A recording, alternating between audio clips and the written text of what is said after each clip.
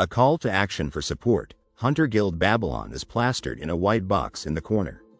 The building in the background towers over the city, a symbol of the guild's power.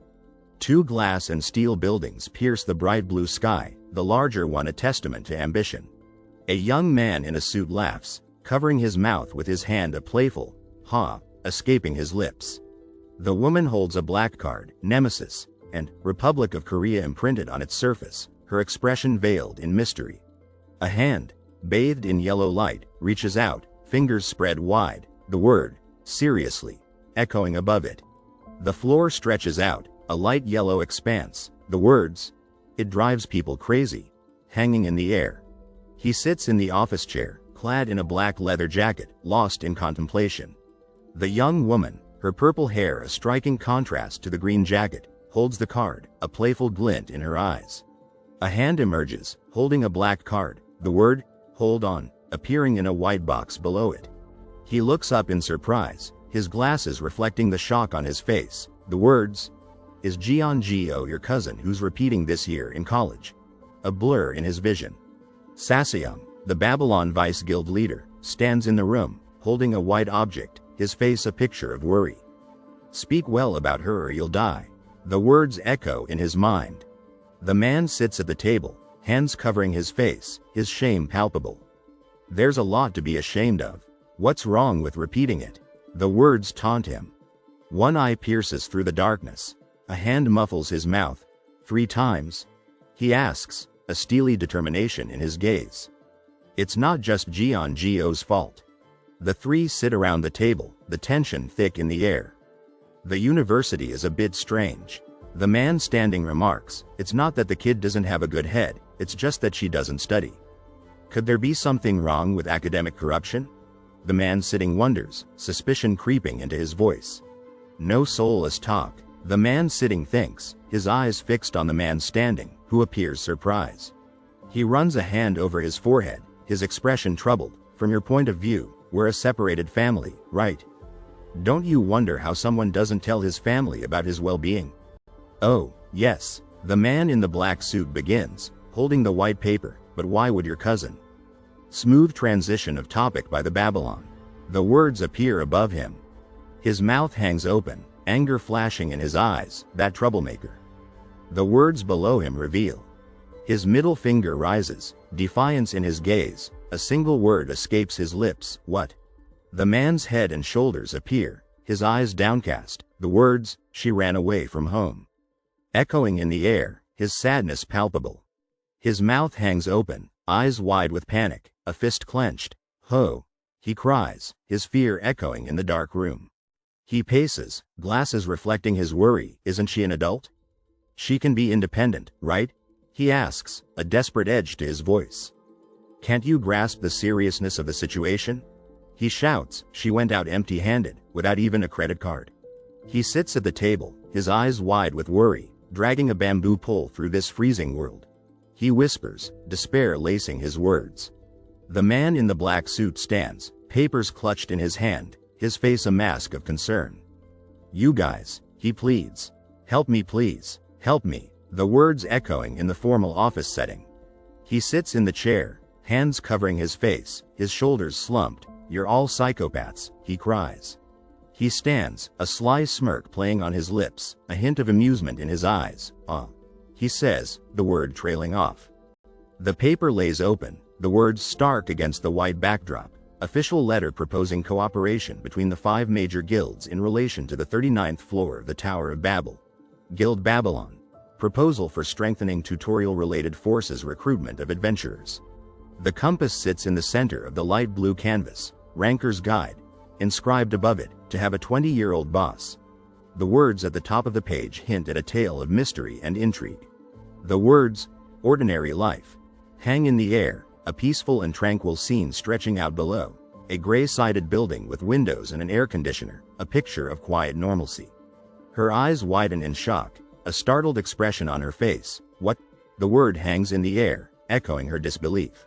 The woman, her God is my passport, hoodie a stark contrast to the fear in her eyes, stares in shock, a spoon clutched in her hand. God is my passport, she whispers. The woman stands, her white hoodie a beacon of worry. Are you leaving home? For a week? The man, washing dishes in the kitchen, looks over with a neutral expression. Yes. He replies. She stands, her mouth agape. You have to cook and eat alone. She says. The man's voice echoes from behind her. Then who will cook for me? The woman, glasses perched on her nose, looks at the man with a mixture of shock and annoyance. Then who's going to buy groceries for me? She asks. Go and buy it yourself. He replies. The man scrubs dishes, pink gloves protecting his hands. What about the laundry and cleaning? He asks. She stands beside him, her "God is my passport" hoodie blending into the background. He looks straight ahead, his face a picture of worry. What about in-game cash purchases? He asks. What about the errands? She replies. The sink gleams, a white plate resting inside. Who's going to catch bugs if they come out? The words hang in the air, thick with anger and annoyance. He stands, his expression a mixture of annoyance and shock. That's because you just eat snacks while lying down all day, he exclaims. If you just didn't do that, there wouldn't be any need to do laundry or for bugs to come out to eat your leftover crumbs. He looks to the right, his face contorted in annoyance. And if you keep lying down and eating like that, he warns, you'll get reflux esophagitis and even diabetes. She stands before him, her "God is my passport" hoodie a symbol of her anger. What is that? She explodes. So you're saying you're going to throw me away without even paying for my medical bills? The man stands in the kitchen, his black shirt a stark contrast to the small child's pink gloves, his eyes looking down at the child who tugs at his arm. I didn't say that, he exclaims, a hint of panic in his voice. The girl, her white hoodie emblazoned with "God is my passport," throws a plate, anger fueling her every movement.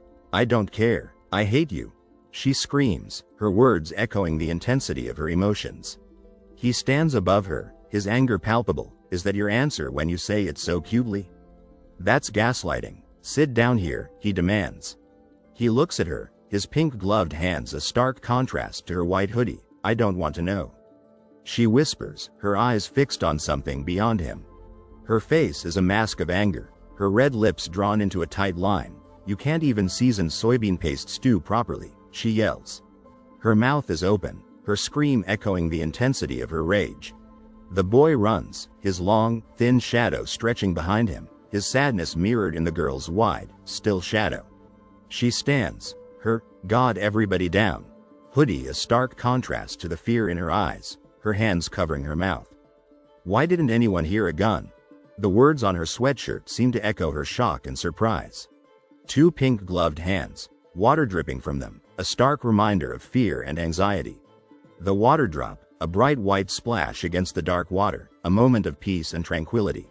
He nervously glances down, fiddling with his dark top. You said it was delicious. It was a 100 by 1 recipe. The man with blue hair and a pink glove looks troubled. With beef brisket, the man in the white shirt looks terrified. Grinning widely, she clenches her fist. The trait, iron face, has been partially disabled. Her eyes sparkle with excitement. I take it back. The soybean paste stew was really delicious. Is that so? The man in the black shirt looks uncomfortable. It was a bit sweet, but it was fine. His eyes dart around nervously as the woman in the gray sweatshirt watches him closely. Giving a thumbs up, she beams. Just do better next time. Cheer up. Yes, I will work hard and get better at cooking. She touches her temple, her face filled with surprise. The trait, iron face, has evolved to the next level. Second job conditions completed. Do you want to change jobs to professional fraudster? Anyway, where are you going for a week? The dirty pink gloves hang on the hook. She seems embarrassed. He smiles with determination, his eyes fixed on the ground. Because of this. He looks troubled, clutching his arms to his chest. Elshish 0000 is visible on his arm. Invitation to the Tower of Babel. As soon as it is opened, the shape of a barbell is imprinted on the body of the perspective. The yellow box explains the workings of the tutorial system. Awakener. The time remaining until the tutorial opens is displayed. It is generally gold and has different colors depending on the purpose. If it's gold, then it's not even transferred. The woman furrows her brow. Didn't you have a covenant before? Then why again? She ponders the question. The man in the dark t-shirt clenches his fist, looking concerned. The woman with short blue hair in the background has a surprised expression. It is currently sealed. The man and woman stand on the rug, both looking confused. The glowing gold chest sits in the center of the image, surrounded by a dark purple background with twinkling stars. I promise to acknowledge him again as he was before regression. With my star, the image feels magical and ethereal, filled with light white and yellow stars against a dark purple backdrop. Her eyes are filled with anger. What do you believe in? Stars are all crooks. A thick chain lies in the bottom of the image. The thick chain covers the wooden chest. He may never choose you again. The image feels powerful and dangerous. The man's eyes are closed. Lewiscans.com. He looks weary and thoughtful. It's not about trusting the divine being. The man looks hopeful. It's about trusting myself to walk the same path no matter what happens. He clenches his fist, looking determined. Since I've regressed, the hand reaches for the bright star in the sky. I broke up with the holy widow. The man with blue hair smiles. There's no reason for my beliefs to change, since it's gone. What's up with this coolness? The woman's eyes widen in excitement. At this rate, he will end up as a supporting role for the main protagonist. The man smiles confidently. I see a halo around him. Your covenant, the reader of fate, is irritated by telling you to take it in moderation before your brother gets really angry.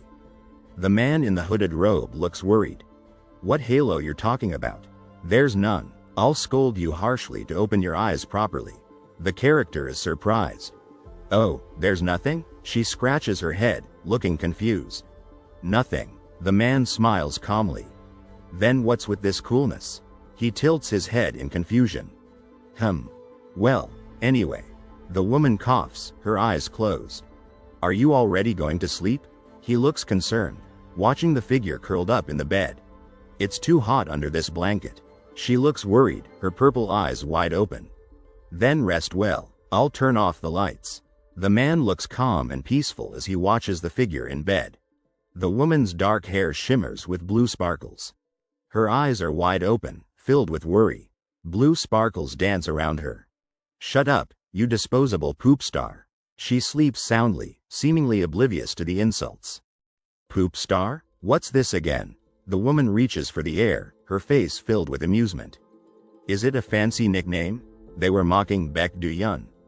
Earlier, were you not excited to ask who he was when he regressed? Forget it, I don't care about either.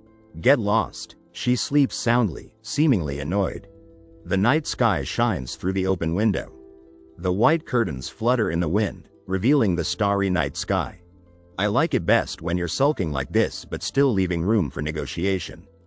The man lies on the floor, his face a mix of pain, sadness, and fear. Regression, huh? The woman sleeps peacefully, her face serene. To support us, the two women smile brightly, microphones in hand. Hello, viewers. Mona, Lisa. I'm Mona, the Mick of Good Morning Babble, always bringing you the latest news of the Ranker world. And I'm Mick Lisa. Last night, the Dawn Guild led by Ranker Wong Hoon. The man looks shocked and surprised. Gifted Korea the sound of victory. The man stands tall in the snowy field, determined and intense. After a long 5 months, the 39th floor has been unlocked, so everyone's expectations are high. She smiles, looking enthusiastic. Since it's the 9 segments of the demon, each guild will likely mobilize elite members for a joint attack, right? That's right, it's a national event that produces new rankers twice a year. Lisa, it's just before tutorial week. During tutorial week, all floors except the tutorial field will be closed, giving each guild time to regroup. And the public's attention will be focused on tutorial week, especially during the opening of the 9 segments of the demon. There's a rumor that tutorial participants have a high chance of being chosen by the higher seats.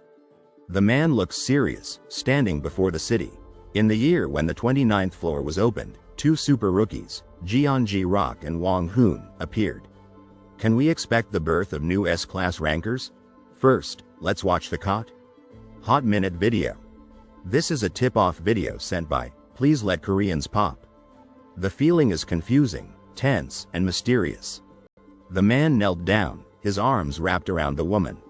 His face was dirty, a small red mark below his right eye, but his eyes were wide and intense as he stared directly at the viewer, hero of Seoul Leung Station. He wore a blue shirt and jacket, his gaze fixed on the ground, a small red mark beneath his right eye still visible. A shocked voice announced, "Oh, it seems like Beck is doing well on screen." The man's face, with its small red mark, shone on a screen held in a black clamp. She relaxed in bed, holding a small snack in one hand and a cup of tea in the other. His face, marked with a small red bruise, stared from the phone screen. The caption asked. Lying on the bed, phone in one hand and cup in the other, she glared at the screen. "What are you looking at? Are you trying to catch me? At best, it's just with Jaji and Wang Hun's rankings," she muttered angrily. 1A1, it read, followed by, her blue eyes with pink sparkles wide in surprise. "Hey, what's up? I knew you'd be like this someday. Lol." A message accompanied by a deer emoji. Currently, Jeongeo's domestic rank is second one. The caption stated, the futuristic scene bathed in bright purple and blue lights. Her eyes were wide, large red circles surrounding them, as she stammered, "Why are you swearing? You're not thinking bad thoughts, are you?" The caption echoed her confusion. A bright blue screen, tilted at a 45-degree angle, flashed with text, Claw 0L. "What's this? What's going on?" The text box below it questioned. "Hey, answer the phone. If you don't, I'll issue a wanted order for you." A deer head staring menacingly below. Floating upside down, surrounded by stars, the man in his white shirt and black pants cried out in despair, "Give me back my first place." The muscular man, wrapped in a white towel, stood awkwardly in the bathroom. "Excuse me, sir. Do you have any separate visitors scheduled for today?" A cigarette rested between his lips, his face relaxed. "It's almost time for the tutorial to start." "What's going on?" he asked, towel wrapped around him, his tattooed back facing the viewer. Two men in blue shirts and black caps stood, one holding a walkie-talkie, concern etched on their faces. "Well, it's not like that, but in the lobby of the residence. It's awkward if you do it here," one of them said. "It's not something that can be forced," she argued, arms crossed, her purple eyes flashing with frustration. Sitting on the tiled floor, arms crossed, he appeared calm and confident. The two men in blue uniforms and black caps stood, one holding a walkie-talkie, while the woman in a black hoodie sat on the ground, arms and legs crossed. Due to security reasons, only residents and those with reservations can enter. One of the men announced. "If you keep doing this, we can't help it either," the other warned. The man in the blue uniform and black cap stood, foot planted on the ground, questioning the woman. "Hey, are you a ranker? I'm just an ordinary person. If you touch me, the bracelet will rattle," she replied. "This is the lobby where people come and go. Stop it now," he warned, the tension in the air palpable. She stood, her dark jacket pulled tight, apprehension etched on her face. "Vice President," the text above his head, the man in gray pants and a white t-shirt, held the woman's black hoodie, his gaze fixed on her worried face. "Unknown age ranked 7th in South Korea, Mr. Bomb," read the text below, as the two men, one in black sandals, the other in black and white striped sandals, walked casually towards the right. "Return to your posts." The man's stern gaze, silver hair shining. "I'll handle this," he declared. "You're used to pointing fingers at people," she teased, her black hoodie pulled tight. "Yes, sir," she replied confidently. "Excuse me," she said, bowing respectfully as she entered the building, the three men in black and white uniforms bowing in response. "That's right," the text above her head, a mischievous glint in her eye, she looked at the viewer, intrigued and amused. "Geo?" the man with short gray hair asked, holding the woman's black hoodie, a playful glint in his eye, her gaze fixed on something to the right, her discomfort evident. "Loading," the caption read, as the gray cat with black stripes, holding a black cat in its mouth, walked towards the right, leaving paw prints in its wake. "I gave you the keycard. Why are you causing a commotion downstairs?" The text below the tall, luxurious building. "I lost it," the text above his head, the man with gray hair held the woman close, her black hoodie pulled tight, her face sad as she looked up at him. "I'll install the app on your phone," so take good care of it. The text below them. And that. The text above her head. The woman sat on the couch, black hoodie pulled tight, her hand resting on the seat. Isn't that an outfit you haven't worn before? The text below, a hint of shock on her face. Really? Isn't it something I've always had? She asked, her expression confused. It's been a while since you've seen it, so you pretended not to recognize it. Yeah. The text above his head. The man smiled, his white shirt crisp. It was hard to see your face, Ms. Jeon-Go. The text below. You showed up wearing men's clothes that didn't fit you at all after almost 3 months, insisting they were yours. The text below her, her black hoodie with a design, her face a picture of sadness. Oh, there Jeon-Go rocks. The text above her, her purple eyes wide, her mouth open in shock. The smell of night rain, I know it well. The text above her head, a hand from the right reached out to touch hers, excuse me. The text to the right, her purple eyes meeting his, confusion evident on her face. Oh, anyway, the text below the man, his white shirt visible. I have something to discuss. Are you busy? The text below the woman, her thoughtful expression as she sat on the couch, the man, in a white shirt and black pants, walking towards her. It's already 11 o'clock, we should start getting ready soon. The text above his head, the man in a white shirt, pulling his shirt up, his gaze fixed on something to the right. Ready? What's happening today? The text above her head, a rectangular device in her hand. Oh. The text to the left, her purple eyes wide, looking towards the right. I'll be back soon. The text above his head, the young man smiled, his blue bag slung over his shoulder. That's right. The tutorial. The text below him, as he stood in front of the digital clock, 0 hours 1 minute and 11 seconds, 49. Tutorial D-Day opening soon. The text above. Are you explaining as you go?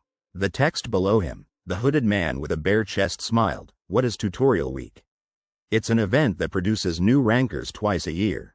The text above him. During this period, entry into the tower outside of the tutorial field is restricted.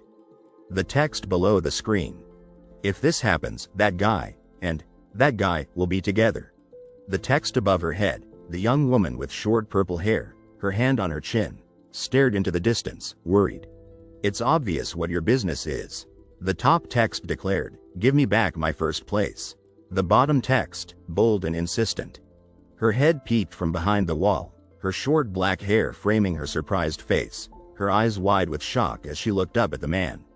The man stood shirtless, his back adorned with a large tattoo of circles and symbols, his gray hair catching the light, his gaze fixed on something to the right, an air of mystery surrounding him.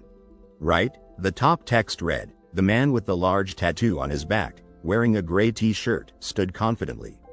Let's just change clothes and go to the tower together. The bottom text proclaimed. The top text, the woman with short black hair smiled, her gaze fixed on something to the right, and you've lost weight again. Eat well. The bottom text, as the shirtless man stood, arms crossed, shyly looking to the left. As expected, you're cool. The text below her, she lay on her back, her black hoodie with a graphic design pulled tight, her eyes wide in surprise. Lewiscans.com. The text below. Your covenant, the one who reads destiny, has caught you taking a dirty glance. The blue digital screen displayed. Why is there nudity in a comedy? People will raise ethical concerns, saying it's not appropriate for the age rating. The text below, as the hooded man in a white robe, holding a sign with an image of a hand stopping a male and female symbol, looked annoyed. Lewiscans.com. The text below him. She lay on the bed, eyes wide and confused, whispering to herself, if I had just aged another 10 years. She stood on the street, clutching the bouquet of purple flowers, her face etched with sadness. The tall man in the black suit walked away, his hands deep in his pockets, looking indifferent to the world around him. She stood there, bouquet of flowers in hand, her expression a mixture of sadness and disappointment, whispering. I probably wouldn't have been caught back then. The cloaked figure stood still, their head lowered, only their mouth visible, pondering the words above them. Even though he's an unlucky guy, the one who reads destiny nods his head vigorously, saying that conscience and common sense are firmly ingrained in him. She glared, annoyed and upset. Star, are you going to keep breaking your promise? The man in the glasses smiled confidently, looking assured as he walked away, saying, Geo, everything is ready. Let's go. The guild's silver lion was visible in the background. The blue lion roared, its power and menace obvious. A man in a dark jacket stood in the center of the image, looking up at the lion, surrounded by other men in suits. They stood resolute and determined. The lion's strength was clear. The largest scale, the strongest force, and the longest history. Their leader, Lion Un Sokwon, firmly maintained the top spot in Korea until Geo's debut. He stood there, head bowed, looking thoughtful and concerned. The young woman looked down, her face a picture of sadness and defeat, as she read the words above her, the hero of Korea, who always fought disasters at the forefront. Please be kind and give up the first place. She stood in the hallway, her hand on her cheek, anger evident in her eyes as she shouted, "It's wrong to steal the rankings of poor third-year students."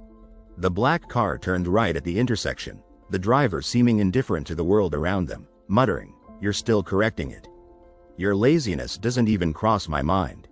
The two sat in the car, one in a black hoodie, the other in a black suit, talking in hushed tones. "HMPH, the man in the suit said. He must have a backbone disease or something. Oh, Geo. The text box held information about the man. Except for being picked up by Un Sokwon in his childhood while wandering the streets, there is no information about him. Judging roughly from appearance, he's probably around his 30s. She stood there, hand on her chin, a look of disgust and annoyance on her face. HMPH. Go about. The text box described the man's incredible strength, powerful seal symbols engraved directly on his back by the Great Witch of the Polar Regions, serving as evidence of his strength. The intricate tattoos on his back, ancient and filled with text, whispered of a hidden past. The text box explained the man's abilities. It's a well-known fact in the heavenly realm that he is a skilled individual who has several hidden moves. He stood alone in the empty room, his sadness evident, as he read the words above him. Un Sokwon was designated as the guardian of the leader of Silver Lion, and received fame and recognition as his right-hand man. The young boy looked up at the man in the black suit with admiration. 10 years ago, he was selected as the guardian of the first S-class ranker, Geo. He spoke in a hushed tone. He's among the very few people who know my identity. That's why it's so hard to handle. She looked to the right, her black collar a stark contrast against her pale skin, saying, "It's temporary." The man in the black suit smiled. He said he broke through the last barrier. The second man, also in a black suit, left the room, leaving the first man alone. He walked away, closing the door behind him, as he emerged from the closed tower early this morning. The man in the car looked straight ahead. Please respect the lion's last roar before dawn. As for who occupies the pinnacle position. She sat in the car, her gaze focused on the road ahead, her expression wary, everyone knows. He smiled, his eyes sparkling with warmth. "Your Majesty." The woman stood beside the man. "Hey, don't console me. I'm just unlucky." He chuckled. He actually seems to like it. His tastes are peculiar. The city bustled with life, the sun shining brightly as the traffic light turned green. When Grandpa retires and his head changes, I'll start by crushing the Silver Lion building. The words seemed to dance in the air, carrying an undercurrent of excitement and anticipation. That's kind of cute. She pointed at the poster behind her, her anger bubbling over. I will catch that tiger bastard outside, but... The poster depicted a man, his face contorted in anger, and the words, "Yes, you were fooled, right?" were written next to it. They criticize me for not shaving and scratching my stomach at home. He smiled, his thumb on his lip, looking amused as he said to someone off-panel, "That's really scary." The blue sky was dotted with white clouds, moving slowly and gently in a light breeze. Are you going to tease me until the end? The tall gray stone tower loomed in the background, its many levels reaching towards the bright blue sky. The top 20 rankers list was visible on its side, and the wheel of a vehicle could be seen in the foreground. She stood in the city, her hands clasped to her face, her eyes wide with surprise. I'm leaving first. Bye. The man in the dark suit stood beside her, looking at her with a knowing expression. He smiled, his dark eyes twinkling with amusement as he looked up at the blue sky. How can you lie about something so cutely? He smiled, holding his phone in his right hand. Anyway, you're still young. She stood in the city, her phone in hand, a bright smile on her face. To support us. The words were visible above her head, along with, I've checked your ticket, your name is. And, I'm just a supporting character. I'm Joyeon. She sat on the wooden floor, legs crossed, a determined look on her face.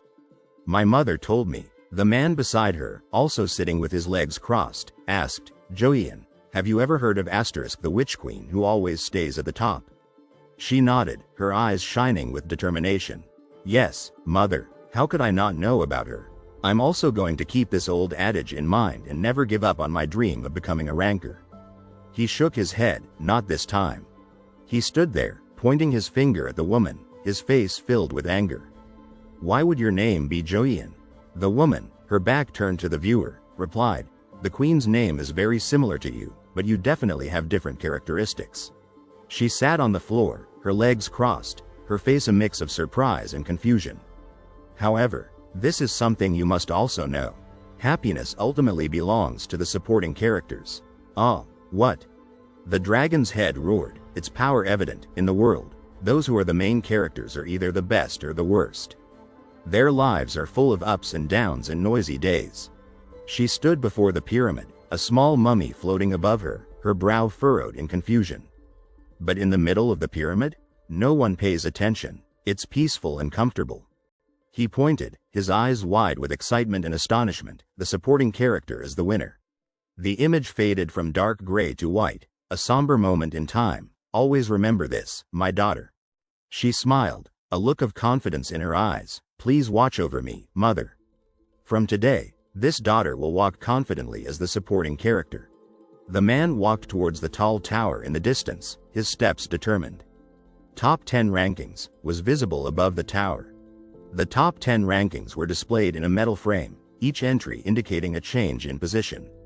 1 Un Sok 1, 2 Choi, Private, 3 Alpha Jung Gil, 4 White Bird Gown, Rock Bambi, 5 Persistence, 6 Twilight, 7 Tiger, 8 Top Leader Kim Si-gyun, 10 Hong. The large black tower stood in the distance, a sign announcing the top 10 rankings. 10 Honggoya was visible above the tower, the rankings below it. She stood there, her hands clasped together, a look of worry etched on her face. Wah, Your Majesty, when the rankings were updated this morning, the whole country was in an uproar. The man stared at his phone, his face a picture of shock. Huh? The woman behind him, looking at her phone, also uttered, huh? The city around them buzzed with life. What? The earth looms in the distance, a blurry sphere hanging in the void. Of course, if it's Her Majesty, I believe she'll regain the top spot. The earth remains a distant blur, yet a sense of confidence fills the air.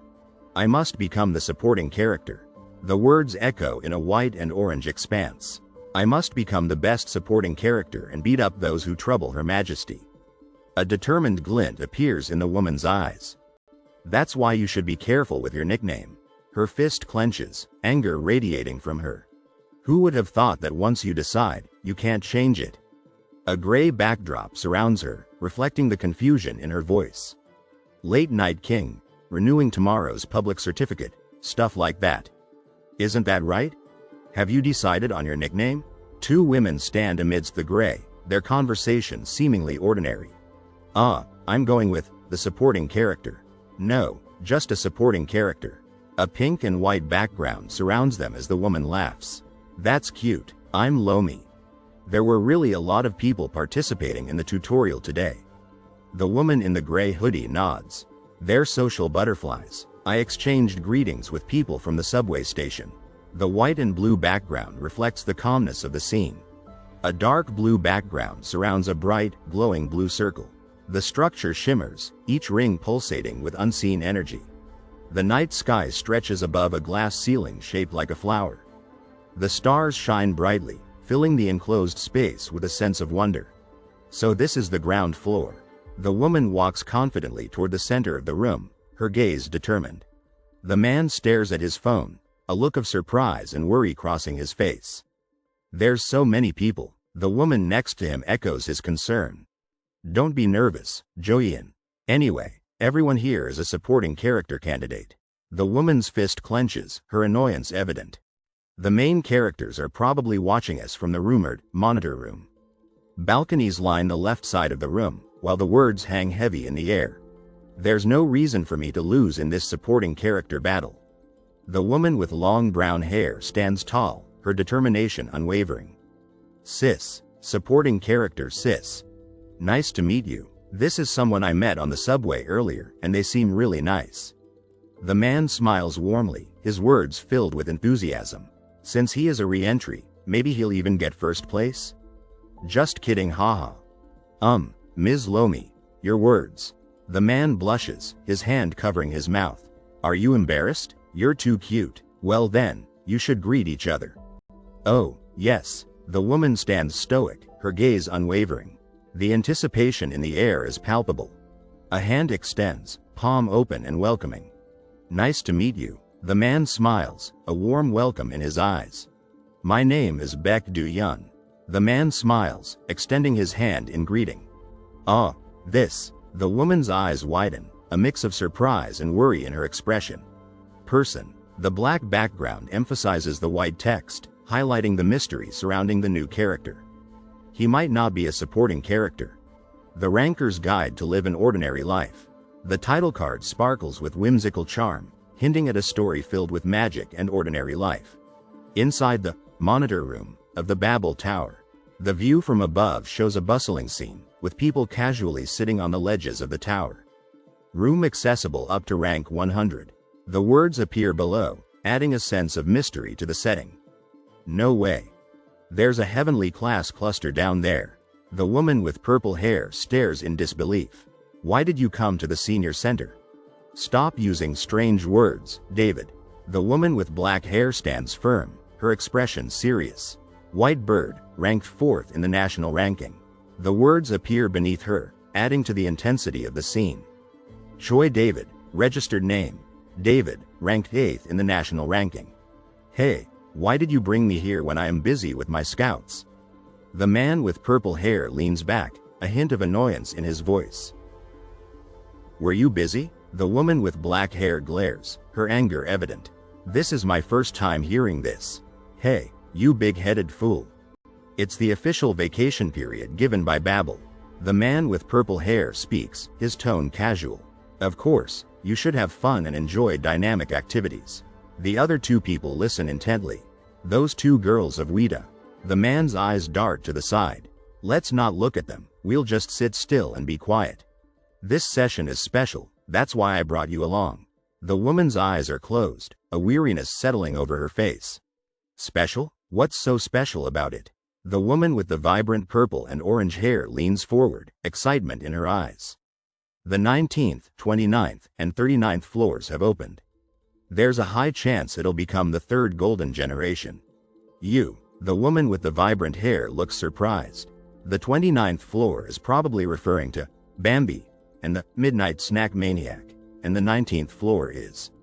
Her eyes widen. Who might that be? It seems like you keep forgetting, but you're also a valuable S-class, David. The woman blushes, embarrassed by the reminder. Well, why didn't you say that from the beginning, then? The woman's annoyance is evident in her voice. Whatever, so are all our channel members coming? I'm not sure, but they said Yoon Soo-kwon is definitely coming. The woman looks thoughtful, pondering the implications. That. They say even a lion comes when you call them. The woman's voice trails off, her expression contemplative. The three men stand tall, their faces serious and determined. Monitor room. First place Yoon Soo-kwon's entry. Monitor room. 16th place. On Chizun's entry. The words above them reflect the importance of their task. The men continue to stand, their focus unwavering. The blue light emanating from the last man's shoes adds a sense of urgency to the scene. A group of 4 stands in a circle, their expressions serious and focused. The weight of the situation is palpable. If the other hunters get to it first, our profits would dwindle. The man with the eye patch leans back in his chair, worry etched on his face. The two men stand in the doorway, anticipation radiating from them. Luascans.com. Monitor room. 5th place. Jeonji rocks position. One man looks sad, while the other is filled with anger. Young master, are you still upset? No, so just leave me alone. Damn it. Why hasn't this parasite contacted me yet? The man's frustration is evident in both his words and his expression. Luascans.com. He's telling me to do it. What? The man slams his phone down, anger and frustration boiling over. Luascans.com. Monitor, 3rd place, Mr. Jung Gil Gown, enters. The black shoes step into the room, signifying the arrival of a powerful figure. Everyone. The man smiles, radiating warmth and positivity. How have you all been? The man stands confidently, his tablet held securely in his hand, projecting an aura of professionalism and authority. Monitor room. 6th place, Mr. Wong Hoon, enters. The text on the screen reveals a heartfelt conversation, filled with concern and care. Ah, Mom, okay, I'll take care of my health. The screen displays a contrasting perspective on health. What's the point of health supplements? If I don't eat flour for even a day, I feel weak. Do you want to see your youngest son being weak like this? He snarled into the phone, his anger evident in his voice. Sir. The door is open. The man with short, dark hair spoke calmly. Oh, yes, Mr. Kim. I'm a bit busy right now, so let's discuss our ruthless business later, okay? The tattooed man replied, his expression unchanged. He gaped in disbelief, as expected. It's the 9th stage of the tutorial season. His eyes widened as he scanned the faces, White Lion, Alpha, Twilight, and they even came personally. The competition for new talent scouts will be fierce. The man in the white jacket said, I wonder if another S-class will come out again. The man on the stool mused. There are still only 4 of them, right? Rock, Twilight, David, and... The screen flickered with anticipation as the names scrolled by. Monitor, 7th place, Mr. Bomb, enters. Monitor, Anonymous enters. The man in the dark brown jacket stood in the shadows, his back turned to the blue-haired man who observed him intently. The man with the gray hair sat in the darkness, his expression etched with seriousness. The man in the black jacket stood tall, his back to the viewer while the hooded man watched him from behind, his gaze fixed on the floor. Wow, it's Bomb. He's so cool. The man whispered in awe, his eyes wide with surprise. As expected, there is no way the Silver Lion's right arm can be restored again. The man in the black hoodie walked away, his steps deliberate. The man with blonde hair watched him go, his expression one of shock. If the other hunters get to it first, our profits would dwindle. She exclaimed. His eyes widened in fear as he peered down at the hooded figure, its golden eyes gleaming ominously from beneath the cloak. The man with pink hair sat confidently on the step, his gaze unwavering, while the man to his right looked bored and the man to his left had a blank expression. She stood surrounded by red circles, her expression a mix of sadness and boredom. The man walked with purpose, his confidence radiating from his every step. The man on the step looked confused, his brow furrowed, while the man in the foreground watched with concern. Luascans.com was written beneath the man on the step. He leaned back, a smug smile on his face. Luascans.com was written beneath him. The hooded figure stood in the shadows, its presence exuding mystery and intimidation. She reached up to pull her hood back, revealing her playful purple eyes and a slight smile. His eyes narrowed in annoyance. These people, he muttered under his breath. Her hooded eyes, tinged with purple blue, scanned the surroundings with suspicion and determination. The hooded figure stood alone, their face hidden, a somber mood hanging heavy as they pondered, to support us. She pulled her hood further down, her eyes widening with apprehension, her heart pounding with nervousness. These bastards, the voice hissed, filled with anger. Her hooded eyes, tinged with purple blue, scanned the surroundings with suspicion and determination. They're so perceptive, the text read, a sense of surprise and apprehension hanging in the air. This is why I don't like hunters who are quick on the uptake. The hooded figure spoke, their voice a low growl. The man with purple hair sat nervously, his eyes wide with fear, while the man with red hair and sunglasses remained silent, a sense of tension gripping the room. She lowered her gaze, her expression one of doubt and uncertainty. I was confident with my mana control, but this might be, she whispered. The computer screen glowed with a blue light, displaying a map of sorts, its lines and shapes a blur of confusion. Just now, the screen announced. 3 light blue boxes appeared on the screen, welcoming Jeonji Rock to the Babylon Tower. First-time visitor. The first box declared, "Welcome to the Babylon Tower. Welcome, Jeonji Rock." The second box read. The third box, however, brought a wave of disappointment. Access to all floors except the ground floor is temporarily restricted due to tutorial progress. The young person with purple hair stood in the digital space, their black hoodie emblazoned with the words, "No idea what you're talking about." They moved through the swirling blue lines and symbols, their expression serious, as if a storm was brewing. Their blue sandals landed on the digital floor, a blue and white rectangle appearing above their feet. Ranked second, Jeonji Rock can access the monitoring room as one of the leading figures in the Babylon. Another rectangle appeared below. "Would you like to enter?" With options, Y, N. A rush of excitement filled the air as three blue and white rectangles appeared above the purple-haired person's head. The authority of the vice leader, Fate Reader, is partially released. The top rectangle declared, "The unique divine ability of Jeonji Rock, the true divine, has been adjusted." The middle one read. The bottom rectangle confirmed, "The divine name, Sage of Knowledge, resonates with the Babylon Tower." Their eyes widened in surprise, a blue and white rectangle appearing above their head. The first title, "The Witch Queen," resonates with the Babylon Tower. The person with purple hair stood in awe, bathed in a bright white light, surrounded by blue and white squares. The sudden transportation to this digital world left them feeling both excited and confused. They looked down, their expression a mix of confusion and concern. "Why are they rising so much?" a blue and white rectangle whispered behind them. Only the top of their head and shoulder were visible, their mouth slightly open in shock. "This one's a buff, and that one's a buff," the text below read. "This is totally sweet, isn't it?" the text exclaimed, a sense of excitement and amusement radiating from the words. The person in the gray cloak and blue cape stood, their face hidden, a nervous excitement in their posture. "Your divine power," the Fate Reader, says the door will open soon. A blue and white rectangle announced above their head, sweating at the thought of leading a secluded life. Another rectangle read below. Their purple irises, surrounded by blue light, held a fierce determination.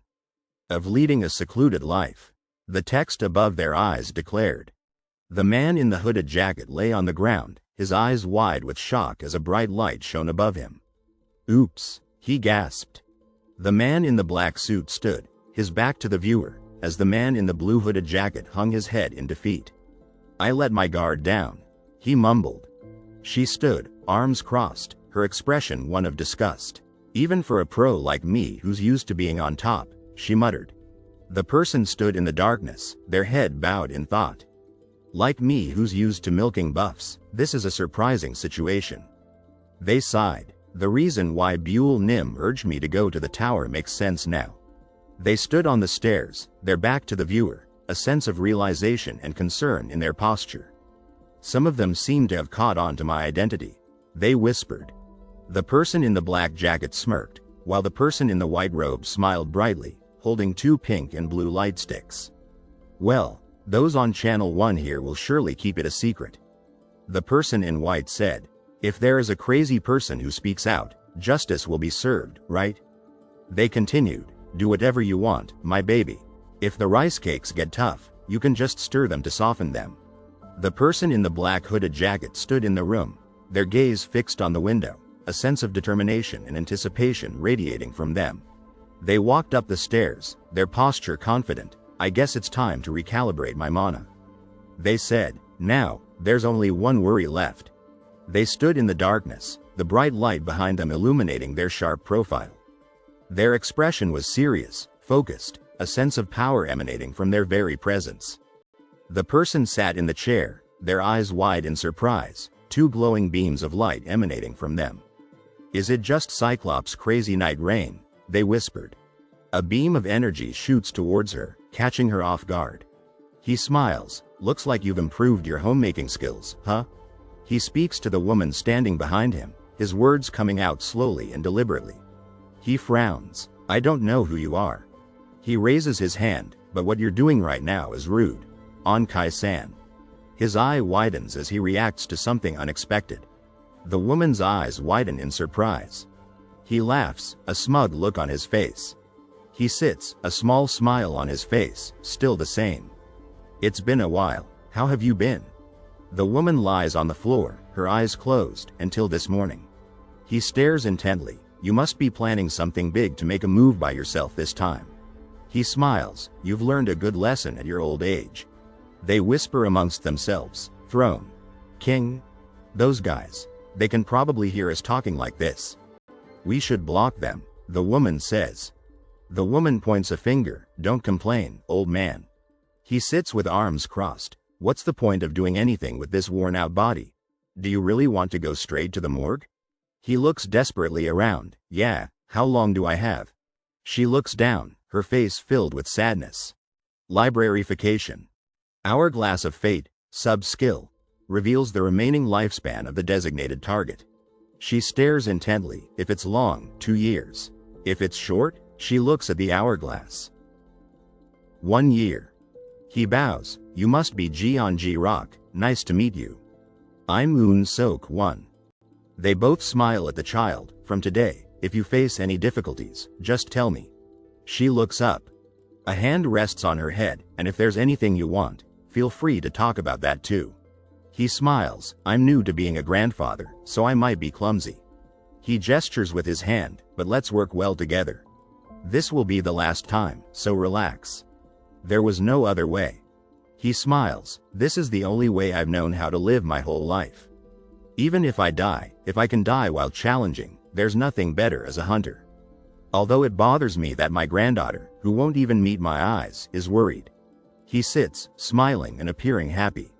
Even though the accident has already happened. The bus has left. He smiles. Oh dear, how'd I catch it again? She sits bored. Hey, so boring. Please, Joyin. He sits, his expression serious. I don't know. My business ends here. He smiles slightly. Are you going? She stares straight ahead, her expression serious. Plus 0 hours 37 minutes and 59 seconds plus growth buff on unique skill, librarification. Proficiency 17.028% title trait. Heart of the Dragon Horse. Mana delay. Stage 2 growth in progress. She sits calmly. Might as well watch the tutorial while we're at it, right? It'll automatically go up by staying still, so there's no reason not to. He looks suspiciously at the person in front of him, suspicious.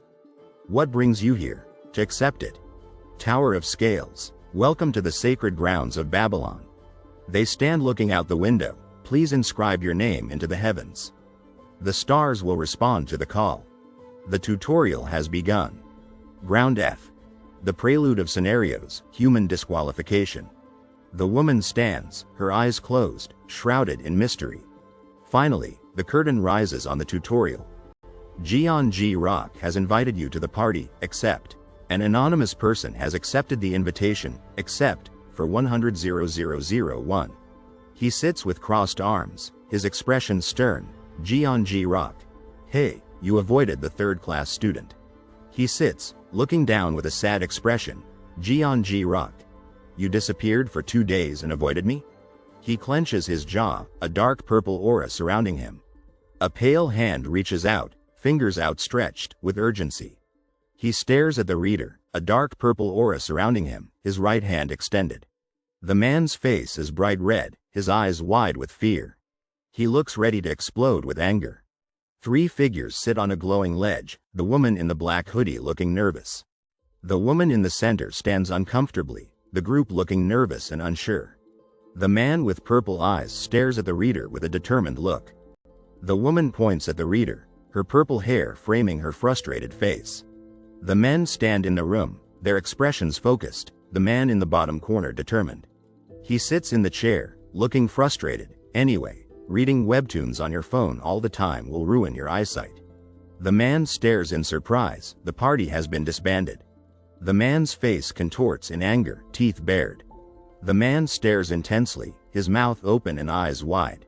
A bright blue sky stretches above fluffy white clouds, birds flying in the peaceful scene. The man kneels, back to the camera, fear etched on his face. The woman lies on the ground, a hand holding a glowing blue knife. The man stands in shock, his face contorted with fear. You won't die in the tutorial. He holds a bloody knife, a determined look on his face. Tears stream down the man's face, his expression pained. I'm sorry. He tilts his head up, a proud smile on his face. Eliminated tribal special points +50. He stands in a field, holding a blood-dripping sword. He stares intensely, red marks on his face. I will achieve the highest rank in this term. He stands with his left hand on his hip, looking down at the unconscious man on the ground. His face is serious, determined, and climbed to the top faster than anyone else. He looks towards the left, a determined expression on his face. A black text box appears. I will find you and kill you, kiddo. A chaotic blue and white background with red spots spreads across the page. A destroyed cityscape looms in the dark, shadowy background to support us. He stands in the ruined cityscape, looking out at the destruction. This is why. He stands in the darkness, blood staining his face. Why? He yells in the destroyed setting. Why did you abandon humanity? He stands on the broken floor, sword in hand, Witch Queen. He looks up at the black-winged dragon, a mix of awe and fear in his eyes. The person stands in the cloudy sky, their hooded head bowed, their sadness palpable. The person looks up into the cloudy sky, their sadness evident. He stares directly at the viewer, a large black eye staring back. Although she was indifferent, she was not heartless. The fallen tower stands in the darkness, a symbol of loss and isolation. That's what our queen was like. The dragon flies over the ruined city. There was only one reason for someone like her to turn her back on humanity. Kiddo. The man walks away, his white hair blending into the darkness, and he stands in the white room, a blue glow surrounding him, sword in hand. 3 figures stand in the blue glow, their movements intense and powerful. He crouches, one hand outstretched. Beast tamer. Specialization is what I'm talking about. The blue screen displays a message. As you combat evil and uphold order, the holy authority begins to take notice of you. 2 blue screens display the messages. Beck Duhume currently has 10,270 points. And you're the exclusive leader in the tutorial. He stands in the white room, his shirt stained with blood. His hand grips the hilt of a sword. I'll kill him and protect our queen. The monitor room is shrouded in mystery, stairs leading to a dark platform. He leans on his arm, annoyance evident on his face. Are you kidding me? The golden age is nothing. The person stands on the dark blue background, frustration etched on their face. It's just one piece of gold. One man, dressed in a dark suit and sunglasses, challenges another, dressed in a red shirt, with a smirk. Hey, say something, he prompts, or are you just a rookie? The man in the red shirt, holding a tablet, responds calmly, not quite. He made the headlines the other day as a hero at Seolung Station. The gray-haired man, his eyes wide with surprise, echoes, the other day? Seolung Station? His gaze drops to the ground, a look of uncertainty on his face. Are you sure? He asks hesitantly. A powerful figure with black hair, clad in white and blue, stands ready to fight, a blue beam of light swirling around him. Why? He demands. Are you going to collect that, too? The man in the suit, his sunglasses reflecting the tension in the room, points a finger at the gray-haired man. You probably haven't even seen a fraction of the Great Witch Queen's robe. He states with a hint of arrogance. The gray-haired man, his disbelief evident, shouts, You're bluffing? Destiny, the big picture, It might come up in small conversations. Calculate your worth once, huh? A woman with purple hair and piercing red eyes stands confidently, her right hand clenched into a fist. Choi Da-wit, registered name, David S-Class Hunter. She declares with an air of authority.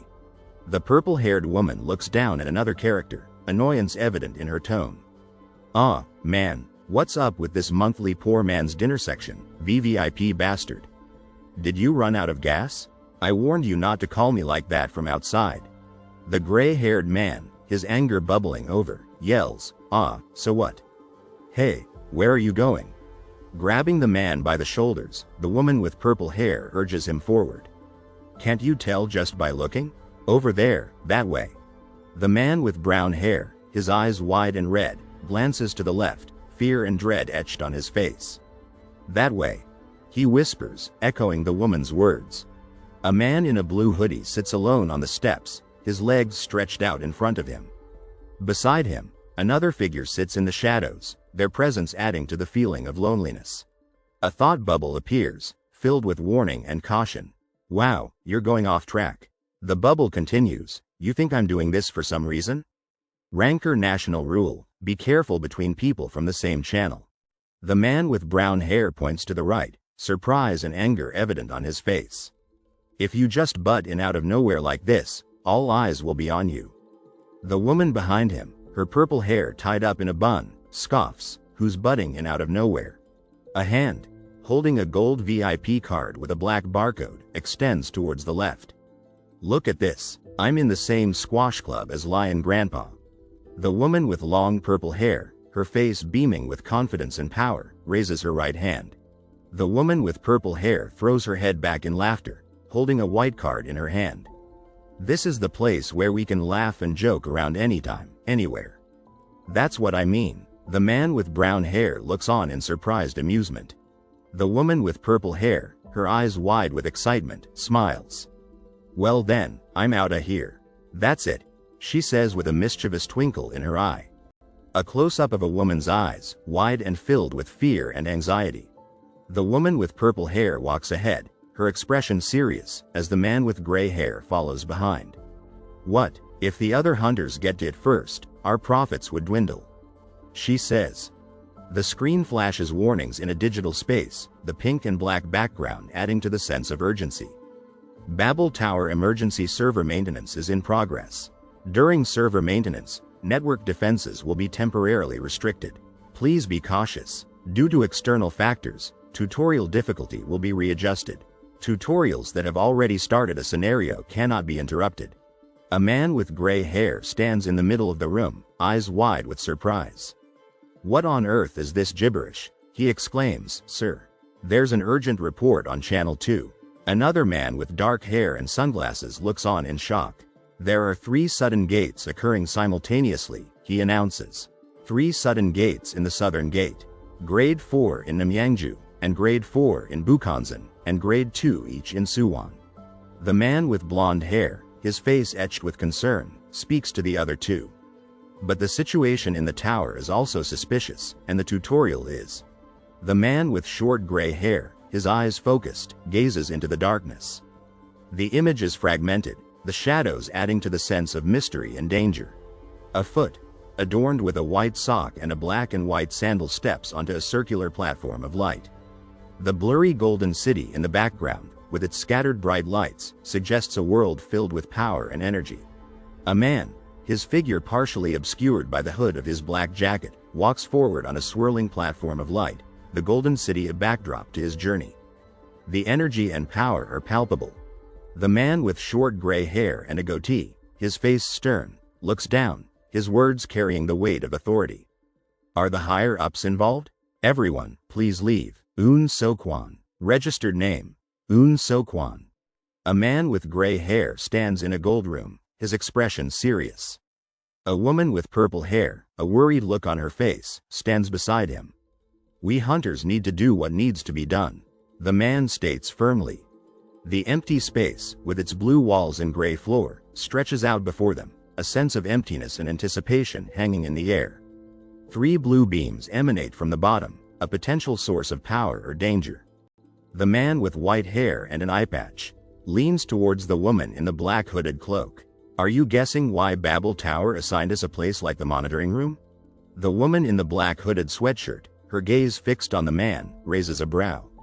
To grab someone who seems promising and see if they'll grow, she responds, her tone inquisitive. The wisdom of the tower speaks through the image. That's one way of putting it. It suggests, but the essence of monitoring is preparing for the unexpected. If the target is a beginner, it's observation for protection. The man with white hair and an eye patch, a hint of worry in his voice, speaks. The tower shook. It's unprecedented and not a good sign either. The young woman in the black hooded sweatshirt, her brows furrowed in confusion, starts to speak. So, well. The man with white hair stands beside a young man in a black hoodie. We can't afford to lose rookies here. They are the future. The man with black hair, his gaze fixed on the ground, nods in understanding. I understand your feelings, Lion, he says softly. The man in the striped shirt, his face set in a determined expression, looks down at the ground. Ginjirik, Babel registration name, Bambi S-Class Hunter. The banner reads, its golden stars shining brightly. You cannot stop or intervene in a tutorial that has already started. Don't burden Geo with something that can't be done. The man with white hair, his expression apologetic, speaks to the woman. If it came across that way, I apologize. That wasn't my intention. The man in the black suit jacket descends the stairs. No, it's frustrating for me too, he admits, his words echoing the disappointment. The man with black hair, his brow furrowed, ponders aloud, it would be nice if the senior could lend a hand. The man's voice, laced with surprise, trails off, but who would go so far as to force exclusive tickets on us?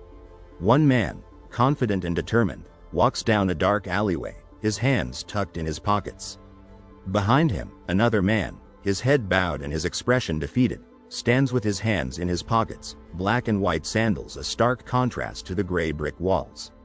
The man in the black and white jacket, a mix of annoyance and frustration evident on his face, places a hand on the woman's shoulder, holding her back.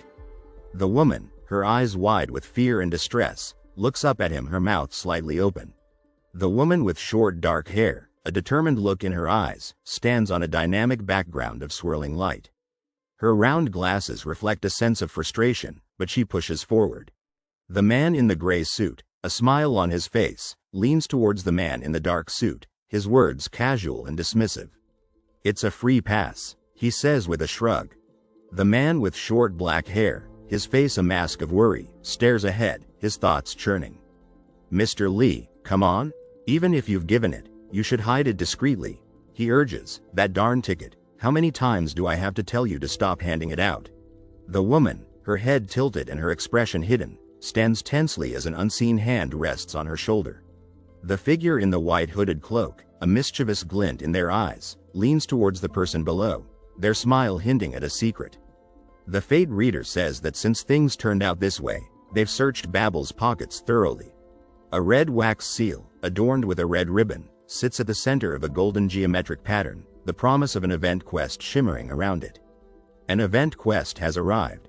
The message reads, excitement pulsing through the image. A red wax seal marks the importance of the rolled scroll, promising a quest to help a magician with their love woes. The words, please remove the loosened hazard factors and complete the scenario safely, warn the reader to be cautious, and the word serves as a stark reminder of the potential danger. The completion reward for finishing the quest is a unique skill proficiency increase and a boosted growth buff during scenario progression. A sinister smile curls on the person's lips as they say, haha, yeah. What the elders say isn't wrong at all. The person's wide-eyed grin, finger in mouth, is both unsettling and mischievous. As a senior, I can't just sit back and watch my junior colleagues in crisis. The person's voice, though unseen, conveys a sense of responsibility and concern.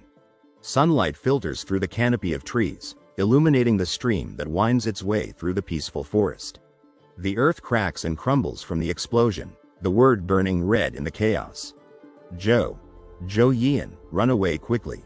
The Mon's panicked plea echoes against the blue sky, his wide eyes reflecting the urgency of the situation. I'm here. The person races towards their destination, their words laced with fear and urgency. The woman's eyes widen in terror as she shields her face, a large, dark-skinned man with his mouth agape looming behind her. What's going on? The man runs through the forest, his brow furrowed with concern. The woman's frantic run is punctuated by her words. In the tutorial scenario, the monsters are supposed to be anthropomorphic creatures, designed to eliminate any hesitation to kill. But the condition of the monsters that have been appearing lately is very strange. You can't even call them humanoid. The large, dark-skinned mon's words are laced with disgust. The woman runs, her eyes wide with terror, tears streaming down her face. I don't want to be eaten, I don't want to. Her words are a desperate plea, followed by, somebody help. The dark-skinned man screams in pain as the sword cuts him in half, his head rolling away. The woman stares in disbelief, her mouth slightly agape, as she whispers. The person bites down on the gold bullet, their eyes reflecting a fierce determination. Phew, The person exhales, a confident smirk playing on their lips as they hold the rifle, a gold bullet clenched between their teeth.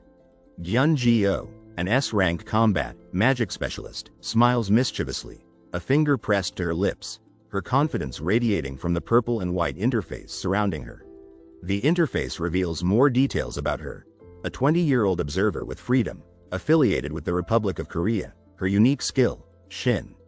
Avatar of the whole universe, and a list of titles that exude power and arrogance: Wizard King, One Man, Man of the World, King of the World, Invincible Summit, Tyrant Slothful Iron-Willed. Na Joyeon, with a confident smile and a gray blazer, is ready for her interview. The interviewer sits across from Na Joyeon, ready to discuss the questions that many are curious about.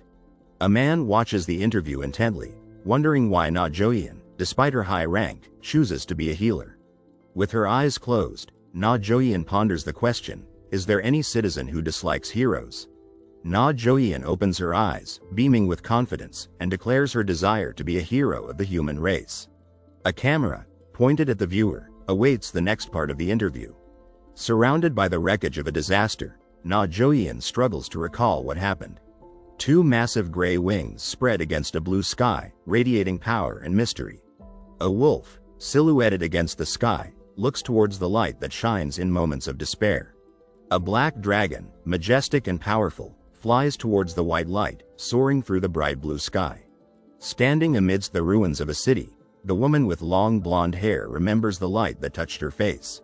The woman, with eyes closed and a smile, reflects on the kindness that saved her, a reminder of humanity's resilience. The two text bubbles, one warning of the end of humanity and the other expressing a desire to live authentically, highlight the weight of Na Joyeon's choice. A peaceful scene unfolds, with a green tree and blue sky, a reminder of the tranquility found within the tutorial stage. The man, eyes wide with shock, utters a single word, Jo. The man, looking down with confusion, whispers, Joyeon. Standing in the water, the woman with brown hair shouts, Huh. Doohyun. The woman, startled, holds her fishing net as the man on the riverbank observes, creating a scene of unexpected surprise. The man, showing concern, expresses understanding for the woman's hunger, but she, embarrassed, denies needing anything. The three text bubbles, filled with awkwardness, highlight the man's admiration for the woman's survival skills, but she insists the food is not for her. Tears streaming down her face, the woman, clutching a branch, is gripped by overwhelming terror. A man, his face contorted with rage, stands in the shadows, poised to unleash his fury. The man, filled with worry, offers comfort and asks if someone is exploiting her. The man, holding a sword, appears concerned while the woman, holding a stick, denies any wrongdoing. The man, filled with confusion, tries to understand why she's hunting a monster she won't eat. With tears in her eyes, the woman insists she wasn't forced or threatened, but her words seem hesitant. The two fish, swimming underwater, look vulnerable, as if they are about to be eaten. The man, angry and intense, accuses someone of brainwashing the woman. The man, with a kind smile, offers to help the woman carry her burdens. Floating in the sky, the woman, with a worried expression, pleads with someone to not hurt her. The man, with a serious expression, suspects the woman specializes in mind control. The man, narrowing his eyes, considers the situation, calling the other person a scumbag. The girl, leaping into the air, shouts, I'm here. While the man, on the ground, exclaims, Jyo Nim. The girl, with a disappointed look, expresses her dislike of fish, while the performance of the place is deemed unsatisfactory. The girl with brown hair, looking down, laments the bad supporting cast and role. The girl, crying on the ground, is comforted by the calm man as the other girl looks on. The word, mind control, appears in the center of a blank image, creating suspense. The woman in the frame, with white hair, is seemingly forgotten while the woman with red eyes reaches for a glowing object. The man, with a serious expression, wonders if Na Joyeon is moving without realizing it. The girl, with a happy smile, notices that Beck is also present. The man, with a stern expression, questions the relationship between the two, accusing them of betrayal.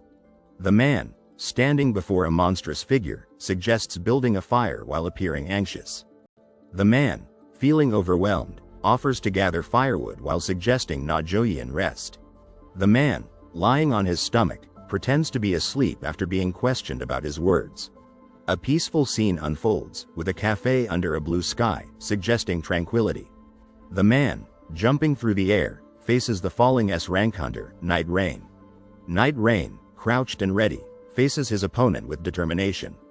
The man, hanging in the air, battles the xenomorph Blood Knight, turning it into a stepping stone. Night Rain, moving swiftly, charges towards the boss. The two women, smiling and excited, celebrate the monster's defeat. The woman sits at the table, looking towards the right, while the two men at the table look towards the left. A man with black hair and a dark brown jacket is pictured above the table in a smaller rectangle. His serious expression and slightly raised eyebrow hint at a playful but competitive atmosphere. The woman with black hair and dark eyes ignores those who are speaking to her. Sitting in a chair with her feet visible, she holds a phone in her right hand. Her face close up, the woman stares towards the right, anger and frustration evident in her expression. Two people sit at a table, leaning forward, engaged in conversation. The person on the ground smiles at them, a sense of excitement and amazement in the air. The woman with black hair and dark eyes sits down in a room with brick walls. Holding a phone, she looks downwards, a feeling of jealousy evident in her posture. The woman with long black hair smiles, her eyes dark, and her hair covering her face. Happiness and relief emanate from her in the room with brick walls. The man clenches his phone tightly in his left hand, his expression a mix of frustration and anger. The woman with brown hair and big eyes is surprised, her hand holding her chin. Behind her, the woman with long black hair looks towards the right, her smile suggesting excitement. The man with blue hair stands on a ledge overlooking the city. He is looking towards the right, his black suit jacket and white shirt making him appear impressive and influential. The woman with brown hair and big eyes sits at a table, smiling and looking towards the right. Her expression is a mixture of surprise and wonder. A hand clenches into a fist, a red glow and dark shading surrounding it, creating a sense of aggression. The woman with long dark blue hair and purple eyes speaks, her red open mouth a sign of her anger. The man with brown hair, wearing a gray shirt and a dark tie, speaks to the woman, his hurt evident in his words. The woman with dark hair looks at the man, her surprise evident. The man, wearing a white shirt and black tie, appears apologetic. Sitting at a table in a cafe, the woman with dark blue hair gestures with her hands, her excitement about the upcoming trip to Bukansan Mountain palpable. The woman with dark blue hair stands in a room, her hand on the table. Her hope is clear as she speaks about the possibility of seeing him on his way home from work. The text urges, "Go, let's go together." He. Excitement fills the air. The woman with dark blue hair, wearing a black jacket and a white shirt, looks to the right. Anger is evident in her expression as she reacts to the phrase, "normal sister." The woman with dark blue hair, wearing a black jacket and a white shirt, looks downwards, her eyes close. Regret and sadness are apparent in her words. The text expresses a deep sense of sadness with the words, "I will probably be born as a cat in a rural area." The creature lies on its side, covered in a gray rain, its large yellow eye and open mouth with teeth showing indicating pain. The creature appears to be dead or dying. The creature lies on its side, covered in a gray rain, its large yellow eye and open mouth with teeth showing indicating pain. The creature appears to be dead or dying. The man stands in front of a blue sky with white clouds, smiling as he looks at something just out of the frame. Accomplishment and pride emanate from him. The woman stands on the left side of the image, holding a stick and a sword, her worried expression a stark contrast to the man's clenched fist on the right. The three people walk toward a cave, the man in the middle looking straight ahead, while the woman behind him looks at him and the man behind her looks at the cave with a worried expression. The woman stands in front of the man, her small smile and embarrassed expression contrasting with the man's stoic and thoughtful demeanor. The large green snake with red eyes and sharp teeth faces toward the right, its menacing appearance eliciting fear in the two women and the man in the background. The woman walks on water, her surprised expression and wide eyes reflecting her disbelief. The woman in the middle, with her tongue sticking out, radiates excitement, her happiness contagious and causing surprise in the woman on her right. The footsteps on the ground, the unexpected contact causing a moment of caution and surprise. The knight stands in the dark hallway, his armor glinting, his sword held firm, his serious expression reflecting the tension and anxiety he feels as he stares down at the large wooden door at the end of the hall. The three men stand in a circular area, their surprised and confused expressions evident as they consider the situation. The three men stand in a circular area, the man in the middle beaming with cheer, his happiness causing shock and surprise in the men to his left. The man in the center smiles, his arms outstretched, his embarrassment evident as he is showered with praise from the two girls. The wooden door creaks open, a scream echoing through the hall, creating a sense of anxiety and nervousness. Red smoke billows out of the open door, engulfing the dark hallway and creating a sense of fear and nervousness. The man with short black hair looks up, his shock and fear palpable as he stares at the blood mist. The woman with long brown hair kneels beside the unconscious man, her worry and concern evident as she calls out to him. The man wearing a white hooded cloak covers his head with his hand, his embarrassment and anxiety visible as he faces the digital box displaying his covenant. The words, "Oops, I forgot to include resistance to mental attacks," appear in a digital box, against a red background, creating a sense of amusement and embarrassment. The man with dark blue hair stands confidently, his dark jacket and shirt a stark contrast to the dark room illuminated by a blue light. The man clenches his fist, his smirk evident, conveying a sense of strength and confidence. The woman with short dark purple hair and big eyes looks to the right, her small frown indicating frustration and annoyance. The words, "Our princess, you need to wake up," are displayed in a wood-paneled room, creating a sense of urgency and concern. The two men sit on a bench in the train station, the man in the back holding his arms around the man in the front, conveying a feeling of togetherness and support. The train station sign reads, "Jukjeon Dangkuk," with a purple arrow, creating anticipation and excitement for the final destination. The blue text reminds passengers to check for belongings before exiting the train, conveying a sense of urgency and safety.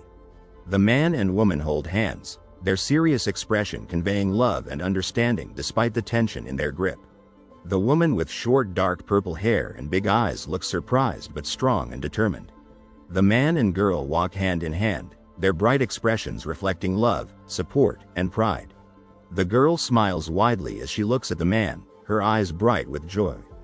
"I don't really do anything, but since I'm the strongest, people respect me anyway," she says, tilting her head. "But that's what Mom said." The text reads, the green light of the traffic signal glowing behind it. "Dad is a fool, so we have to find a smart way to live on our own." "All right, I got it. Your Majesty the Queen," the man says, his smile wide and carefree. He gestures with his hand, "Let's wear a hat and a mask." The man stands behind the child, holding the hood of the pink sweatshirt up over the child's head. "But it's annoying."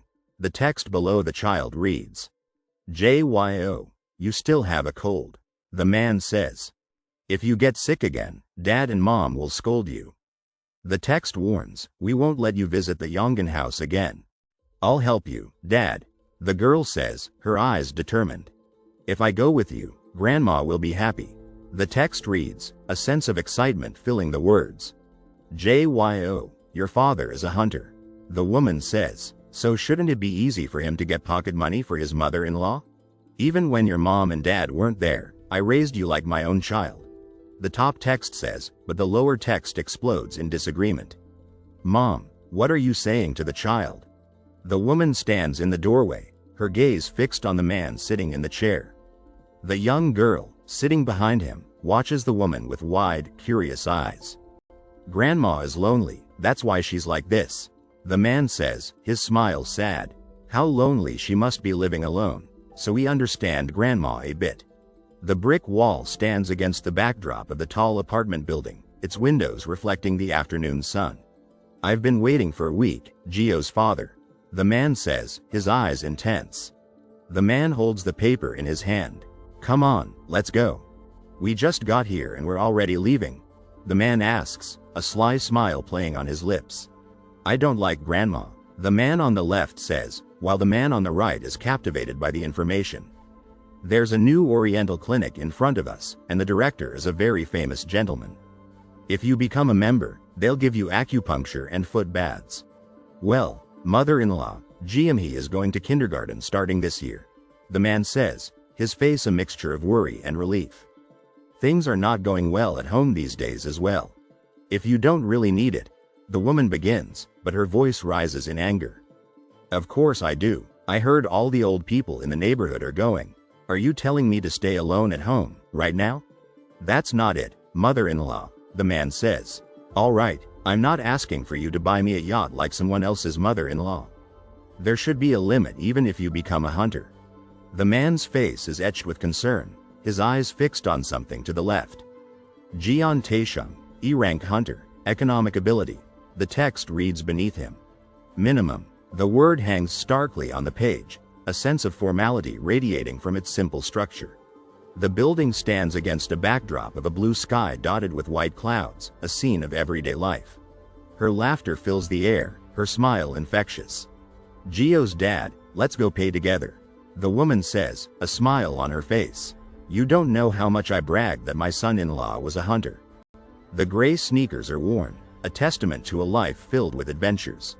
The woman sits on the bench, her gaze fixed on something in the distance. JJYO. The man says, Dad will be back soon. Little one, did you come alone? No, I came here with my dad and grandma. The man says, looking to the left. I thought you came alone again. How old are you? First grade? I'm in third grade. The woman says, her surprise evident. What? Then you're the same age as my.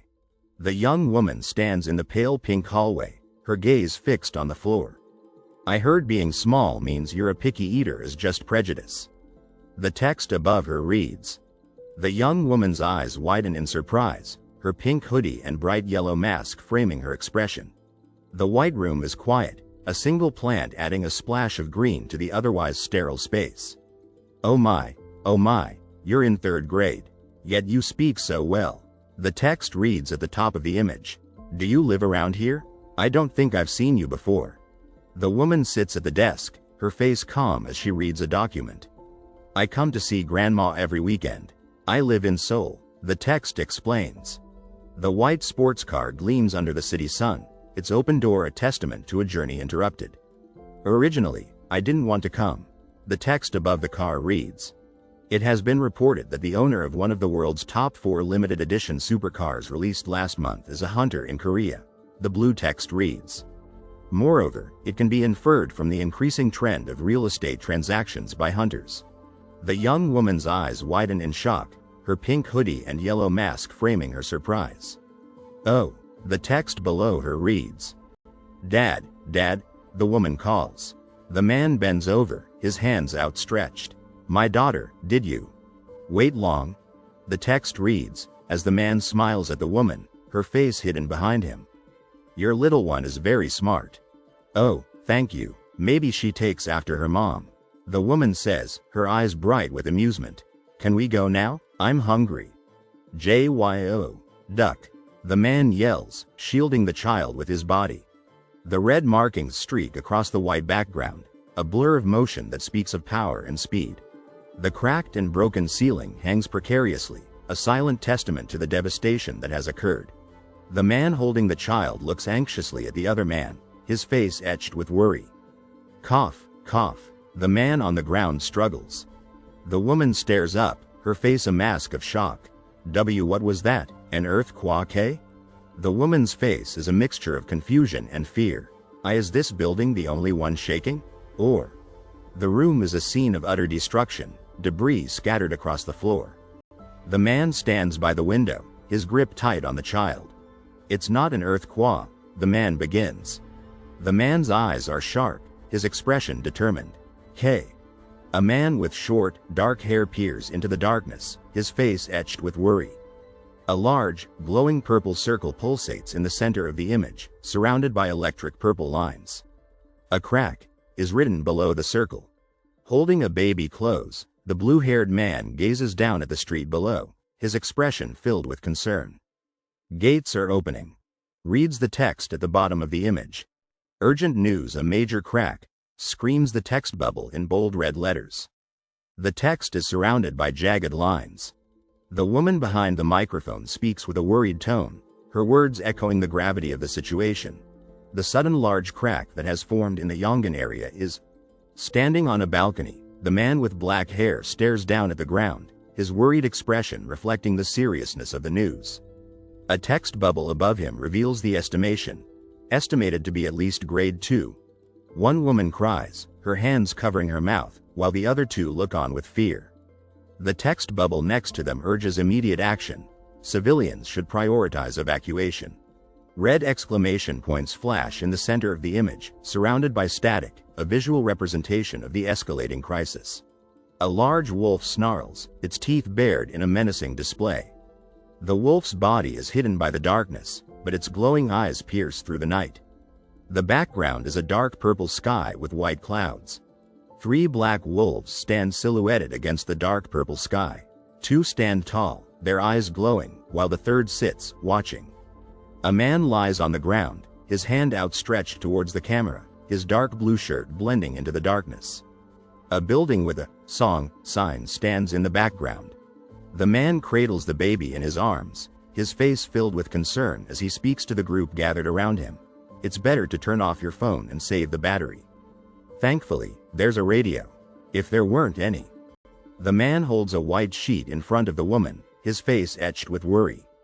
If disaster broadcasts, it would have been really. Reads the text above him as he shields her. The image displays a stark warning in black text. Unusual large-scale crack incident centered around Yongin, Huizhongbu, Qiaonan, and Sokcho. The message continues at the bottom. Especially in Seoraksan, where a gate appeared, that's equivalent to a grade 1 disaster. The man cradles the woman in his arms, his face filled with concern as he looks down at her. Right, my daughter, is written above him. The wall behind them reads, Medicine Clinic. The woman stands with her face obscured by a bright yellow mask, her large eyes conveying a sense of confusion. Is written above her head. The man holds the woman close, his face filled with worry. JYO. Why do you seem so weak? Look at Dad. Is written above him, his concern evident. The man looks desperately towards the woman in the distance, his face filled with worry. Excuse me, doctor, is written above him, his urgency evident. The woman looks up with a frantic expression. The image captures the urgency of the situation. The woman lies with her eyes closed. The darkness of the image and her tired expression speak volumes. The image displays a calm message. Gihyung Ji-yu is written at the top. And in Yongin, Gihyung Ji-yu, Bojongdong, an Oriental hospital, 1 hunter. 12 civilians, is written at the bottom. The night sky is filled with stars. A building with a circle design on the top is visible in the bottom left corner. The image conveys a sense of peace. The city sleeps beneath a blanket of stars, the dark blue sky mirroring the calm of the night. The digital display reads 17C, the few, above it suggesting relief from the heat. The doctor in the white lab coat looks at the man, his expression calm but concerned. The fever has gone down after taking medication, he says, while the patient nods in agreement. The progress doesn't look too bad. The man replies. So, are we just going to stay here like this? The man in the lab coat exclaims. Hey, he adds, the sound echoing in the hallway. The man in the black shirt looks at the young man, his face etched with concern. At the very least, shouldn't we inform someone that people are trapped here? He says. The younger man looks back, his face pale. Haven't you heard the broadcast? The monsters are even getting into the buildings. Theme, he mutters, looking towards the desk. The young woman lies in bed, her face pale with worry. They're saying not to use the stairs recklessly, she whispers. The empty space echoes with the words, why should I when there are hunters here? The man sits on the bed, his face etched with sadness and worry. It's not fair, he mutters, his eyes fixed on the floor. Sir, the voice says, calm and reassuring. People are just agitated right now. Please stay calm. The doctor gestures towards the patient, his face filled with concern. Doctor. The patient starts. We are taking care, the doctor replies. The man smiles, his purple eyes gleaming with a devious glint. If the other hunters get it first, our profits would dwindle. He says. The woman sleeps peacefully, her head resting on the man's arm. His hand rests gently on her back, a silent promise of protection. Thank you, doctor, he whispers. The words hang in the air, heavy with unspoken fear. If anything were to happen to me, please take care of my JYO. Two figures run, their faces contorted with fear. One points towards a building in the distance. There's a store over there. Let's go there, he shouts. Dark figures chase after them, their forms barely visible in the shadows. The man screams, trapped in a room, his eyes wide with terror. "Ah!" he yells, the sound echoing in the confined space. A gloved hand pulls at the green jacket, the letters, UNIV. Visible. "Take it off, Sangchul. Just take it off." The voice is sharp, demanding. The man in the green jacket runs, his hand outstretched, as if reaching for someone. "Sangchul." The voice calls out, filled with urgency. The city street is dark and dangerous. The man runs, black figures close behind. "Kim Young-suk, you're going to die at this rate too." The voice warns, a chilling reminder of the danger. The man looks over his shoulder, his face etched with relief. Here's an opening. Let's go in, he says. The woman behind him follows, her face mirrored with hope. The tall building looms in the darkness, the 3F sign glowing ominously. "Quickly," the voice whispers, urging them forward. The scene is filled with a sense of dread, a feeling that something terrible is about to happen. White blossoms fall from the sky, like snowflakes in a springtime dream. The bright blue sky above is a canvas for the fluffy clouds, a promise of hope. A tall apartment building stands in the distance, its windows reflecting the sunshine. "To support us, March 24th, 12:25 p.m., reads the message above the building. A man with long, curly black hair, his face hidden in the shadows, cries out in despair, "Help! Is anyone there?" The man with white hair screams in panic. "There are people out here." Lines radiate from his mouth, reflecting the intensity of his fear. The man stands in a small, enclosed space, his back to the viewer. The ominous message above him hangs heavy in the air. "The monsters will be here soon." The white door with the dark blue frame stands open, a sliver of hope in the darkness. "Just a little," reads the message above, suggesting a light-hearted moment. The man in the blue jacket throws open the door, his face beaming with relief. "Quickly, come inside," he urges, as three other men push their way through, their faces etched with fear. "We're alive, thank you," he cries out. The man in the black jacket stands, his face tense with worry. "We're students from the nearby university," the man with white hair explains. "We were hiding in the CAF, but the monsters broke the glass and got in." The man with brown hair stands, his arms crossed, his gaze fixed on the floor. "Except for us, everyone else," he says. The other people in the room stand around a table, their faces reflecting a shared sense of despair. The two men stand, their faces reflecting the fear and desperation they have faced. Blood stains their clothes, a grim reminder of their ordeal. The two men in green jackets huddle together, their faces pale with fear. "What's the situation outside? Are rescue operations still ongoing?" one of them asks. "With guilds around, there should be." The other man shakes his head. Both the guilds and the government are only concerned about saving themselves. No one else is taking any action except for White Lion in Seorakusan and Chai Ta in Uijiangbu.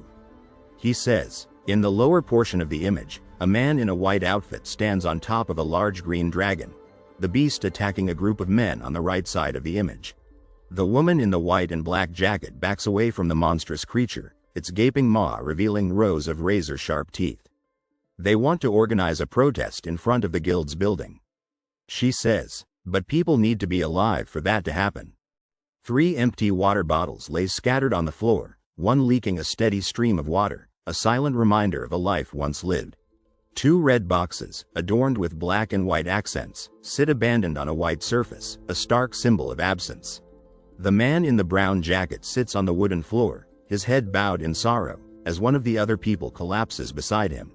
The man in the blue jacket rests his weary body against the wall, his eyes closed, as the others try to gather their strength. The man in the blue jacket stands in the house, his hand holding something that is hidden from view, his face etched with sadness and disappointment. The woman in the pink jacket sleeps peacefully in her bed, her black hair a soft halo around her face, a moment of tranquility in a world of chaos. The man in the white shirt looks toward the right side of the image, his eyes narrowed with curiosity, anticipating whatever is about to unfold. The man with black hair stares down at a surface, his brow furrowed in contemplation, seeking answers in the depths of his thoughts. The man with brown hair looks down, his face drawn with worry, his eyes filled with a deep concern. The man in the white shirt and black pants stands with his arms crossed, his face a mask of annoyance as he looks at the group of worried people sitting on the floor. I have to go outside, he says. It won't work. The young girl with short, dark blue hair lies on the bed, her eyes wide with distress, her mouth open in a silent scream. Dad, don't go, she cries. Oh. The man with dark blue hair and a white shirt looks down at the young girl with dark blue hair, his face filled with concern and reassurance. JYO, Dad won't go, he says. It's okay, calm down. The woman with long, dark brown hair looks at the man with short brown hair, her face etched with worry. You can't leave a child alone like this. She says, no matter how strong a hunter is, it's still dangerous to go alone. Let's hold on a little longer. A voice whispers, March 25th, 8:15 p.m. A blue bag and several plastic bottles lay scattered on the wooden floor, a silent testament to the isolation that surrounds them. Second day of isolation. The words echo in the stillness. The young girl with dark blue hair covers her mouth with her hand, her eyes filled with worry and discomfort. Did you cry? A voice asks. My princess. No, Your Majesty. The man with dark blue hair and a white shirt sits on the floor, his hand resting gently on the young girl's head. It's been tough, he says, his eyes filled with concern. The man with dark blue hair and a white shirt sits on the floor, his legs crossed, his hand intertwined with the young girl's. Of course, it's tough when it's like this, he says. The man with dark blue hair and a white shirt sits on the floor, his face radiating happiness. Dad was worried because JYO didn't cry much and talked to Mom about it. He says, a hint of amusement in his voice. It was an unnecessary worry. I didn't know you could cry so well. The man with dark blue hair looks down, his face serious and determined. I can do it, he says. The woman with short dark blue hair looks up, her eyes wide with surprise and happiness. Honey, yes, she exclaims. I live because of you, really. The man with dark blue hair looks down, his face etched with sadness. JYO, you know, your dad's a hunter, he says. He's the one given power by the heavens to save people from those monsters. The man with dark blue hair looks down, his face filled with sadness. Remember when you announced how proud you were of Dad being a hunter, right? He asks. The woman with short dark blue hair looks down, her face filled with sadness. But the heavens gave Dad too little power, she says, her eyes filled with sorrow. The woman with dark blue hair looks up, her face filled with fear and concern. Don't go, Dad, she pleads. Honestly, I'm pretending to be brave, but I'm scared. I'm angry at Grandma for bringing us here, she says, and I dislike the people who keep giving my dad weird looks. The sound of monsters outside is scary too, she says. I hate it all, but as long as Dad's here, I can endure anything. The man with dark blue hair holds the woman with short dark blue hair close, her arms wrapped tightly around him. So don't leave me behind, she whispers. Dad. The man with dark blue hair looks down, his face filled with worry, his bright purple eyes reflecting his fear. Don't leave me alone, okay? He asks. The man with black hair holds the girl close, shielding her with his body, his concern etched on his face. The girl with dark blue hair lies on the floor, her face hidden, her body racked with exhaustion. Okay, answer me, now, a voice demands, its tone laced with urgency. A hand, strong and determined, clenches a piece of fabric in a fist. It's an order, the words above it declare, Jian Tae Song. A white shirt, its corner visible, hangs in the air, a silent promise of what is to come. A pair of black eyes, focused and determined, stares into the unknown, ready to face whatever lies ahead. The man with dark blue hair hugs the girl from behind, a gentle smile on his face. Why is JYO so articulate and strong, even though you are just a child? He asks. Everyone says I take after Dad, she replies, her words echoing his sentiment. The man's arms wrap tightly around the girl, his love and pride evident in his embrace. Right, my JYO, Dad's daughter. He says, she's my precious treasure, who I adore so much it doesn't even hurt to look at her. The girl with dark blue hair sleeps soundly, her face relaxed, her pink sweater a soft halo around her. Yeah, she murmurs, as she drifts deeper into slumber. The girl with dark blue hair looks at the door, her eyes wide with surprise, her face a mixture of confusion and fear. Dad, she whispers. Dad. Two figures stand behind the door, their concerned expressions mirrored in their eyes. The older woman with dark purple hair stares at the empty doorway, her face a mask of worry and fear. Grandma, where's Dad? She asks. The man with short brown hair stands in the darkness, his face etched with worry. Doctor, where's Dad? He asks. The young girl with dark blue hair sits on the floor, her eyes wide with fear, her face pale and drawn. Dad, she whispers, her anxiety palpable. An announcement echoes through the room, its words a stark reminder of the urgency of the situation. March 26, 10:15 a.m.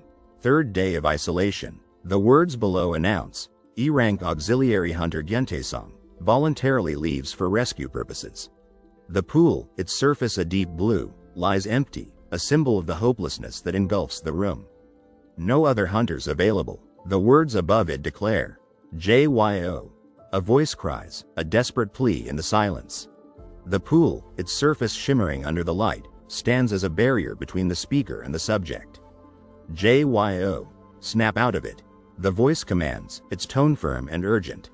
The man in the white lab coat looks at the woman in the red jacket, his face pale with worry. JYO. Can you hear me? He asks. What should I do? The fever is too high. He says, his concern growing. If the fever is this high, it could be dangerous. He adds. The pink jacket lies discarded on the floor, a symbol of the helplessness that pervades the room. JYO. Grandma made a mistake. Huh? A voice asks, a hint of doubt creeping into its tone. Please, open your eyes. Another voice pleads, its words filled with desperation. Is she going to die like this? A voice whispers, its tone filled with despair. The young girl lies on her back, her face upside down, a mischievous glint in her eye. Hey, please watch your language, she says, her innocence a stark contrast to the seriousness of the situation. The girl's face is a picture of sadness, her eyes filled with tears, her heart heavy with sorrow. My poor puppy, what should I do? She whispers, her concern for the animal evident. That's why I said not to send my kid out and just watch over him for a bit. A voice yells, its tone filled with anger. People who were just keeping their mouths shut while my kid was crying, what about them? The voice continues, its frustration palpable. The man, shrouded in his hooded cloak, moves through the shadows, his jaw tight, his eyes hidden. The young girl, her purple eyes filled with worry, looks around, her small shoulders slumped with sadness. The girl's eyes widen in terror, her arms outstretched, as she cries out, don't. The man, his white pants billowing around him, floats through the air, the light from the window casting a warm glow on his face. The young girl, her pink hooded jacket pulled tight around her, stares at the large chandelier, her mouth open in shock, escaping her lips. The words, where am I? Float in the air, swirling in a cloud of confusion and fear. The girl, her long black hair cascading down her back, stands on the rug, her worried gaze fixed on the piles of papers and books on the desk. The ancient books, thick with dust, lay stacked on a shelf, hinting at secrets long forgotten. The bird, perched on the branch outside the window, sings a cheerful tune as the girl, her pink jacket a bright spot in the window, watches with a smile. The girl, her long black hair framing her surprised face, looks down at her hands, her large eyes wide with confusion and fear. The hand, with its long black fingernails, lifts a piece of paper, its surface covered with intricate drawings and writings. Paper. And what was this called? Formula, hovering above it. The girl, her long black hair falling around her shoulders, dangles her feet over the edge, her purple eyes filled with sadness. The words, I missed you, and mine, floating above her. The man, his white robe billowing around him, stands in the sunlit room, his bare chest exposed, his expression serious and commanding.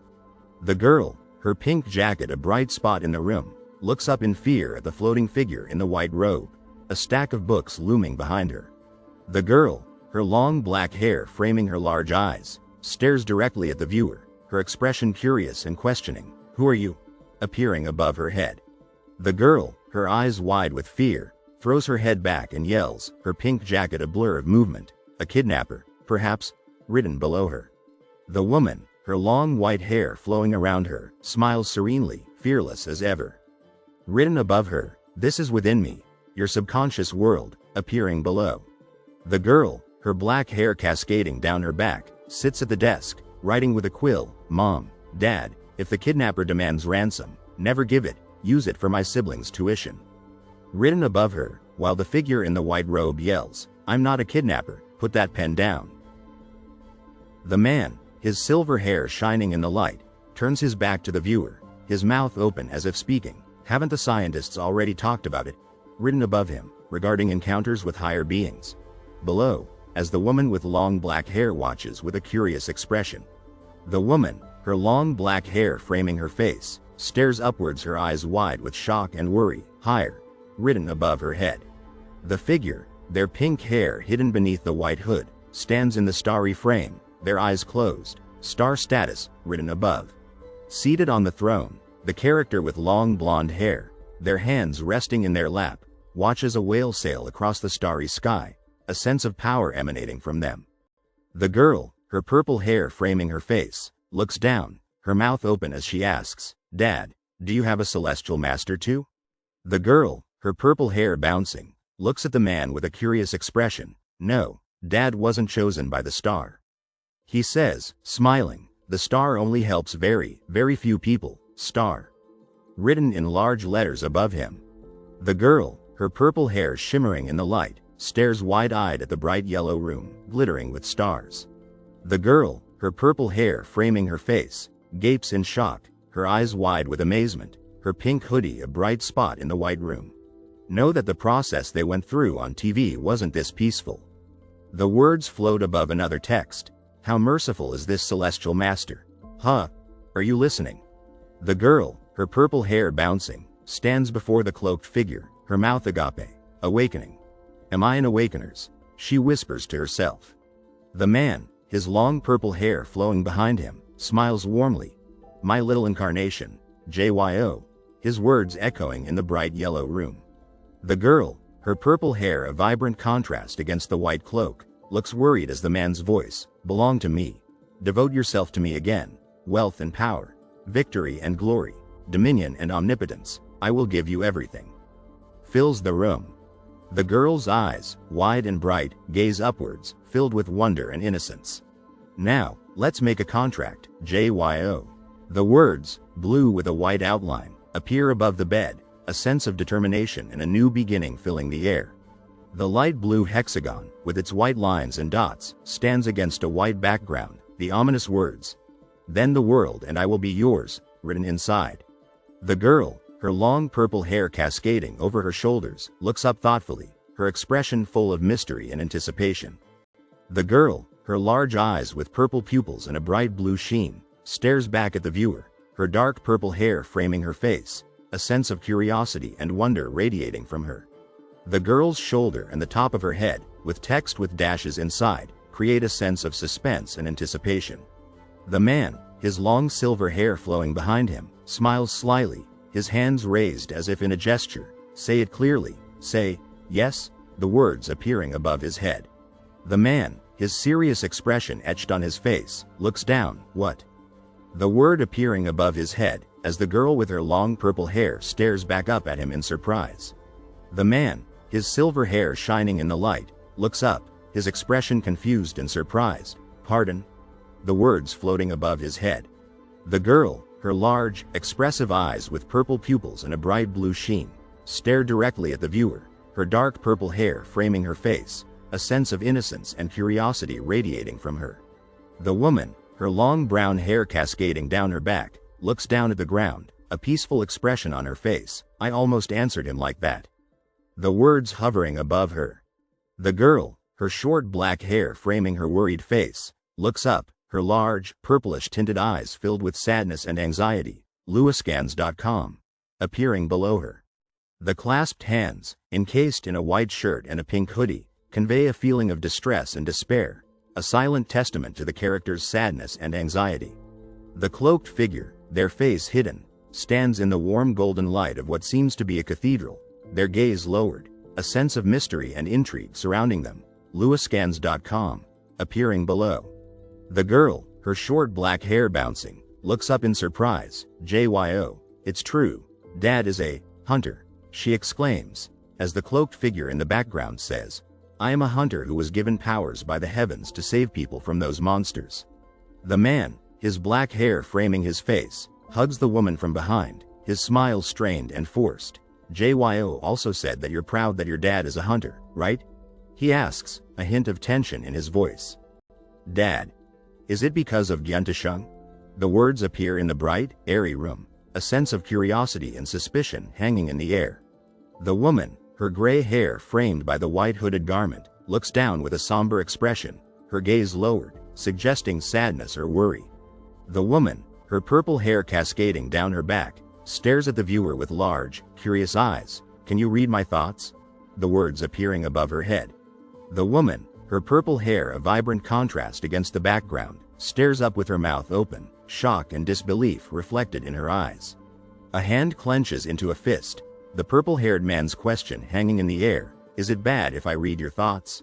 Not bad, the woman with purple hair replies, a confident smirk playing on her lips. If I had to guess, you're somewhere between moderate and close to the top. TCH. Is that it? She mutters, her shoulders slumping in disappointment, her white pants and pink hoodie a stark contrast to her dejected expression. The woman with purple hair contemplates, a small portion of her face visible. Wanting power but not wanting to become a hunter isn't so bad. Why would I go out when there are hunters? The purple-haired man scoffs, standing in a room filled with red eyes. Guys like these hide while others fight to death. He stands tall, his red shirt and white pants emphasizing his conviction. If you have power, then you should take responsibility. Those looks Dad used to get. She recalls, a confident smirk playing on her lips. Honestly, they were scary. What a useless worry. What? I'm being serious right now. The man with long purple hair exclaims, looking at the woman with concern. You don't have to do it. The young girl with short, dark hair and large, dark eyes stares in confusion, her pink hoodie a stark contrast to her state of shock. Only come out when you feel like it. The text box advises, a message of hope radiating from the futuristic font. It's all right. A man in a long white hooded robe, edged in gold embroidery, summons a ball of light from his finger, his mischievous smile a testament to his excitement. That's right, the text box proclaims, its futuristic font radiating empowerment. Think of yourself as a queen from a fairy tale. The young woman stares in disbelief, her long dark hair framing her shocked expression as she gazes upwards. Lewiscans.com visible in the background. In the large room with a large window, the young woman with dark hair holds her hands out, awe and amazement evident as she struggles to control the energy flowing through them. A golden crown with a pink gem, a symbol of royal power and authority, floats in midair, surrounded by a sparkling white and light yellow background. Dark red fabric, a symbol of royalty and power, flows in the wind, its movement mirroring the power within. If you want, you can have the whole world at your feet. The text box declares. The young woman, adorned in a golden crown and pink hoodie, soars through the stars, her red and gold scepter a testament to her power. If you wish, even death will not dare to swallow you. With the power to rule the world, the futuristic box promises. The man with long silver hair, radiating power, holds the young girl in his arms. Who dares to challenge that throne? The text box asks, the world should be grateful just for your presence. A hand gestures dismissively, like the queen you wanted to be. You don't have to do anything. The text reads, now. It continues, leaving the rest unspoken. A figure cloaked in a white hooded robe with golden embroidery, their face obscured but their smile evident, holds a ball of light in their palm, a moment of power and authority. The figure in the white robe with gold trim turns, their back to the viewer, a sense of authority radiating from them as they deliver the statement, that's right. Think of yourself as a queen from a fairy tale. The person with long dark hair gazes upwards, their large blue eyes, filled with a light, reflecting the brightness of the room they're in. The person holds their hands out, a bright light emanating from them, their expression awestruck as they witness the magic unfold, a moment of wonder and amazement. A golden crown with a pink gem, a symbol of royalty and power, floats in the air, surrounded by a sparkling white background, a scene reminiscent of a fantasy world. A red cloak, a symbol of power, flows down from the top of the frame against a black background with white sparkles. If you want, you can have the whole world at your feet. The text box declares. The man with long white hair, dressed in a white robe with golden trim, smiles as he looks down. Why? The text asks, because our rank is. The blue box explains, the bottom of the image shrouded in darkness, a small light blue orb with white lines emanating from it creating an air of mystery and intrigue. The figure, clad in a white hooded jacket and blue pants, walks on a black background. A lonely figure against the backdrop of a bright blue planet is too far apart. The text box reads, a sense of loneliness and despair permeating the scene. A man's eye, long gray hair framing it, gazes out, a sense of unease emanating from the image. The character's purple eye, framed by black hair, stares directly at the viewer, a sense of shock or fear evident in its expression, a mystery lingering around its age.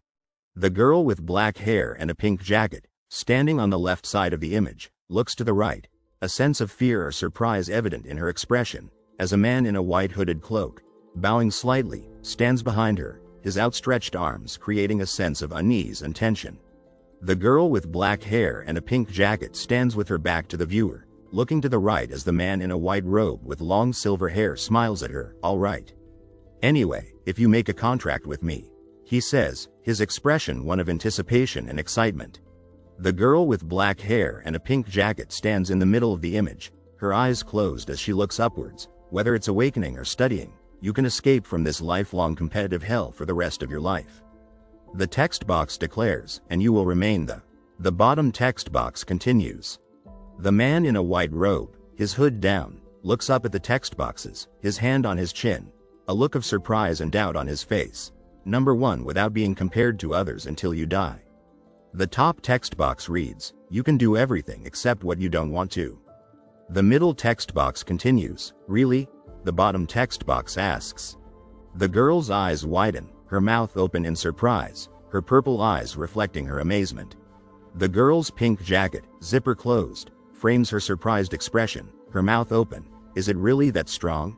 The text box asks. The girl with black hair looks down and to the left, her expression one of disappointment and frustration, even if the avatar is too young. The top text box reads, but yes, it's strong. The middle text box confirms. The girl's black hair frames her face, her eyes closed, her expression conveying sadness and disappointment. Against a dark background with white stars, a text box appears. Ultimate Celestial, the Lord, demands the confirmation of the contract from the administrator. A sense of mystery and intrigue surrounding the message. The young man with blue hair, frustrated, tries to access the network, access rights insufficient. Halting operation. The message reads, Babel Network. Confirming external special contracts. The text above him states, accessing the target Geongeo history for approval. The text to the right of him reads, the young girl with purple hair and blue eyes, surprised, stands in a dark setting. Verification procedures for contract approval are skipped with higher celestial authority. The text above her states, executing contract imprint. The screen below her reads, a white circle, filled with white lines, appears against a dark background. Executing? Halting operation. The text inside the circle reads, a sense of confusion and uncertainty hanging in the air. The young man with blue hair, wearing a white shirt and black jacket, looks up at the sky, a bright purple orb above him. Below me. He murmurs, his confusion evident as he observes the events unfolding. The young woman with brown hair and purple eyes, her shocked expression evident, stares as golden chains, moving towards her against a dark background, fill her with fear. The young woman, upside down, her arms outstretched, is caught in the golden chains. What's going on? She cries, a state of shock engulfing her. The young woman, her right fist clenched, breaks free from the golden chains, her determined expression a testament to her strength. The young woman with purple hair and a pink jacket, her mouth open in shock and pain, is bound by the golden chains, her distress palpable. The young woman with purple hair and a pink jacket, bound by golden chains, cries out in pain. Is this what you call a contract? She asks, the hexagon shape at the bottom reading, My Little JYO. The woman with brown hair, a tear running down her cheek, is held captive. The contract has been sealed. One text bubble reads, You are once again, 0000 is mine. 0000. The next text bubble states, error detected. Unable to read the voice of the celestial master. The final text bubble confirms. The man in a white robe, his back to the viewer, stands in a white room, a bright blue hexagonal shape above him. Don't be too sad when you go back. The text reads, his calm demeanor radiating peace. The man in a white robe floats in a white room, his back to the viewer, a bright blue hexagonal shape above him. Whether early or late, the outcome wouldn't have changed. The text reads, his relaxed posture radiating peace. The steady pulse on the monitor offered a glimmer of hope. Her breaths were shallow and uneven as she lay in the white room. The blurry figures exchanged excited glances, their relief palpable. Her eyes widened in confusion, her brows furrowing in bewilderment. Her hand reached for her mother's, a faint but grateful, thank you, escaping her lips. He knelt beside the bed, his gaze filled with concern and love. A comforting smile spread across her face. Mom, she whispered. Her tears fell freely, a wave of sadness washing over her. The information on the form seemed to hang in the air, heavy with unspoken words. He extended a hand, urging readers to join the vibrant community. The rag dolls lay scattered, their bloodstains stark against the black canvas. The rag dolls, symbols of lost lives, lay scattered on the black background. His eye patch hid one eye, but his gaze remained steady and calculating. The white flowers bloomed amidst the gray tombstones, a tranquil reminder of their passing. She sat in silent meditation, her presence radiating calmness and strength. The clan's future was illuminated by a bright light, a promise of a new era. He bowed his head, his shoulders slumping under the weight of the unspoken words. The podium stood silent, a testament to the man's departure. The woman cried out in despair, her grief echoing in the bustling city street. The building stood tall against the backdrop of a clear blue sky. The framed photographs on the wall offered a glimpse into the lives of those lost. The golden objects burned, their smoke a poignant reminder of the departed. He stood tall, his purple eyes radiating calmness and confidence. The girl's sadness was mirrored in the woman's tearful embrace. The red splatter mark on the wall, a gruesome reminder of a life cut short. The man lay on the ground, his body a testament to the violence. The red helicopter whirred through the air, a symbol of hope for those trapped inside. The bloody hand was a chilling reminder of the danger that lurked. He lay unconscious, his blue hair a stark contrast against the white floor. Her head bowed, she was consumed by a wave of sadness and worry. His plea echoed in the vast emptiness, a desperate cry for solace. The words weighed heavily on him, his brow furrowed in concern. The man's somber gaze met the woman's sadness, their shared grief evident. Her eyes widened in worry, her thoughts consumed by the possibility. Her eyes narrowed in determination, a steely resolve settling upon her face. His tears flowed freely, the towering building a stark reminder of his loss. He stood before the building, his silhouette a stark contrast against the sky. His determination burned bright, fueled by a thirst for answers. The young man's anguish was palpable, his pain echoing in his raw cry. The plant's gentle sway brought a sense of peace and serenity. The white flower bloomed in silent beauty, a symbol of hope amidst the sorrow. The women watched silently as the coffin was carried away, their grief etched on their faces. He cradled the picture, his heart heavy with the weight of his loss. Her words cut like a knife, her anger and disappointment palpable. His hand clenched tightly around the object, his frustration simmering beneath the surface. The words hung in the air, a testament to the confusion and bewilderment that gripped him. The two women stood side by side, their silence speaking volumes. The taller woman's warning echoed in the air, her words laced with caution. He stood in awe of the towering figure, his mind struggling to comprehend the scene before him. His brow furrowed in worry, his grip tightening around the object in his hand. He turned away, his blue hair catching the fading light. "Do you understand?" the voice asked, leaving him lost in troubled thought. Hunched over in sorrow, the man buried his face in his hands.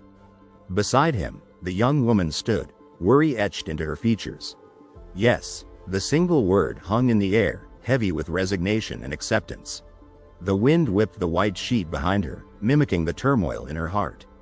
I asked, "Can you revive the dead?" She whispered. A golden globe, glowing faintly within the white sheet, seemed to hold the answer. But the apostle replied. The text above it read, "It is impossible." I asked again. Another inscription continued, "Then what can you do?" The wind carried her sadness, her face a picture of despair and loss. She stood before the white sheet, her gaze fixed on the ground. Tears streamed down her face, her fists clenched tight. The apostle, the text beneath her read. Tears streamed down her face as she looked down, her heart heavy with grief. Reader of destiny, the inscription above her read, replies. The woman stood before the burning barrel, her gaze fixed on the flames. A sense of urgency hung in the air, the darkness amplifying the tension. The television flickered, the news report on the screen showing a man in a suit. Park Sunyo removed all items related to Jeon Tae Seong and burned them. The words above her head revealed, her worry deepening. Half a year later, she sat at the table, sketching a picture of her family. The house, the crowned figure, and the dark-haired person, all drawn with careful detail. Mom, me, Ji-rock, Ji-am-hee, Dad, she wrote next to each figure. The family, hand in hand, a symbol of love and hope. JYO no longer. The words above the drawing held a bittersweet echo. Sitting at the table, she stared down at the drawing. A person with a question mark on their head, a symbol of the mystery surrounding her past. The drawing, a person with a question mark on their head, hung in the air. Remembers her dad's face. The words echoed, filled with a profound sense of loss. She lay on the ground, her back to the viewer, her sadness palpable in the darkness. The red and white background offered no comfort, the doorway above her leading to a world she no longer knew. She lay on the ground, her black jacket swallowed by the red background. Her eyes closed, her body exhausted, her spirit broken. The red flower, a splash of color in the darkness, seemed to symbolize a life lost. The petals, swirling down, mirrored the pain that consumed her. Red objects fell from the sky, like raindrops on a forgotten world. What is this? The text below screamed, the words echoing her confusion. He stood in the field of red flowers, his dark blue hair blending with the sky. His gaze was steady, his expression calm, as if he was untouched by the swirling red petals around him. The white space seemed to stretch infinitely, the words in the center a stark contrast to the surrounding emptiness. Has the star finally kidnapped me?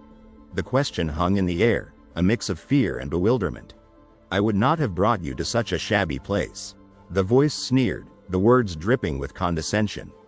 The field of red flowers stretched out below, a stark contrast to the white expanse above. A flash of purple hair, partially hidden, hinted at a mystery waiting to be unveiled.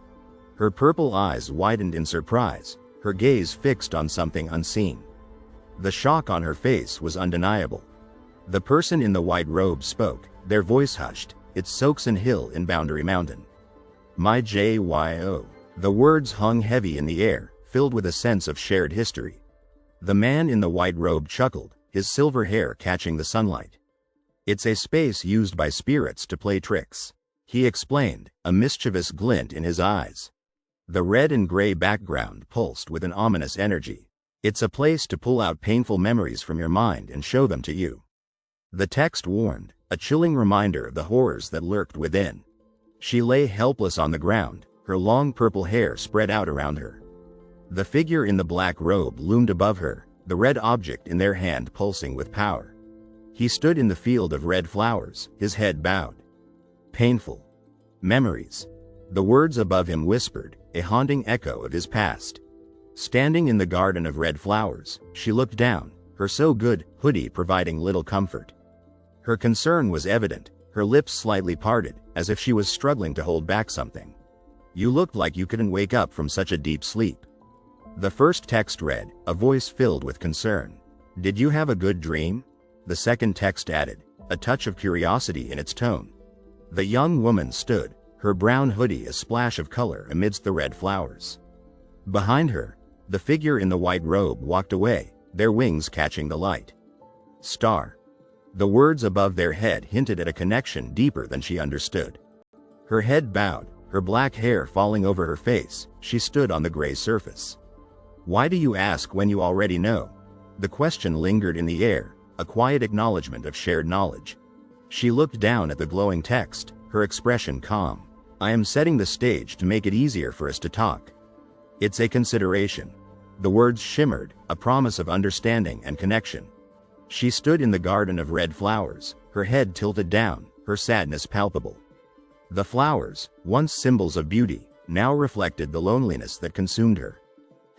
The word above her head echoed her uncertainty. She stood in the garden, her brown hoodie blending with the red flowers, a picture of confusion and doubt. She stood in the garden, her eyes closed, her head tilted upward. The red flowers surrounding her seemed to bloom with a new vibrancy, a reflection of the inner peace she had found. The slender hand, with its long fingers, held the red flower. So, to summarize, the text above whispered, promising a revelation waiting to be unveiled. She stood on the gray surface, her expression full of worry. Innocent little Jyo falls for the temptation of the devil. The words above her head warned, a chilling reminder of the dangers that lurked in the shadows. The person stood in the field of red flowers, their eyes closed, their body relaxed. The red flower, held gently in their hand, seemed to symbolize a moment of tranquility. Go about, the words below hinted, a suggestion of a new path to take. He stood in the field of red flowers, his dark hoodie a shroud against the world. And as a consequence of committing a sin, all my memories with my father were erased, right? The words below echoed his sadness, a painful reminder of a lost connection. He stood among the red flowers, his gaze fixed on the woman in white robes. It's human to find answers, and human to give an answer. The inscription above them read. That was the only answer Jyo found that day. The words below added, a sense of finality hanging in the air. He stood, his left hand slightly raised, his eyes wide with suspicion. Did you have a change of heart due to your recovered memories? The question above him demanded an answer. The red flowers bloomed around him, yet he felt nothing. It's strangely not affecting me at all. The words echoed his detachment. He stood, his dark hoodie a stark contrast to the red flowers around him. I guess that's just how it is, he muttered, a hint of resignation in his voice. The reason I can't even remember. The first text read, a voice filled with pain, is because I kept my promise with Mom. The second text explained, a sense of duty and loyalty in its tone. He leaned to his right, his face relaxed, a sense of calm washing over him. Facing my dark memories, the words above him read, as a perfect way to use it as a sweet potato trial. The red flowers swirled around him, a backdrop to his defiance. If I were a hero instead of a queen, that's how it would be. The words in the top bubble declared, I'm not going to sit around and sulk. The words below echoed his determination. The two symbols hung in the air, their meaning hidden, their presence a mystery waiting to be unveiled. The black hole in the sky, a swirling vortex of darkness, consumed the red petals, a symbol of the inevitable destruction. Her eyes closed, a faint image of a bird appearing above them, she smiled. Library. The word below her chin whispered, a promise of knowledge waiting to be discovered. Trapped within the vibrant red flowers, he desperately tries to pull himself free. He is surrounded by red flowers, but his confusion grows as the area trait, disable magic use, is now in effect. The digital screen flickers with a warning. The skill is cancelled by another area trait. A single red flower, surrounded by swirling gold and white lines, stands out. There is a significant difference in class between you and the opponent. As the yellow and white lines surge around the red flower, the enemy's restraint is forcibly released. She stares intently at the bright light in her hand, a flicker of hope and determination burning in her eyes. Holding an open book of gold pages, he runs through a maze of red and yellow lines, determination fueling his every step. The man's right hand reaches out, a sense of power and control radiating from him. The unique characteristics of the mental world are awakened. His yellow eye gleams with surprise as a hidden trait, royal majesty. Rare is unlocked. With a joyful smile, the character opens the ornate book, revealing its secrets as the unique characteristics of the mental world are awakened. A surge of excitement fills him as he discovers a hidden trait, royal majesty. Rare, unlocking new possibilities. The character strides through a field of vibrant red flowers, their black and white sandals leaving a trail behind them. With a focused expression, the character with long blonde hair tightens their grip on the long black object, their white gloves adding to their sense of power. The worried character, with their bright yellow eyes and colorful hoodie, looks around nervously, their "See that your business" inscription adding to the sense of caution. The large wooden door with its intricate design stands closed, hinting at the secrets hidden behind it, the inscription, "Yo," adding to the mystery. A wave of sorrow washes over the character as they lie face down, their sad expression reflecting the despair around them. Anger explodes from the character, their colorful jacket and the white circle saying, "JYO." Intensifying their rage, "Go about your business." The inscription on their jacket reads, adding to their sense of aggression. The character with black hair swings the long black object, flinging the other character upwards amidst the red and orange chaos. I hear a voice from the real world calling me, echoes above them, while, "Dirty thing, you don't know your place," echoes below. She stands smugly, her purple hair and bright yellow eyes reflecting her satisfaction. It was kind of nice to have a direct conversation with him after all this time. She thinks, a hint of confidence in her tone. She lies on the ground, her back turned to the viewer, her black hoodie a stark contrast to the light brown surface beneath her. A small white outline above her head with lines coming out of it suggests she's been knocked down. The hand clenches into a fist, its black glove a blur of motion as red streaks explode from it. If I level up like this every time I come. The thought races through the hand's mind, fueled by power and excitement. She stands frozen in the yellow, red, and gray area, her eyes wide with shock as she gazes upon the red flower-like shapes swirling around her. She smiles playfully, her bright yellow eyes gleaming with amusement. "I will look like a gangster, right?" she boasts, her confidence radiating from her. He is propelled backwards through the air, streaks of black and yellow trailing behind him as he is thrown into a whirlwind of red shapes. Fear grips him as he is caught in the chaos. The hooded figure sits on the ground, their body fading away, their white outline a ghostly reminder of their fading strength. Beside them, the purple-haired figure lies unconscious, their black hoodie draped over their face, their body outlined in white. The unconscious figure lies on the ground, their black hoodie concealing their face, their body outlined in white. A faint, glowing hand reaches out, its white outline a beacon of hope. Her brow furrows with concern as she kneels beside the unconscious figure, their purple hair and closed eyes a stark reminder of their vulnerability. "JYO, pull yourself together," she urges. He stands in the red and brown area, his gray jacket a somber contrast to the vibrant surroundings. He stares down, his face etched with disappointment and anger. He lies on his back, his worried eyes reflecting the fear surrounding him. "JYO," echoes above and below, a haunting reminder of his predicament. "JYO, please." The desperate plea hangs in the air, echoing through the dark, shadowy alleyway, a testament to the desperation of the moment. The woman with brown hair in a ponytail stares at the ground, her worried expression reflecting the fear in the room. The man with black hair stands with his back to the viewer, his gray jacket and black pants blending into the shadows. Above him, the words, "Wake up," echo in the air, a desperate plea.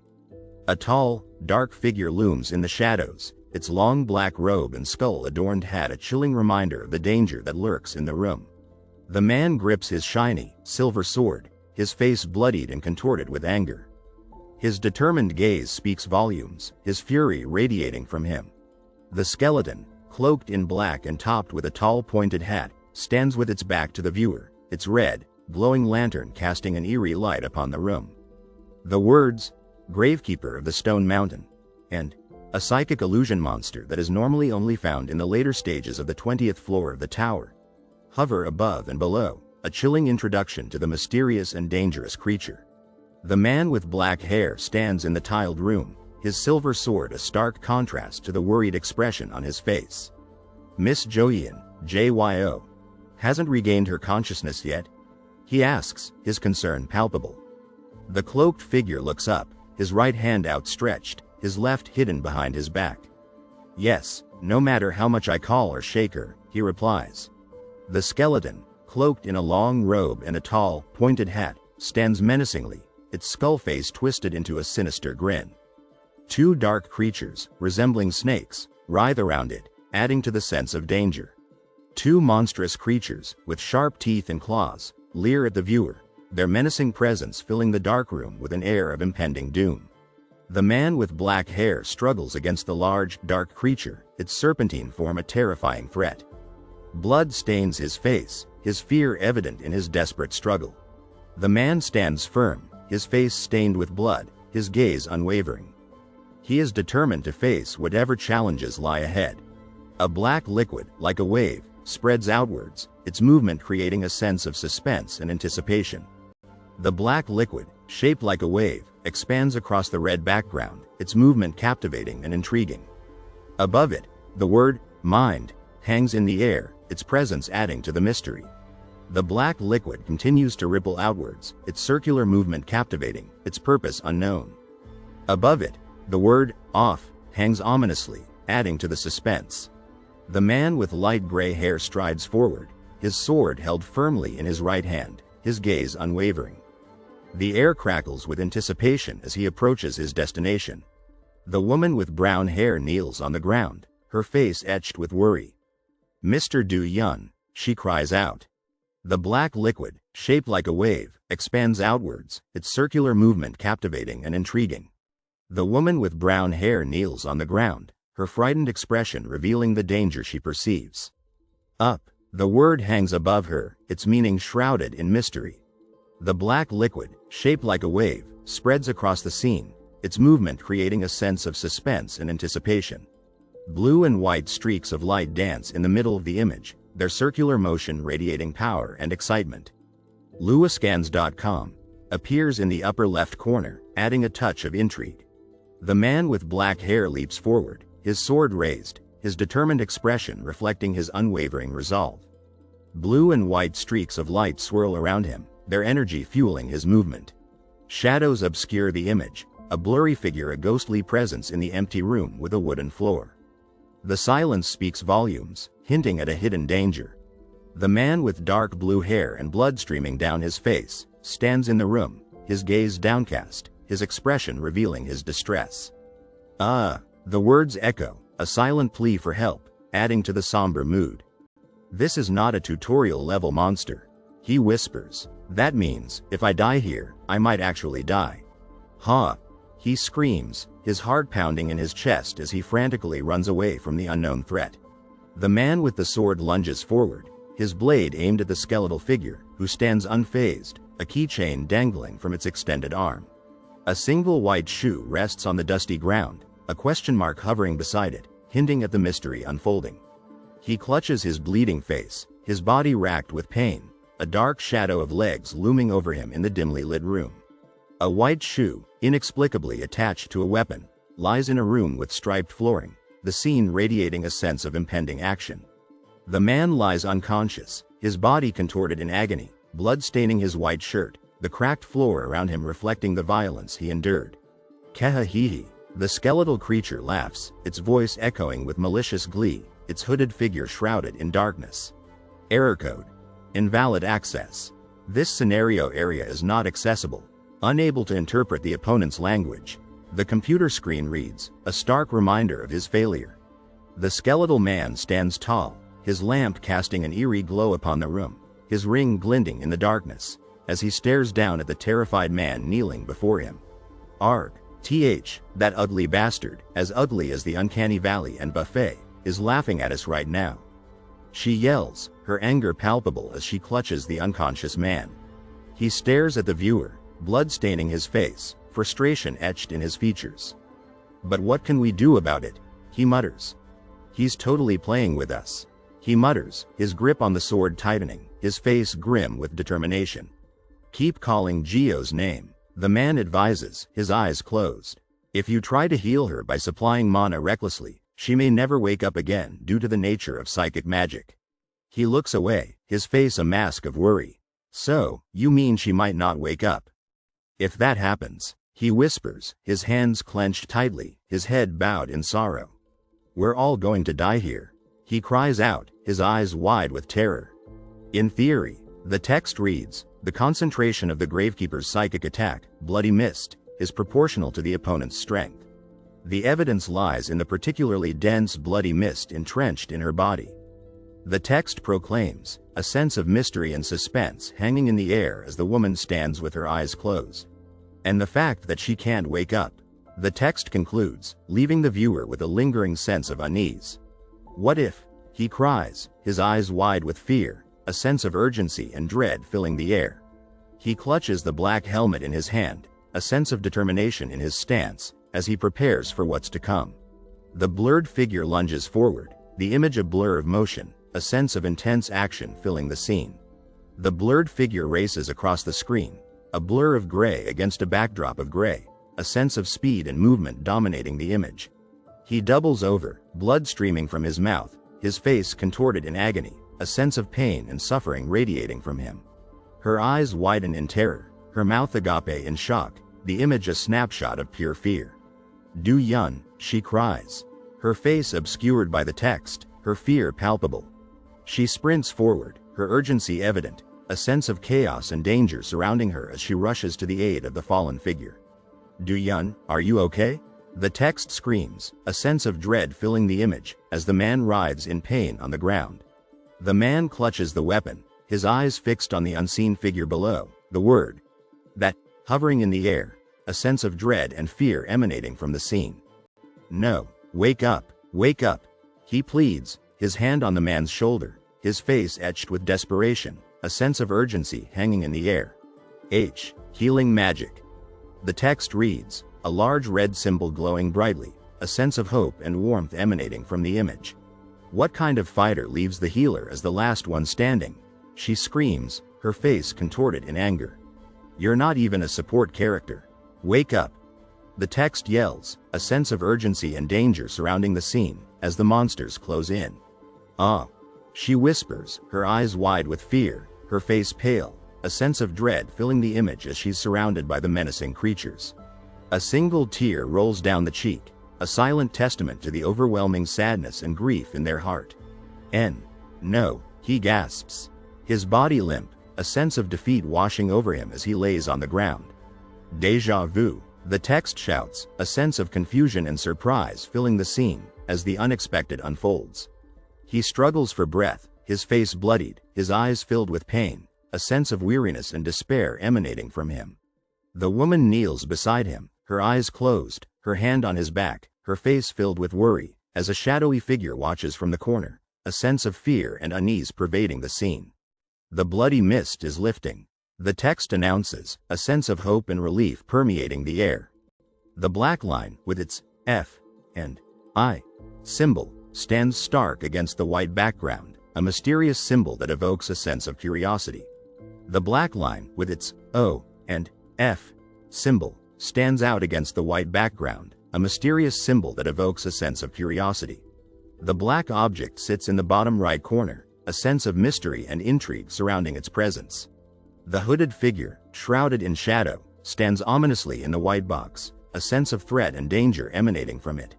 He roars in pain, his face contorted in agony, blood staining his features, his expression grim and desperate. What just happened?" She gasps, her eyes wide with shock, her face a picture of bewilderment.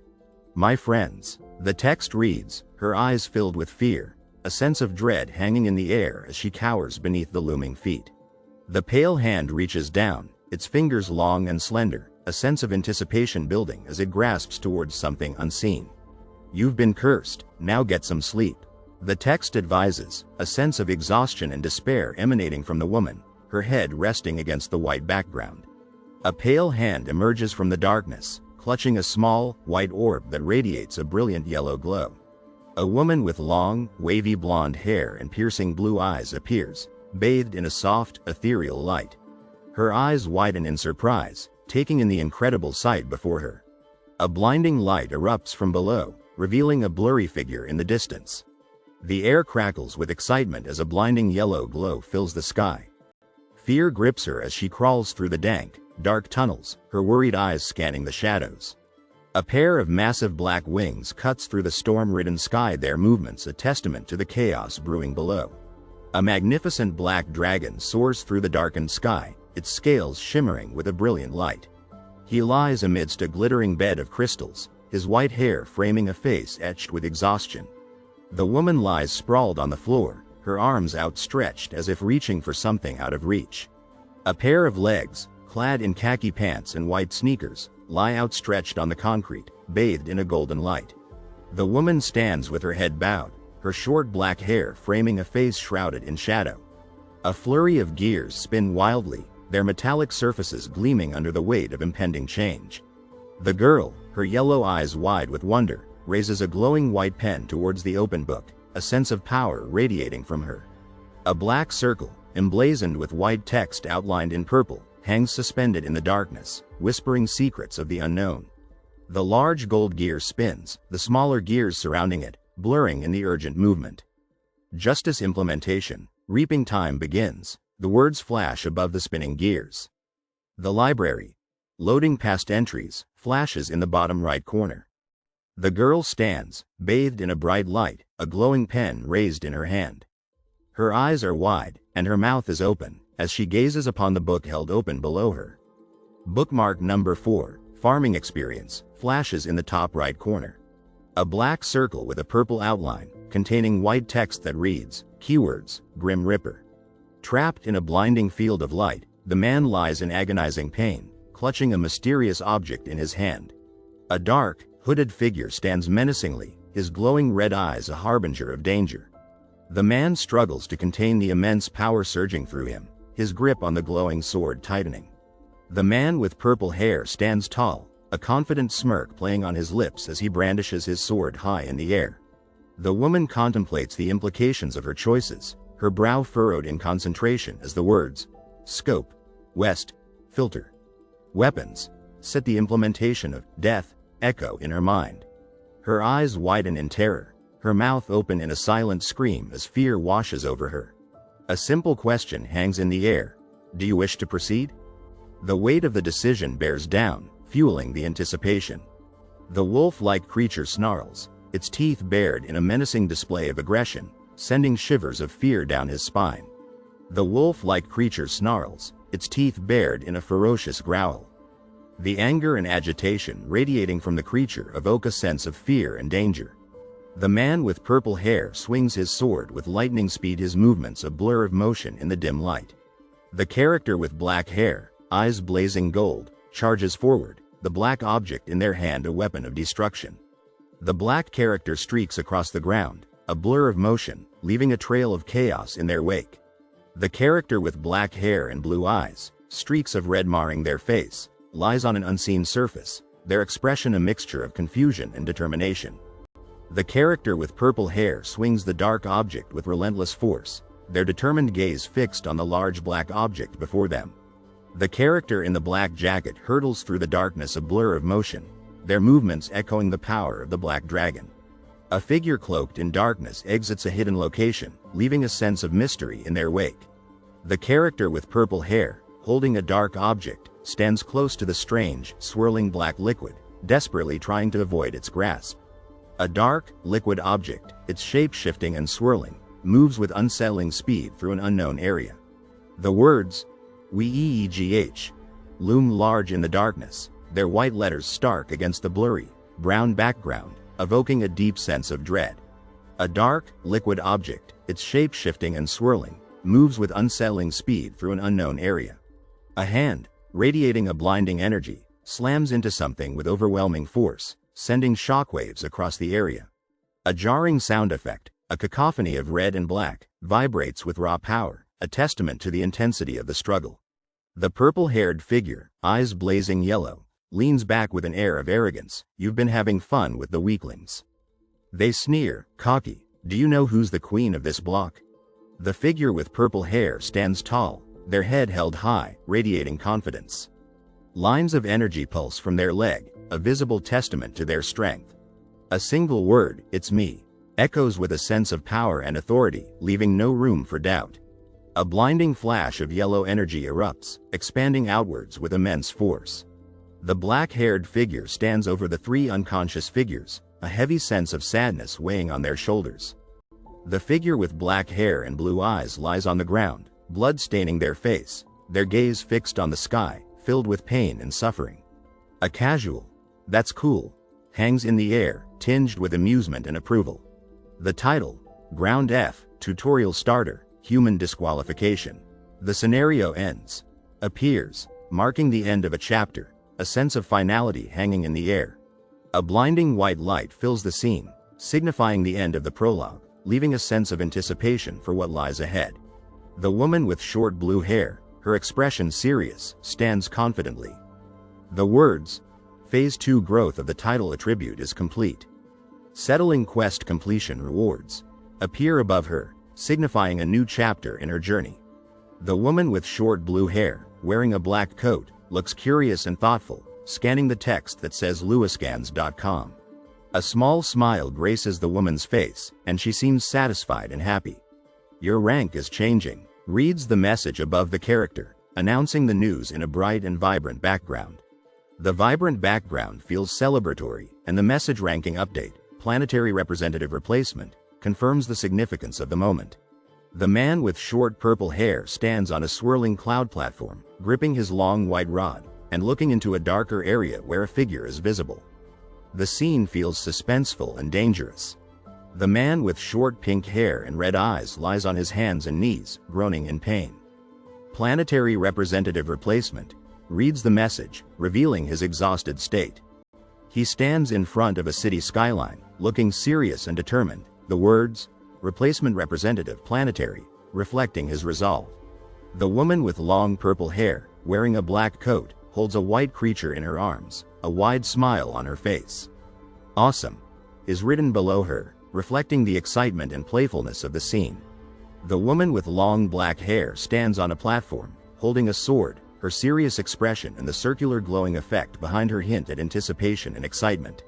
The planetary representative and number 1 world rank are displayed in a large glowing rectangle amidst a calm and peaceful space setting, creating a sense of excitement and awe. The bright rectangle in the center of the image announces the change will be changed to JYO of the country South Korea in yellow text, creating a sense of anticipation against the dark blue background. The white patterned frame stands out against the light blue background, set in a serene environment, conveying a sense of peace and tranquility. The man with short black hair stares at his device in shock, clutching it close to his face. What? The text below him reveals his surprise. The woman with long black hair, wielding a sword, stands firm as a man runs towards her, a blue monster hot on his heels. White bird, have you seen it? JYO is number 1 in the world. He shouts, the monster's excitement adding to the chaotic scene. The man with dark hair smiles, a smug expression on his face as he speaks to someone off-screen. I see. The former number 1 holder, the United States, must be going crazy right now. He says, his words dripping with satisfaction. A white circle with a black outline rests near the man's shoulder, the text, luascans.com, to the right adding a sense of intrigue to the scene. A white circle at the top of the image proclaims, the Queen has taken the world by storm. A statement that evokes a sense of awe against the calm and peaceful setting.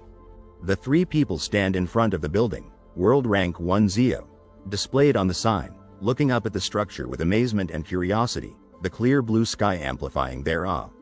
The tower, a source of interest and curiosity to the people gathered around it, appears imposing, with its many windows and steel construction, creating a sense of excitement, wonder, and amazement.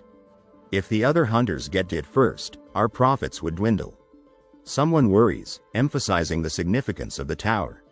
The man with dark hair stands in front of a window, his arms crossed, a concerned look on his face. It's a foreign language, reads the text above him, followed by, I'm sorry to hear that, Timothy, adding a sense of concern and empathy. No, I'm not sorry, my friend.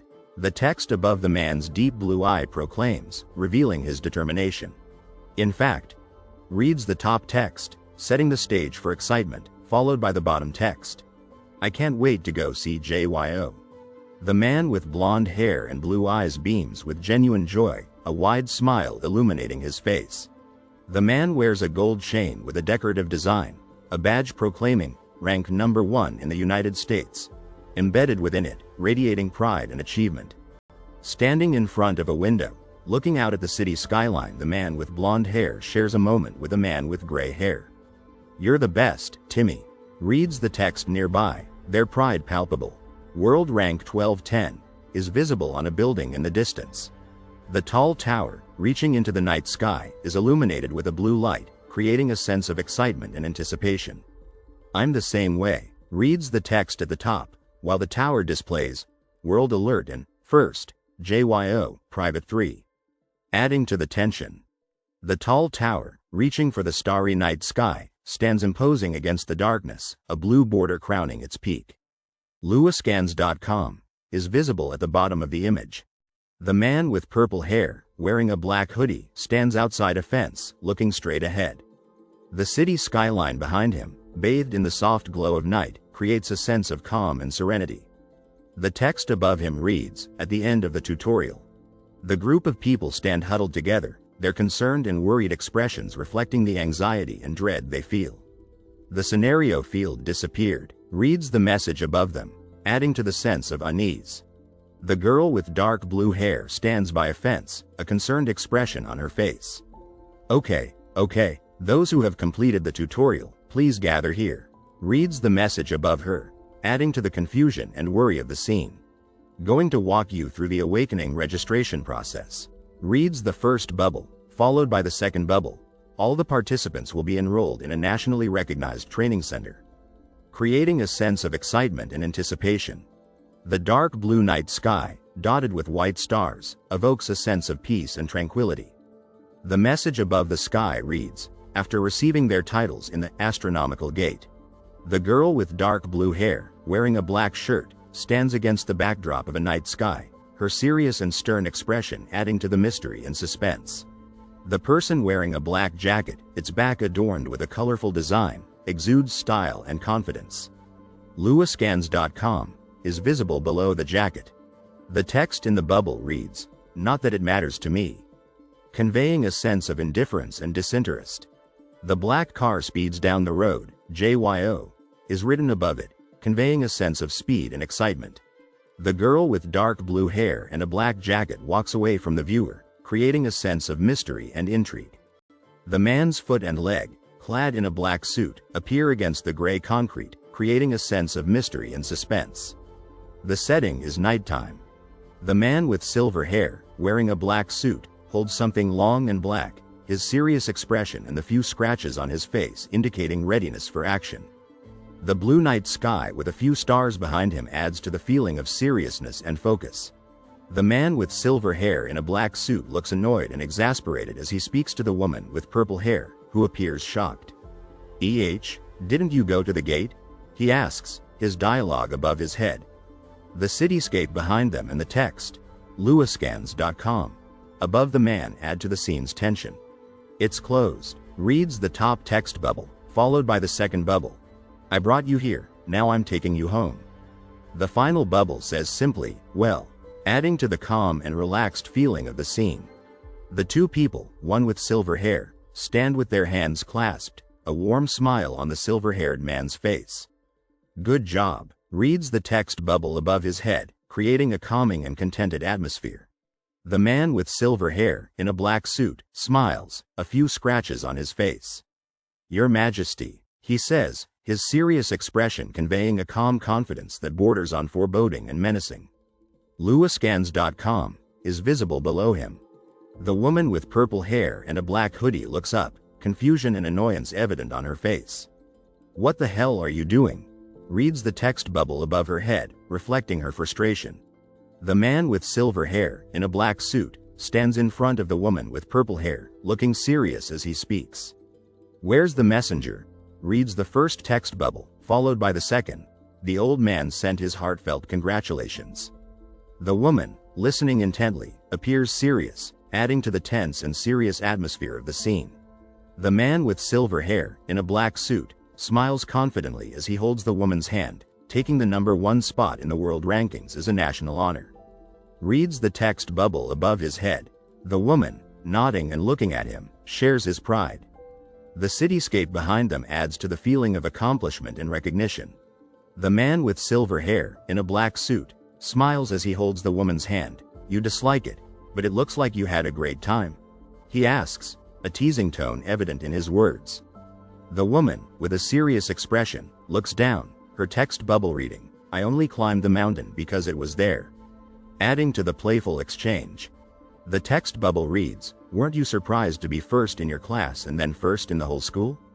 The night view of the cityscape with 2 tall towers in the background creates a calm and peaceful atmosphere, inviting quiet contemplation. The young woman, with short dark blue hair and a dark hooded jacket, sits in a moving car, looking concerned.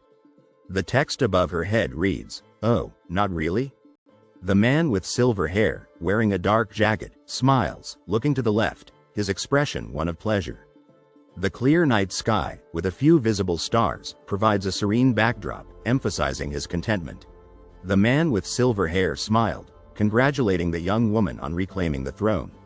The woman's eyes widened in surprise. He mumbled, go about you, and walked away.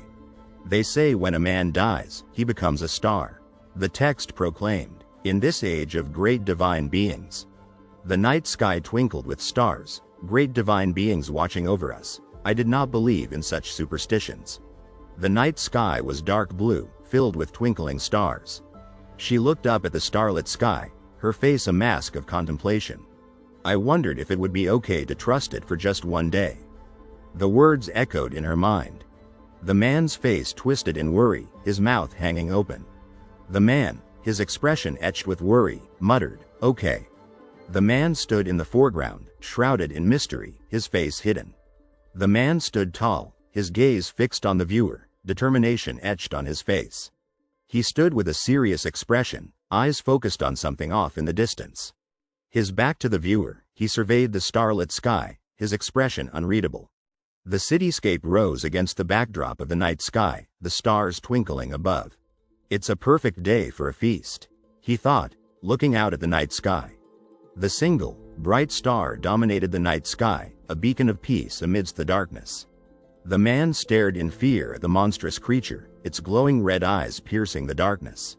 The monstrous Balrog, a creature of fire and rock, stood amidst a bed of flames, the embodiment of impending doom. The Balrog's fiery breath, a wave of destruction, threatened to engulf the city. The man, his arms outstretched, fell through the air, engulfed in flames, held aloft by an unseen force. A dark, ominous area pulsed with a golden light, radiating danger and mystery.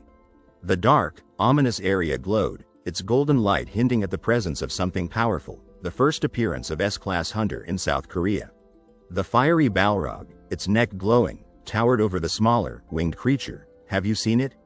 The person who sliced Balrog's neck in one blow.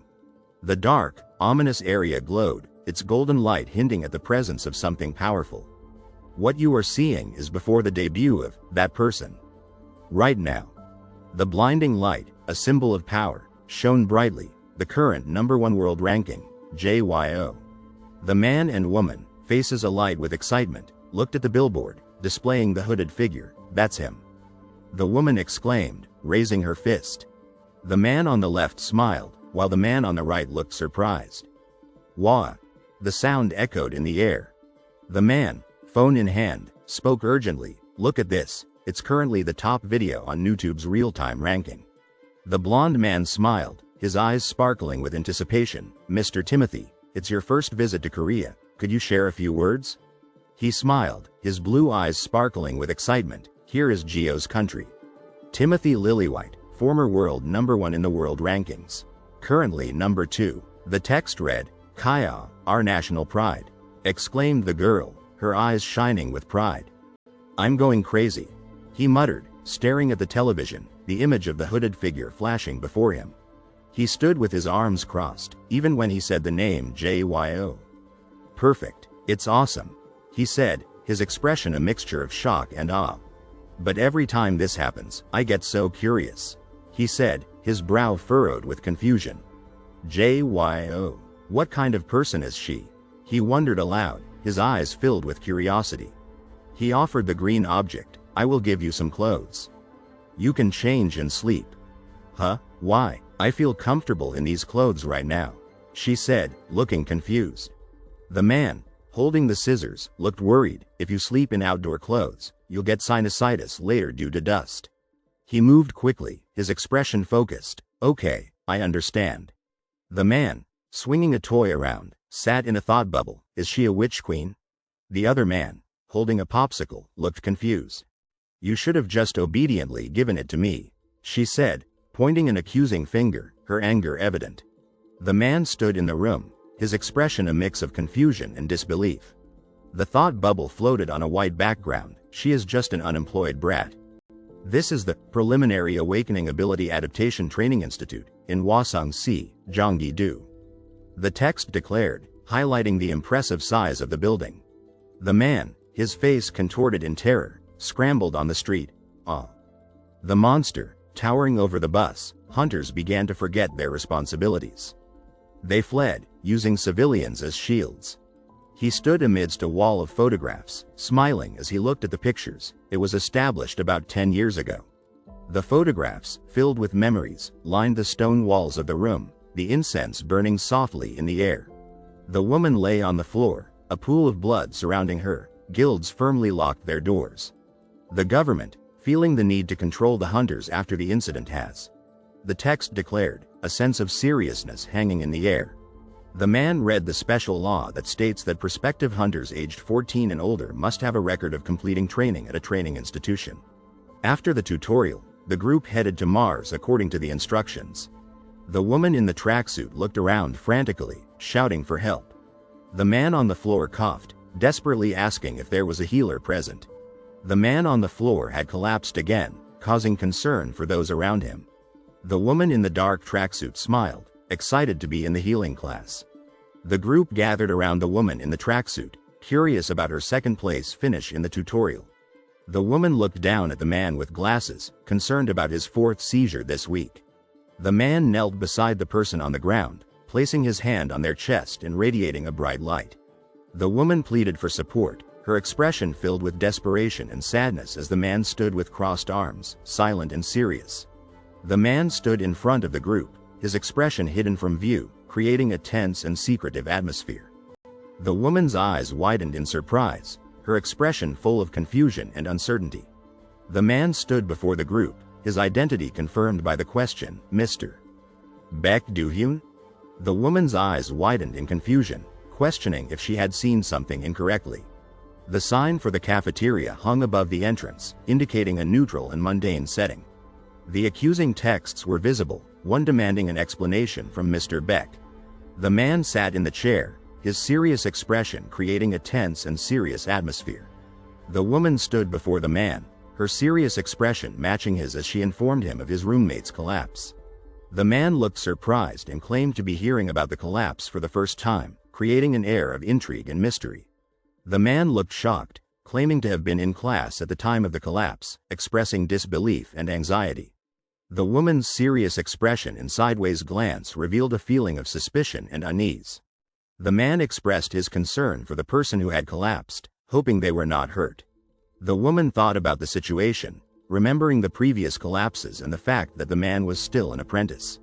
The woman clenched her fists in annoyance, arguing with the man who proudly boasted about his praised first aid skills. The man confidently asserted his knowledge of the woman's indirect approach, only to be interrupted by a text message that shocked her. The man looked confused, asking if the text message was from the woman, revealing their surprise and confusion. The man read a text message from the training center operations team regarding his new roommate, creating a sense of anticipation and curiosity. The man's smile and intrigued expression indicated his curiosity about something he had discovered on his phone. The repetition of, "I beg your pardon," conveyed a feeling of confusion and disbelief. The man's shocked expression and open mouth hinted at something surprising that had just occurred. Honghae, the apprentice hunter, sipped calmly on his drink, enjoying the casual setting. The man looked surprised, reading the text that revealed Baek Do-hyun as his potential roommate. The man excitedly shared the news about his roommate, having heard it directly from the instructors. The man worriedly expressed his fear of Baek Do-hyun. wondering if he would be looked down upon because of his origin.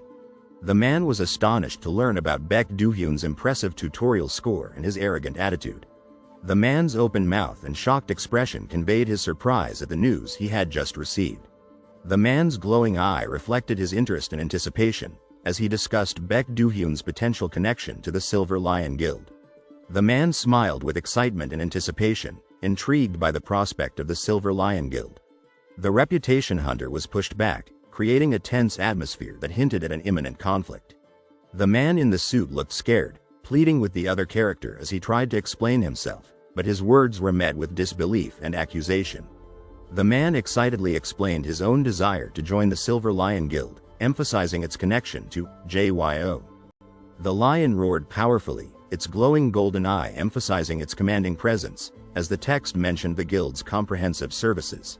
The man with white hair looked determined, hoping to see Baek Do-hyun in person if he joined the Silver Lion Guild. The group of men stood in line, their backs turned, expressing their concern about the potential challenge posed by Baek Do-hyun joining the Silver Lion Guild. The man looked confused, questioning his friend's perception of Baek Do-hyun as a rival, considering they weren't even in the same class. The men looked up, their expressions reflecting their concern about Baek Do-hyun's apparent A-grade status, which was evident from his presence. The man with blue hair smiled confidently, standing in line with other hunters, ready for the next step. The man looked confused, anticipating the swarm of scouts eager to recruit Baek Do-hyun after the registration. The man wiped his forehead, looking distressed, as the text suggested a change in strategy, focusing on becoming friends with Baek Do-hyun instead of seeing him as a rival. The man looked concerned and shocked, expressing his belief that Baek Do-hyun wouldn't be the one to initiate contact. Seong Tak Hong, what's wrong? He asks, looking concerned. You're Honghae, right? The man with dark hair asks, his smile confident. The man with glasses looks surprised, worry etched on his face. Yes. He replies, his gaze fixed on a faded image of a person behind him. Inner thoughts swirl in his mind. Nice to meet you. I'm Baek Do-hyun, your roommate from today. The man says with a warm smile. Please take care of me. He says with a friendly gesture, his hand extended towards the viewer. The man with glasses beams, his smile wide and enthusiastic. All right, please take care of me, Do-hyun Hung. He says, his arm outstretched and his smile bright. The man with dark blue hair stares intently at something in the distance, his expression serious. A burst of light fills the background. The golden rule, Honghae, the sun declares, its eye peering out from the center of its radiant, starburst form. A small piece of the puzzle from a world in disarray. The text above them reads, the young man in the navy blue tracksuit extends his hand to the young man in the black and white tracksuit, offering a bond forged in their shared experiences as hunters. Do-hyun made up his mind. The text above the character's feet reads, this time, before this piece is sadly shattered. The text below them warns. The hooded figure, bathed in the soft glow of the orb, stands calm and focused against the backdrop of a star-studded sky. He will lead him to his beloved little queen. The text proclaims. The figure, a determined presence against the dark canvas, sets out on his journey. A white light shines brightly in the center of the image, reflecting off the surface of a still body of water. A single music note floats in the sky, symbolizing a moment of peace and harmony amidst the azure expanse. The music note soars through the air, leaving a trail of its melody as it glides over the white sands of the beach. The music note, a symbol of serenity, hangs in the clear blue sky, echoing a sense of peace that pervades the beach. The man, his long blue hair framing his thoughtful face, runs a hand through his chin, lost in contemplation. A shock of surprise flashes across the man's face as he gazes towards the left. His confidence exudes from his posture, a feeling of joy and peace radiating from him. His gaze meets the viewer, an air of mystery surrounding him. The sun shines brightly, its warmth reflected in the musical notes that dance in a circle beneath the clouds. The white buildings stand tall against the shimmering blue ocean, a tranquil scene of serenity and peace. The man with blue hair and a gold earring rests his hand on his chin, lost in thought. A feeling of joy and peace radiate from him, his confidence palpable. F*CK, it looks like SH*T. He exclaims in frustration. Why are you suddenly cursing and making such a fuss? This crazy bastard. The text below him quips. Just feeling really crappy. It's gotten even more uncomfortable. He says. I feel more uncomfortable around you. You seem like a really bad guy, you know. The man with dreadlocks says, suspicion lacing his words. You mad dog, I really am a bad guy. Have you realized it just now? The character confesses, a hint of vulnerability in their voice. A smirk plays on the character's lips, a gleam in their eyes suggesting a sense of amusement or satisfaction. There are different kinds of bad guys, and you seem more shady and sneaky. The text reads, that hurts my feelings, bro. The character replies, their expression a mix of hurt and sadness. Stop acting like you're so fragile. You damn bastard, you're making me feel sorry. The character with white hair yells, their voice dripping with annoyance. The character with blue hair looks confused, his hands folded in front of his chest. A cell phone, a margarita glass, and a glass of red liquid rest on the table, a scene of calm relaxation. Shish, I'm getting a call. The text reads, you're not trying to change the subject, are you? Another text asks. It's my boss. The final text reveals. The character smiles as their phone, displaying, child phone, on the screen, vibrates, signaling an incoming call. The character excitedly answers the call. Hello, Timothy. They say, their voice filled with anticipation. Yeah, I saw it too. Calm down a bit, huh? The character says, relaxing under the umbrella, enjoying a moment of peace. No, don't do that. They won't appreciate you showing up unannounced. The character with blue hair advises, concerned for their friend. Yeah, all right, then I'll try to find a solution. Maybe you should approach her later. The woman says, her smile suggesting a playful, casual tone.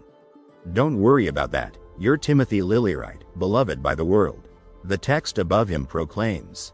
Me? I'll always be by your side. Wherever you go, I'll go too. The text below him assures. Did you figure out where Mad Dog is? You went all the way to Marrakesh to find him. The text reads, the man with blue dreadlocks stands in a thoughtful pose, his fist clenched. You couldn't find him? The text at the top asks. No, dear bro, don't be disappointed. It's okay, let's take it slow. Yeah, let's meet him in New York. The text below replies, assuring and calm.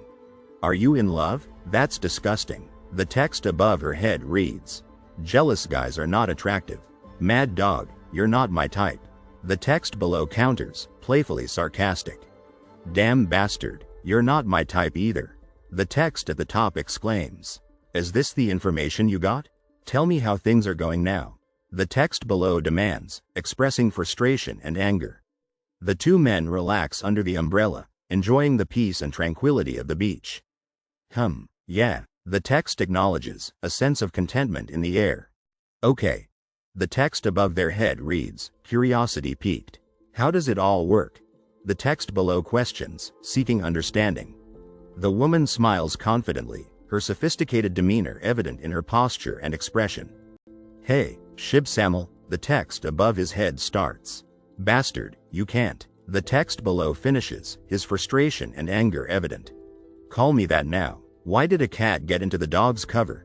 The text asks, curiosity and a playful tone. I tried to get rid of it before we met, but things turned out really strangely. Damn it, what are you saying? Tell me directly so I can understand. The text pleads, frustration and confusion evident. One man relaxes on a beach chair, his sunglasses reflecting the sun, while the other stands with a fist raised, his expression serious. A hand, smooth and white, gently lifts a light blue and black hat against a bright blue sky. I'm going to Seoul, the text declares against a blue and white sky, the words carrying a sense of hope and excitement. A man with white hair and light blue eyes smiles broadly, his hand resting on his chest, the blue sky behind him reflecting his relaxed state. A hand, wearing a white shirt, holds a hat in front of a blue sky dotted with fluffy clouds, the scene exuding tranquility. Don't worry, bro, we're lucky. The man says, his words carrying a reassuring tone, as the three friends relax on the beach, enjoying the sunshine. The man's eyes, a piercing blue, hold a dangerous power, an irresistible force that draws people in. What kind of shit is that? The man stares at the text, his face a mixture of shock and confusion, the pink and red background intensifying his surprise. "Hey, you there, you're Marimaldi, right?" The words appear above a group of people, their faces a mix of surprise and confusion. "Could you please give me an autograph?" The request hangs in the air, the characters around the blue-haired man filled with excitement and anticipation. Could I get a picture with you?" The man with blue hair asks, his words laced with awkwardness and humility. Timothy Lillywhite, the child of God, holds the world's largest shield, his strong build and confident expression radiating power and peace. Large white angel wings, a symbol of power and mystery, hover in the air, the inscription below revealing the identity of the mysterious figure. Assistant to the guild master of the Aegis Guild, trainer Guido Marimaldi, or the leader of a stateless terrorist group, 13th month. The executioner Kido, a figure of immense power, stands with his head bowed, his closed eyes reflecting the immense sadness and despair he carries. A man with white hair and piercing blue eyes looks to the right, his smirk a testament to his dominance and confidence. Meanwhile, around that time, Jian Jyo. The text reads, a blurred image of a building in the background adding to the air of mystery and anticipation. A bustling city scene unfolds, the towering building adorned with numerous signs and a large white banner, reflecting the energy and dynamism of urban life. A woman with black hair walks down the stairs, her sadness evident in her expression as she pulls a young boy along, the tall building and green trees in the background adding to the somber atmosphere. The Ranker's Guide to Live an Ordinary Life. The title proclaims in bold purple letters, the whimsical font and star-like pattern creating a sense of wonder and excitement about the ordinary life the Ranker seeks. A white sign with blue edges, announcing the Special Management Division for Artistic Prototypes, stands before a mysterious building, its words hinting at secrets and intriguing possibilities. The woman's eyes widen in confusion as she reads the text on her phone. "Look, he's handsome, right?" A man with short brown hair smiles broadly, holding up his phone to show a picture of two men. "He is my brother," he says. The woman stares at the phone, her expression one of shock and disbelief. "Doesn't he look just like Jyo?" The text above her head reads. "What?" the text asks, the simple word echoing the shock and disbelief it conveys. "Are you talking about me?" the text queries, leaving a lingering sense of curiosity and confusion. The man beams, a proud smile on his face as he looks at his phone. "Keep it a secret because I'm only telling you the fact that my brother is Jyo," he says. "I look like a guy? Do I also look that fierce?" the text asks, the blurred background with a blue-purple hue adding to the sense of confusion and uncertainty. The man laughs, "Lala," he says, his confused expression and laughter only intensifying the feeling of confusion. "What does he say?" the text below him asks. The woman's eyes widen in shock, her mouth open in surprise. "Do girls nowadays like this kind of style?" the text above her head reads. "Even I have to admit that you're kinda good looking. You look a bit like a character from the History of the Three Kingdoms." The text below her says. "If my brother hears that, he'll come to kill you," the text bubble warns, its ominous tone creating a sense of threat. The woman's hand flies to her chest, her eyes wide with shock as she looks upwards. "Should I introduce you to him?" the text below her asks, her anxiety palpable. "Let's kill him," the text screams, a bold declaration of violence and determination, the blue rectangle below adding a chilling detail. "Your covenant," the reader of destiny, stands up and says that this is a self-defense that even the devil himself would approve of. The man lies on the ground, his head covered by a white hood. "Hey, you small dog." The voice booms. "How dare you treat her so rudely?" the words in the blue box revealing the speaker's anger and disapproval. The woman, with short black hair and purple eyes, looks worried and distressed, a man's arm wrapped protectively around her shoulder. "Becoming a world champion has led to imposters like this," the text bubble bemoans, expressing a sense of disappointment and frustration. "Yoon Kong Jae, are you lying again?" the text above the woman asks, her open mouth and wide eyes revealing her doubt and suspicion. The man, confident and calm, holds a white phone in his hand, his unconcerned expression contrasting with the woman's worried expression behind him. "Ignore him, he's a classmate of ours and he's always making up stories about his brother or whatever," the woman with long blonde hair says, her words filled with distrust and annoyance. That's right, he's lying. The man agrees, it's all part of his imagination. He's clinging to you because you're new here. The text below him adds. The woman smiles, her hand to her ear, her excitement evident. I'm Seo Gahyun. You're Jeon Jyo Unni, right? She says. Kong Jae's brother is indeed a hunter. And he's a ranker, too. The text above her head reveals. The woman's eyes widen in shock. What? It's my first time seeing him. She exclaims, her surprise apparent. Really? It seems like you're not interested in hunters or guilds, Unni. The man with black hair says. Don't you know Yoon Aoi Seo? He is ranked 29th at the Invibe Guild. The man with short brown hair sits in the room, his eyes closed, a peaceful smile gracing his lips. The blonde woman points at the short-haired woman with her phone, a surprised expression on her face. Then what do you like, Unni? Do you want to see our cat? Her name is Nana, she asks. The man sits in the room, surrounded by desks and chairs, his face contorted in shock and fear. Here we go again. The blonde woman sighs, her exasperation evident. Don't pay attention to him, Unni. She says, the short-haired woman looking timid and embarrassed. The woman with short black hair looks relieved. A weight lifted from her shoulders. It seems like the storm has passed, she murmurs. The woman with short black hair ponders, her thoughts swirling in her mind. A hand, steady and calm, holds a black smartphone, the camera pointed directly at the viewer. G-Rock, G-Rock. The text bubbles exclaim, the black cat emoji and the purple HHH, sound effects adding a playful touch to the scene. Do you know Invibe? Give me some information. The blue text bubble asks, the black cat emoji adding a touch of curiosity to the question. Where are you and what are you doing? The man's words echo in the silence, a hint of concern in his voice. The man's worry is evident in his furrowed brow, his eyes fixed on the screen of his phone. Why are you chatting during the meeting again? The words pierce the air, sharp and critical. The man with gray hair points at the whiteboard. Why are you chatting during the meeting again? Invibe? Isn't that the guild under Twilight? What's with this unexpected mention? The man's curiosity is palpable. You, as the guild leader, are the most unexpected person. The words hang in the air, heavy with unspoken implications. Invibe? They did pretty well in the early days, but it went downhill after Night Snack King got involved. The man's voice drips with sarcasm. Domi, were you up to something too? The man's words, tinged with suspicion, hang in the air. He is a rootless thug. The man with glasses says. Anyway, let's say they aren't thugs, but international active gangsters. Ha ha ha, that statement is top secret. The man with glasses says. You know that, right? They're worthless trash. Don't pay attention to them and focus on your studies. The words, though harsh, offer a reassuring message. The man's gaze is intense, his expression unreadable, his silence heavy with suspicion. Why did Invibe fail? The man's question hangs in the air, his disappointment and concern palpable. Our leader may be young, but you don't know about a famous incident? The man's words are laced with a hint of pride, his eyes reflecting a glimmer of the past. Don't you know that they neglected their duty as hunters, causing a significant crack, and then disappeared?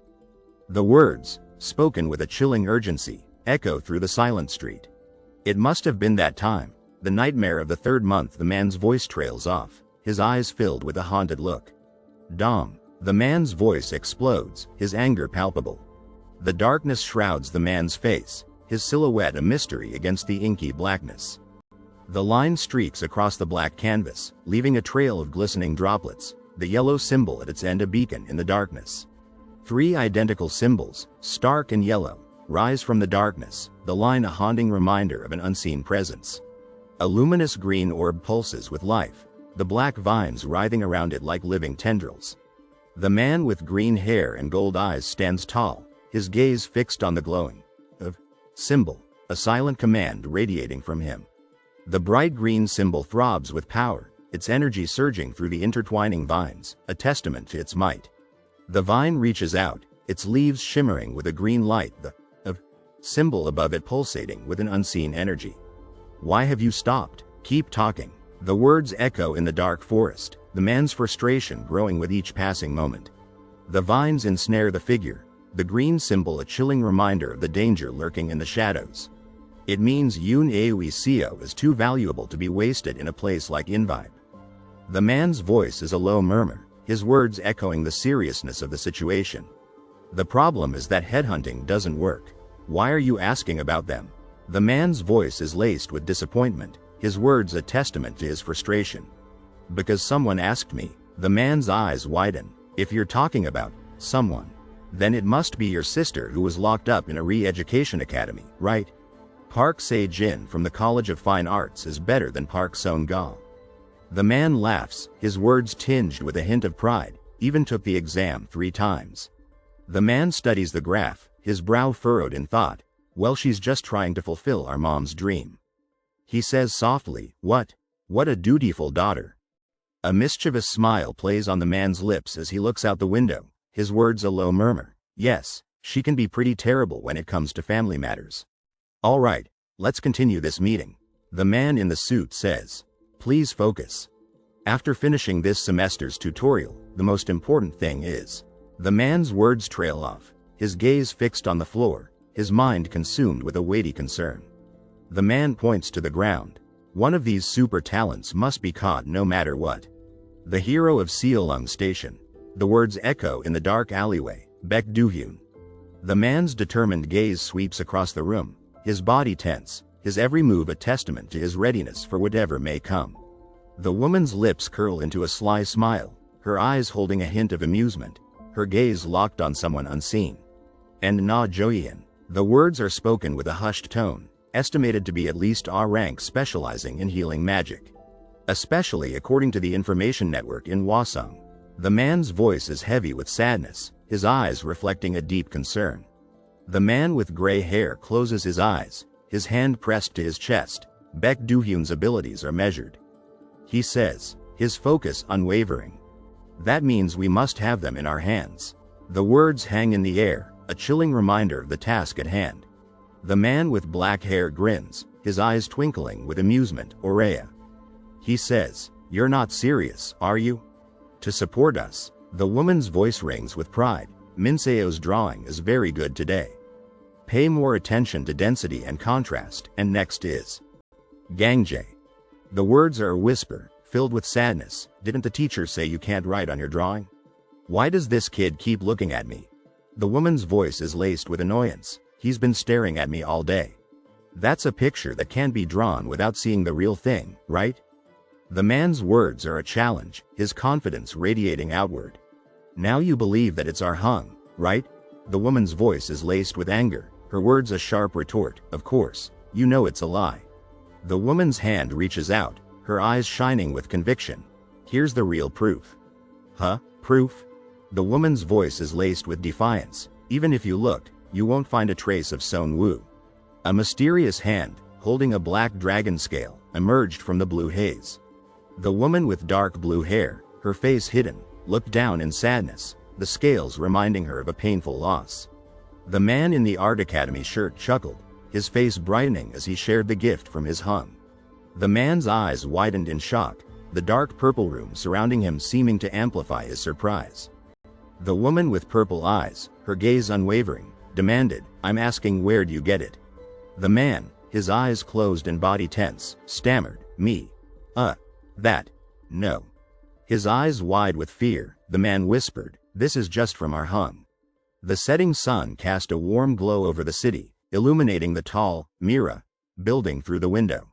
Your covenant, reader of destiny, whispers to you to calm down.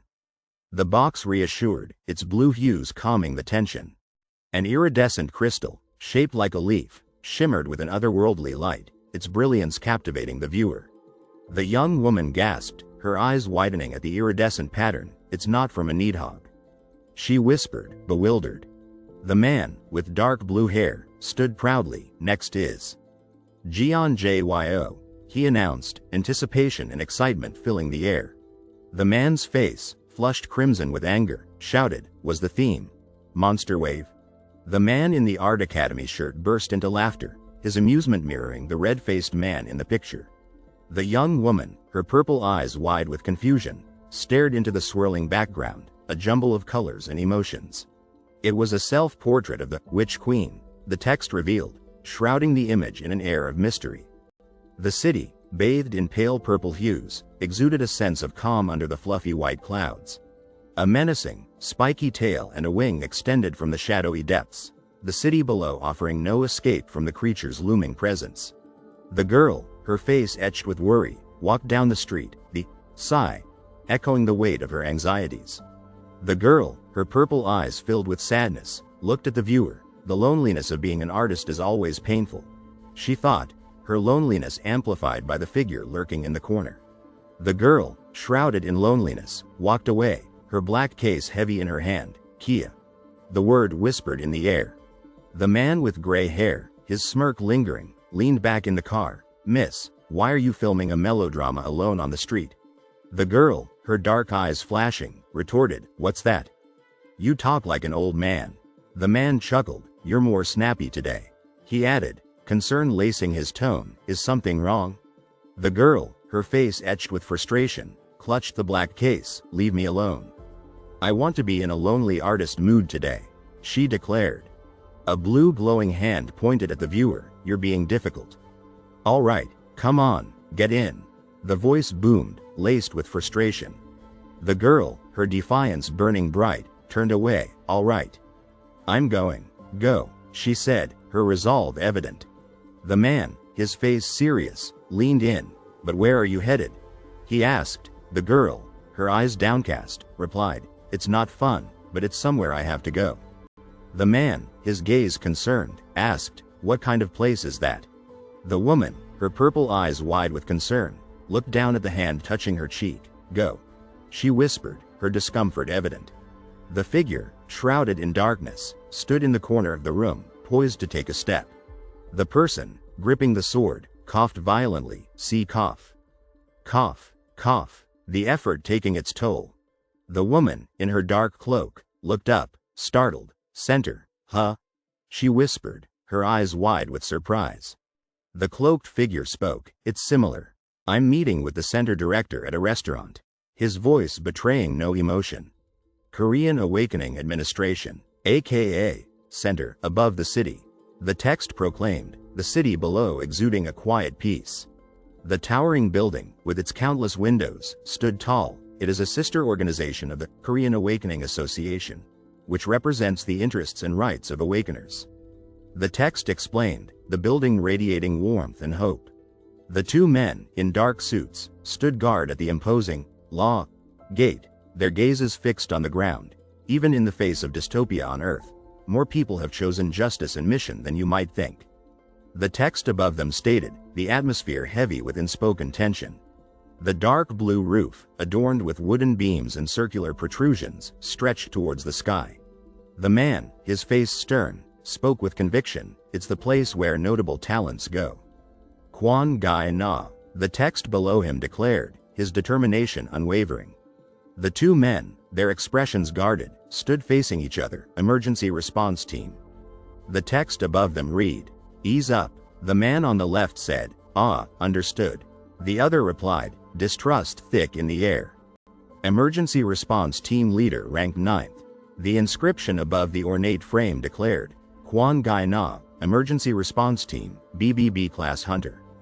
The text inside proclaimed, the golden frame radiating an aura of power and authority.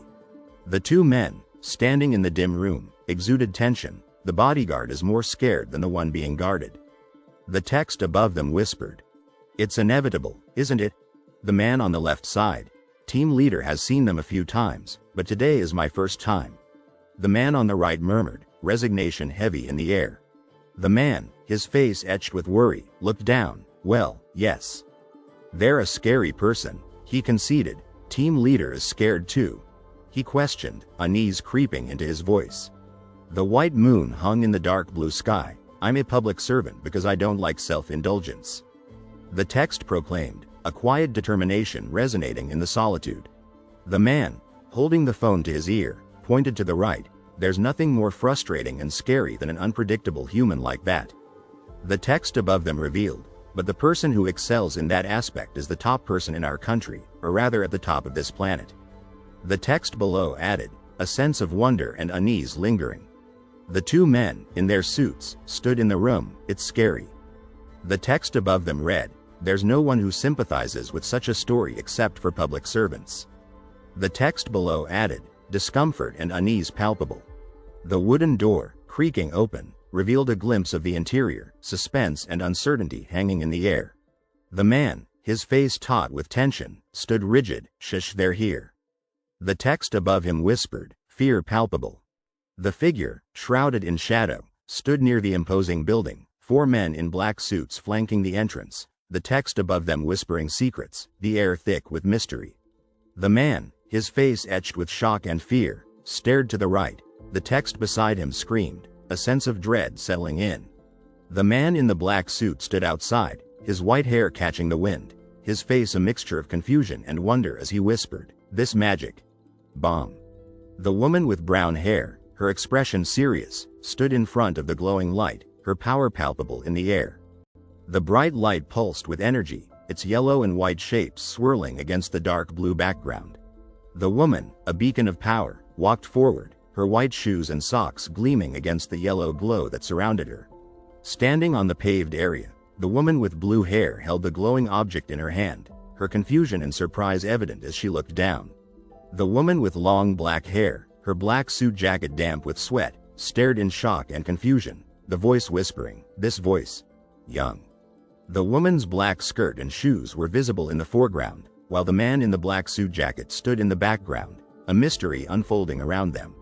The man, his black hair disheveled, stared at the ground, his eyes wide open, his disbelief palpable in the yellow glow that surrounded him. The character with short black hair, their face covered in black liquid, looked worried and distressed as the other character, their eyes wide open, pointed at them, shouting. The character's face, their dark eyes slightly open, was bathed in sweat, their concerned and confused expression clear as a hand touched their forehead.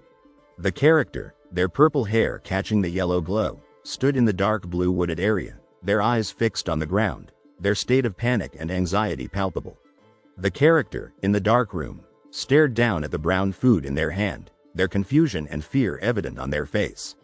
With a calm and contented expression, the character held a piece of food with chopsticks, bringing it to their mouth, their delight and excitement evident. The three characters sat at the table in the restaurant, the first and second characters focused on their food, while the third character, in a friendly mood, spoke. The second character, with a smile and a hand on his chin, spoke to the first character, who stood in shock and confusion. The anticipation for Timothy Lillywright's arrival filled the air, as the text above the Korean food dishes spoke of his arrival and the deliciousness of the meal. The text on the page discussed the role of an official envoy, the atmosphere serious and formal, contemplating the meaning of the visit.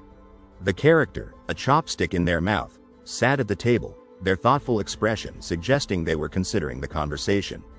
The girl, her face defiant, held a piece of meat with chopsticks, her anger evident in her expression. The man, with a smile on his face, reached into his suit pocket, his nervousness evident in his words. The girl with black hair, wearing a black hooded jacket, looked worried as a slender hand reached towards her.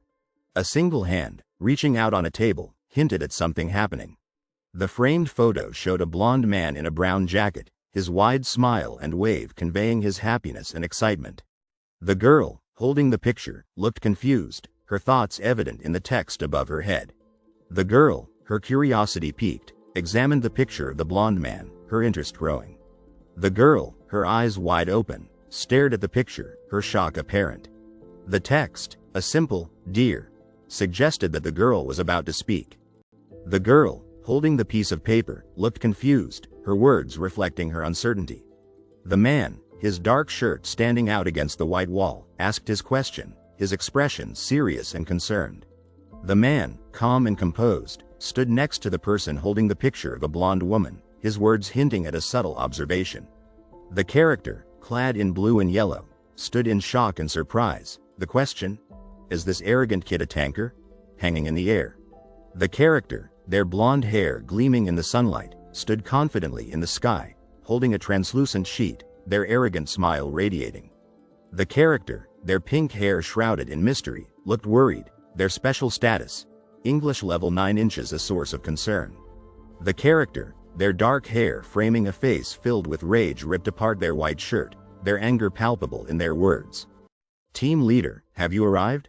He paces the city streets, his brow furrowed, searching for someone. So, the man sits in his office chair, nervously fiddling with his tie, a sense of uneasiness clouding his features.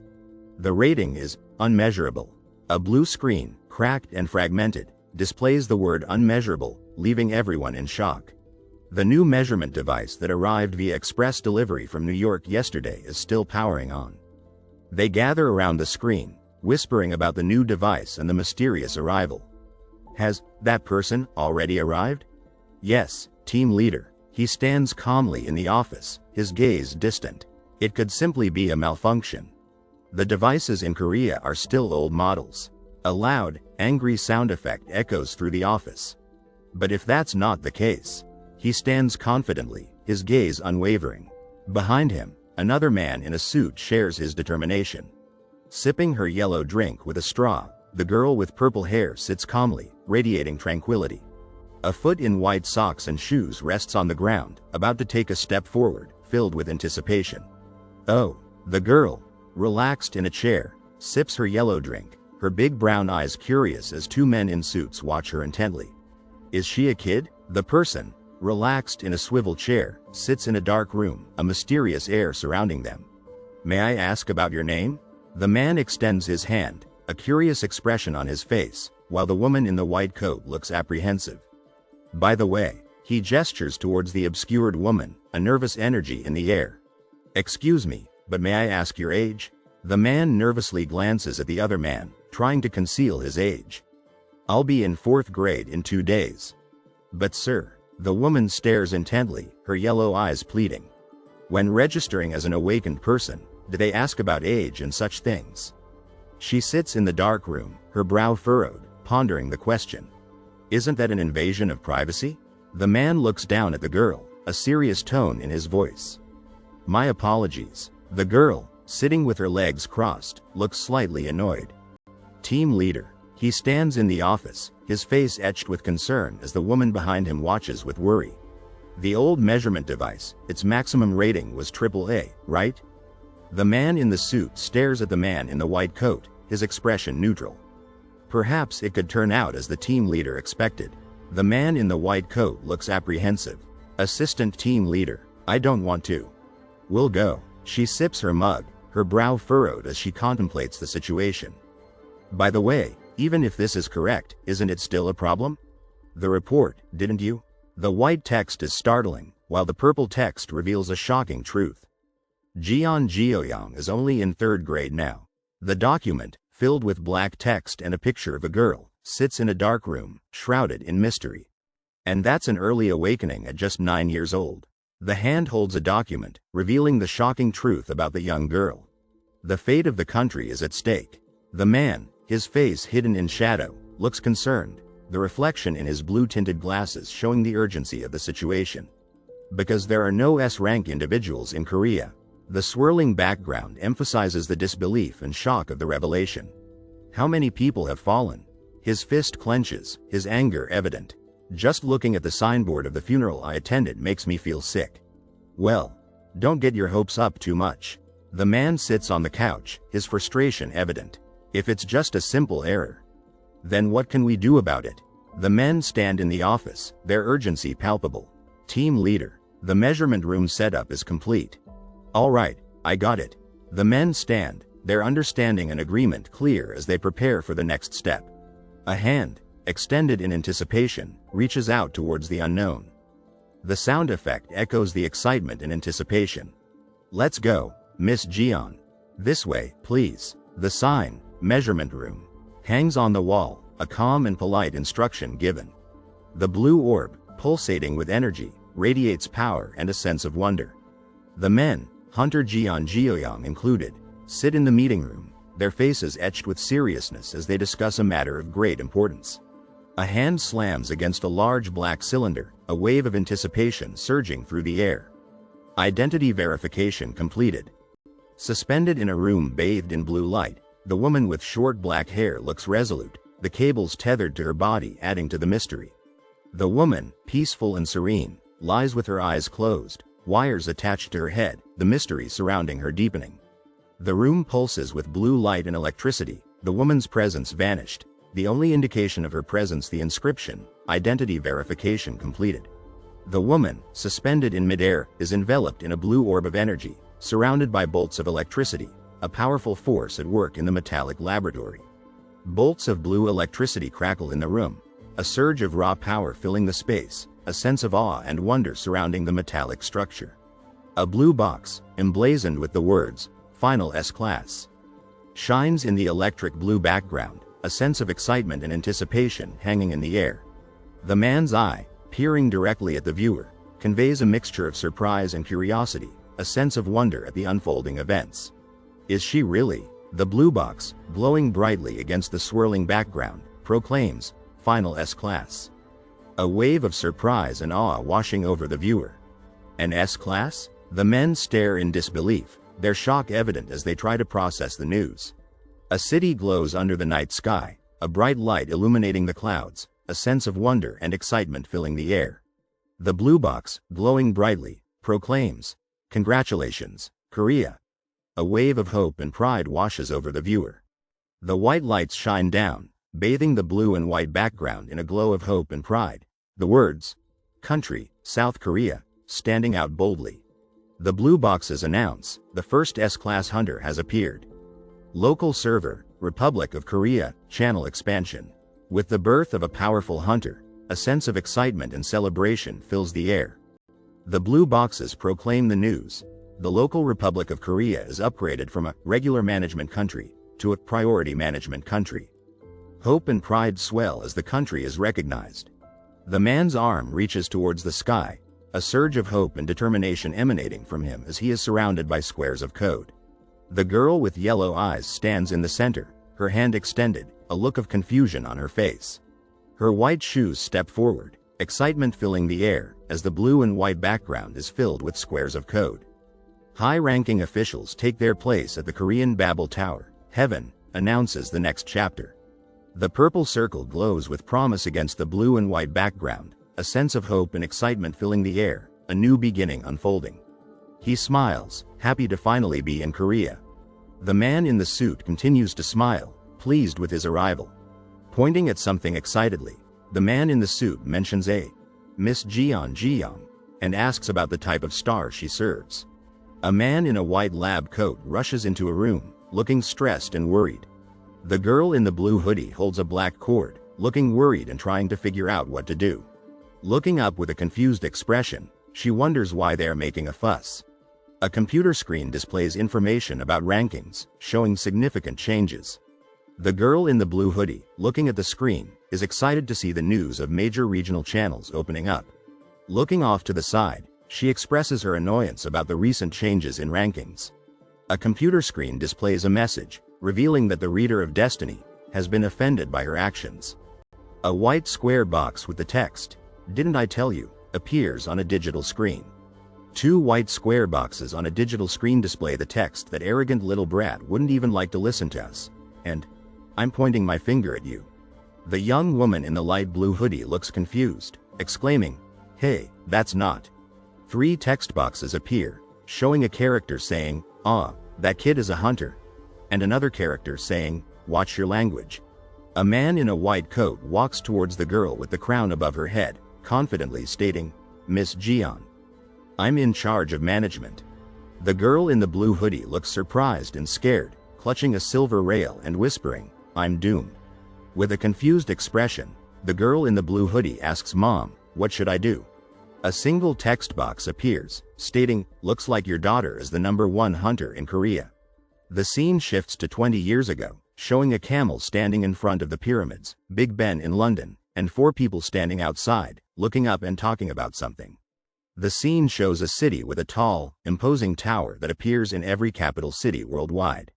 A group of people watch a news report about the mysterious tower, looking concerned and worried. A hand holding a newspaper conveys fear and anxiety with the text, "Mom, I'm scared."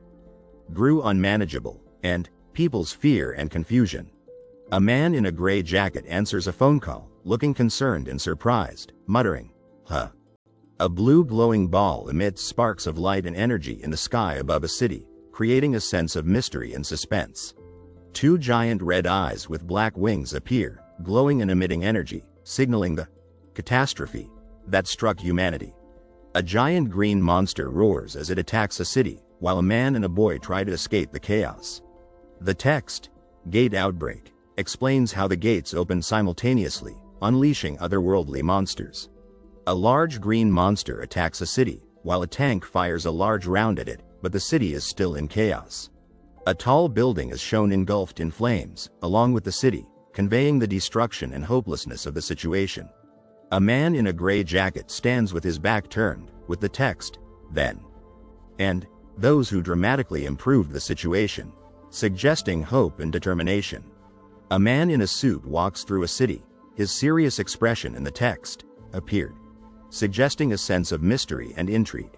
The city, viewed from above, looks clean and modern, with the text, Since that day, the world changed, conveying a feeling of wonder and hope. A title written in Korean in a bold, Gothic font surrounded by magical symbols evokes a sense of power and mystery.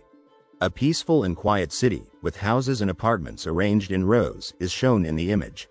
An open gate leads into a house, with the text, Currently at Sabyul 1 Dong, Jeon's house, indicating a sense of security and peace. A woman with long purple hair looks down, surprised and shocked with the text, Oh. A woman with brown hair looks excited and focused as she plays a game on her phone. A woman with long purple hair looks down, shocked and surprised, with the text, Jo. and Jeon Jyo. A man with dark hair wearing a black jacket and turtleneck stares with a serious expression, creating a sense of mystery and intrigue. A golden frame with a star and crescent moon declares, Jeon Ryuk second S rank hunter in the Jeon family, exuding a feeling of power and prestige. One man in a black shirt angrily tells another man in a gray hoodie to either listen to him or read his cacao messages. A woman with purple hair relaxes outdoors, stating she finished the last one and looking forward to chicken for dinner. A man in a gray hoodie adjusts his headphones indoors, appearing annoyed by being interrupted. A woman with purple hair indoors wonders if Yulolgorogi found Nuna. A man in a black suit walks towards another man in a gray hoodie, angrily questioning why he doesn't even bother checking the news channels. A man with black hair looks down at his smartphone with a surprised and excited expression, exclaiming, Look at this. A man angrily looks down at a news article about the capture of the 42nd floor of the U.S. Babel Tower, expressing his disappointment. A woman with purple hair looks annoyed and disgusted, covering her mouth with her hand and commenting on Americans. A man with black hair stands with his arms crossed, looking smug and satisfied. One man in a black jacket stands with his head down, looking ashamed, while another man in a gray hoodie looks at him, hand on his chin. The man, wearing a black jacket, pointed towards the tower and shouted, Please stop playing around and let's conquer the tower. He held the woman, who was calm and composed, in his arms and shouted, You lazy idiot. The text, The changed genre of the world is, appeared in the middle of the image. Her mischievous expression made her seem excited and ready for anything. The text, The awakened, namely, the age of hunters, appeared in the middle of the image and, the lowest level of the Tower of Babel from which these individuals emerge, appeared in the corner. A large, dark blue circle surrounded by flashes was visible in a doorway, and the text, is called the tutorial, was visible in the corner. An empty box, except for a small mechanism, was surrounded by gold stars, and those who receive the tickets of Babel appeared at the top of the image. Through this tutorial, they become awakeners. Was visible at the top of the image, once awakened, appeared in the middle, and they grow through two roots, appeared at the bottom. The two men, determined and resolute, stood in front of the tower, their eyes focused on the climbing the high difficulty tower by risking their lives. Goal. The man, blurry from the action, looked to the right, his arm barely visible. Jailbreak faction, was visible above the men. The man, with black hair and dark eyes, looked down, a serious expression on his face. Jeon Ryuk, my little brother, appeared above him. He stood proudly, a silver sword in his hand, with blurred figures in the background. The 4th S rank in our country, appeared above him. The clouds and moon in the sky were a mysterious sight. The text, a guy with exceptional competitiveness since childhood, appeared above the clouds. The large brown bear, with red eyes, looked dangerous as it stood in the forest. As soon as he received the tower ticket, he jumped around like a fish out of water. Appeared below the bear. The man with blue hair, looking up at the sky, seemed concerned, with something blurred in the background. A dark shadow emerged from a hand, creating a sense of danger. The large bear with red eyes roared, its dangerous presence filling the scene. The man with blue hair, holding a silver sword, stood on a path, looking serious. The bear was in the background. The man with black hair and golden eyes looked determined and powerful. The man, surrounded by light, fell to the ground, holding a silver sword. The man, wearing a black jacket and turtleneck, stood in the forest, his hands held to his chest, a serious expression on his face. "It's nothing much," was above his head. The woman, with black hair, stood in a brightly lit room, her back turned, her eyes looking to the right. "There are cases that devour all ecosystems," was below her. The woman, smiling, stood in a room surrounded by a bright white light, with a large figure in a white cloak emitting light above her. Being chased by the stars is said to be harder and rarer than winning the lottery. Or the Super Bowl, was above her head, and the so-called star chooser was below her head. The woman, holding a scythe, stood on the dragon-like creature smiling with white hands reaching out. "That's me, and currently ranked third in the world, first in the Republic of Korea," were above her head, and the Witch Queen, JYO, was on the left. The woman, wearing gray pants and a jacket, walked towards a door, looking nervous and concerned. However, the "Me at home is just," and Jian JYO, "Are you home?" appeared above her. The woman, with long black hair, looked startled with her mouth open and wide eyes. "Oh, yeah," appeared above her head. The woman, wearing a black jacket and a white shirt, looked down at her phone, holding it in her hand. Jian He, third-year high school student and YouTuber, was in the corner of the image. The man pushed the woman, who tried to get away. "Hey, GM, did you have a good day at school?" appeared above her, and, "But you'd better get out of here," and Mrs. Park found it, appeared below her. The woman with blue hair looked shocked with her eyes wide open. Mock exam report card appeared above her. The woman with blue hair, wearing a gray hoodie and a shirt that said, "Break," looked angry and annoyed. "Why did you hide that, you idiot?" appeared below her. The man, with a stern expression, pushed the woman in the gray hoodie, who looked scared and surprised. When is mom coming?" was above her head. The woman, with her right hand outstretched, looked surprised and curious. 5 appeared above her head, and 5 minutes appeared below her. The woman, with her left hand raised and her right hand on a large white circle, looked calm and confident.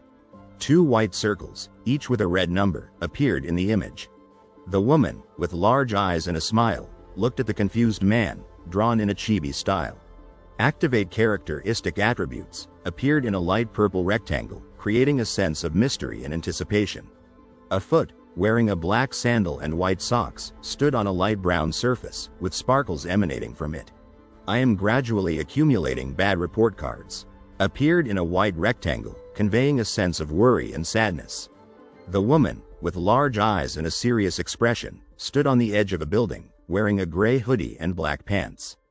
A part-timer in the Republic of Korea appeared in a white rectangle with a red star shooting across the bottom.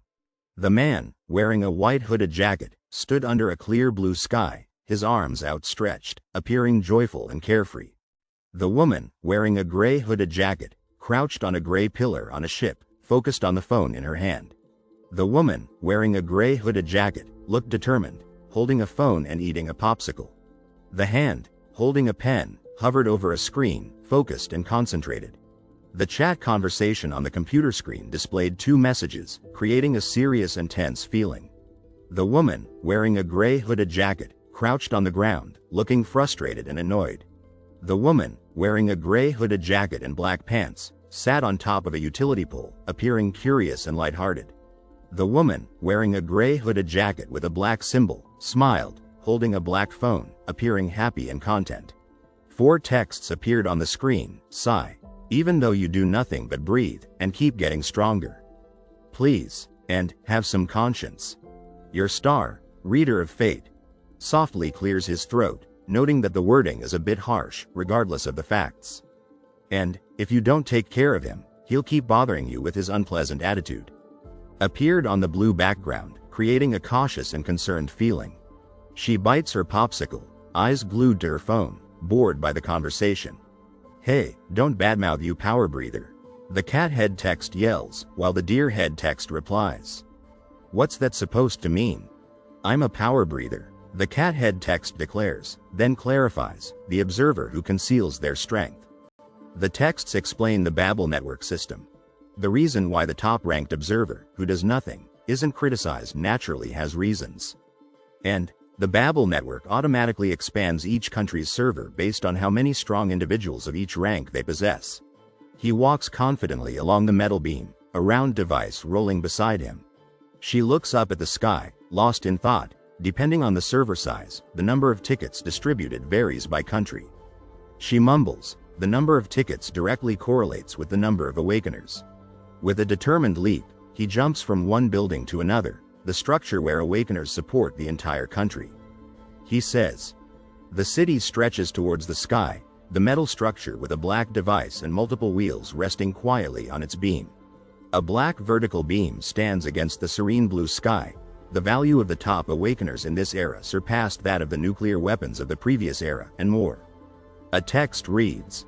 4 towering black structures pierce the clouds, reaching for the sky, a testament to a futuristic world.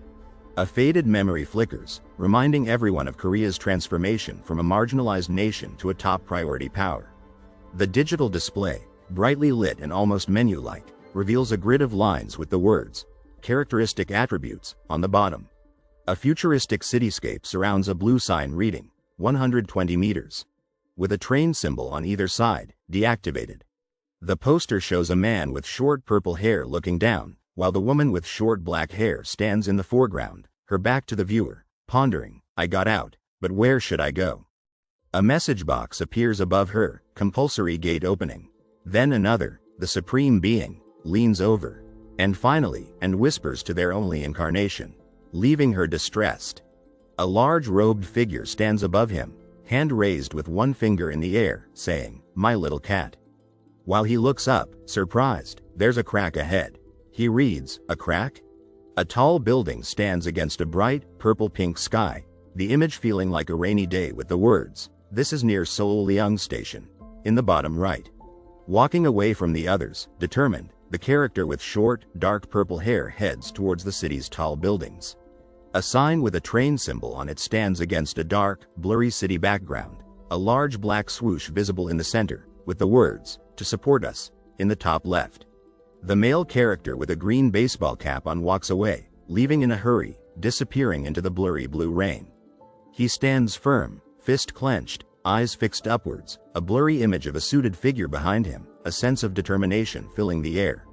Emergency alert. The phone screams, the time 7:25, as a startled figure looks up, gate outbreak. Gate outbreak. The text warns, a sudden gate opened. Residents in the vicinity, please evacuate swiftly to a safe location. The red outlined text urges, the cityscape behind it reflecting the urgency of the situation. His wide eyes, staring straight ahead, reflect a sense of unease, a fear possibly born from the recent events. A swirling vortex of dark blue and purple energy dominates the scene, a subway station sign on the right side of the image, highlighting the chaos and destruction. The black and yellow box with Seoul emblazoned on it sits in the middle of the image, exit, on the right. The swirling vortex in the background adding to the sense of fear and uncertainty. A large hand lifts a blue car skyward, causing the person with long dark hair to run in terror, a scene of panic and fear. A large creature, its expression menacing, attacks a dark blue and purple vortex of energy, a scene of power and danger, a battle between supernatural forces. 3 spider-like creatures, shiny and 8-legged, stand in the middle of the image, their legs reaching towards the left. Aren't those desert spiders? The text warns, filling the scene with fear and danger. The cityscape becomes a backdrop to the character's worry, it's not safe to go alone. It'll be troublesome to clean up, too. The text warns, as they look around, concerned and anxious. She looks worried and confused, this is a mess in the Korean peninsula. The text reads, "Didn't they say it's a grade 6 dungeon? Citizens, please move this way." The man in the black uniform shouts, his hand to his face, looking worried and distressed. He raises his hand, holding a red stick, looking to the right. "Please move calmly according to the instructions," he calls out as people run behind him, down the hallway. The man in the green shirt pushes her, "Move calmly." The text reads, as she looks angry and annoyed. He looks worried and distressed, ouch. The text above his head reads, "If anyone is injured, please let us know." Walking on the crosswalk, she appears confused and worried. Your diligence in devotion, reader of fate, asks if you're still there. The text above her reads, "You clearly didn't inform us that there would be a gate ahead. Who spoke ambiguously and caused this mess?" The text reads her expression angry and annoyed. "I thought it was nothing serious." She smiles evilly, looking to the right, no answer. "Are you upset?" The text above her head reads. The man in the black uniform, CRT, visible on his chest, points at her, looking concerned. "All right, I just need to go home quietly." She thinks to herself, "Student, come over here," he calls out. She looks left, hand behind her head. "Me?" She thinks, "Why? It's too dangerous to move alone right now." The text reads, "Even if you're scared, please follow our guidance. Student, especially in times like this, you should listen to public officials." The woman advises, looking concerned, "That's the only way we'll all be safe together." He looks down, worried. "No," he says, "my mom and younger siblings are waiting at home." Walking down the stairs, his concern evident. Worrying won't solve anything. We'll be able to go back soon." The woman with dark gray hair reassures, holding the other woman's hand. "No." The other woman replies, pulling her along, determined. She looks to the left, puzzled. Is this the essence of being Korean? She wonders, contemplating the meaning of something. Rescue team arrived. The text reads, as he hangs from the rope, looking determined, "Close the gate immediately as the rescue team is entering." He stands, holding a large purple ball of energy. "Sorry, Officer Kwan, but," he says, looking concerned, "you can't close it. My child is still inside the station." The woman cries, looking distressed, "Please calm down, ma'am." The man reassures, "Subin, please save our Subin." A large blue ball of energy swirls and glows in the center of the image. Soljong 2 inches reads the sign, the energy powerful and dangerous. He stands, arm extended, a large blue ball of energy below him, his face determined, ready for action. He reaches out to her, a worried expression on his face. "Oh my. Subin," he says, looking helpless, as the woman on the ground looks up at him with fear. "If the other hunters get to it first, our profits would dwindle." The man and woman are arguing near the entrance of the building. "Mom's son, hey strong, go home right away before your identity is exposed on the World Channel." The message reads. "There's no data," she yells, her face filled with frustration. "I'm really trapped. It'll take quite a while for the situation to be resolved in normal passage to resume." She thinks to herself, her chin resting in her hand. "I did come out without thinking, but that doesn't mean I had no intention of going back home," she says, looking down at her feet. A shadow looms in the background as she looks on in shock. Come to think of it, this might be the safest place, she decides.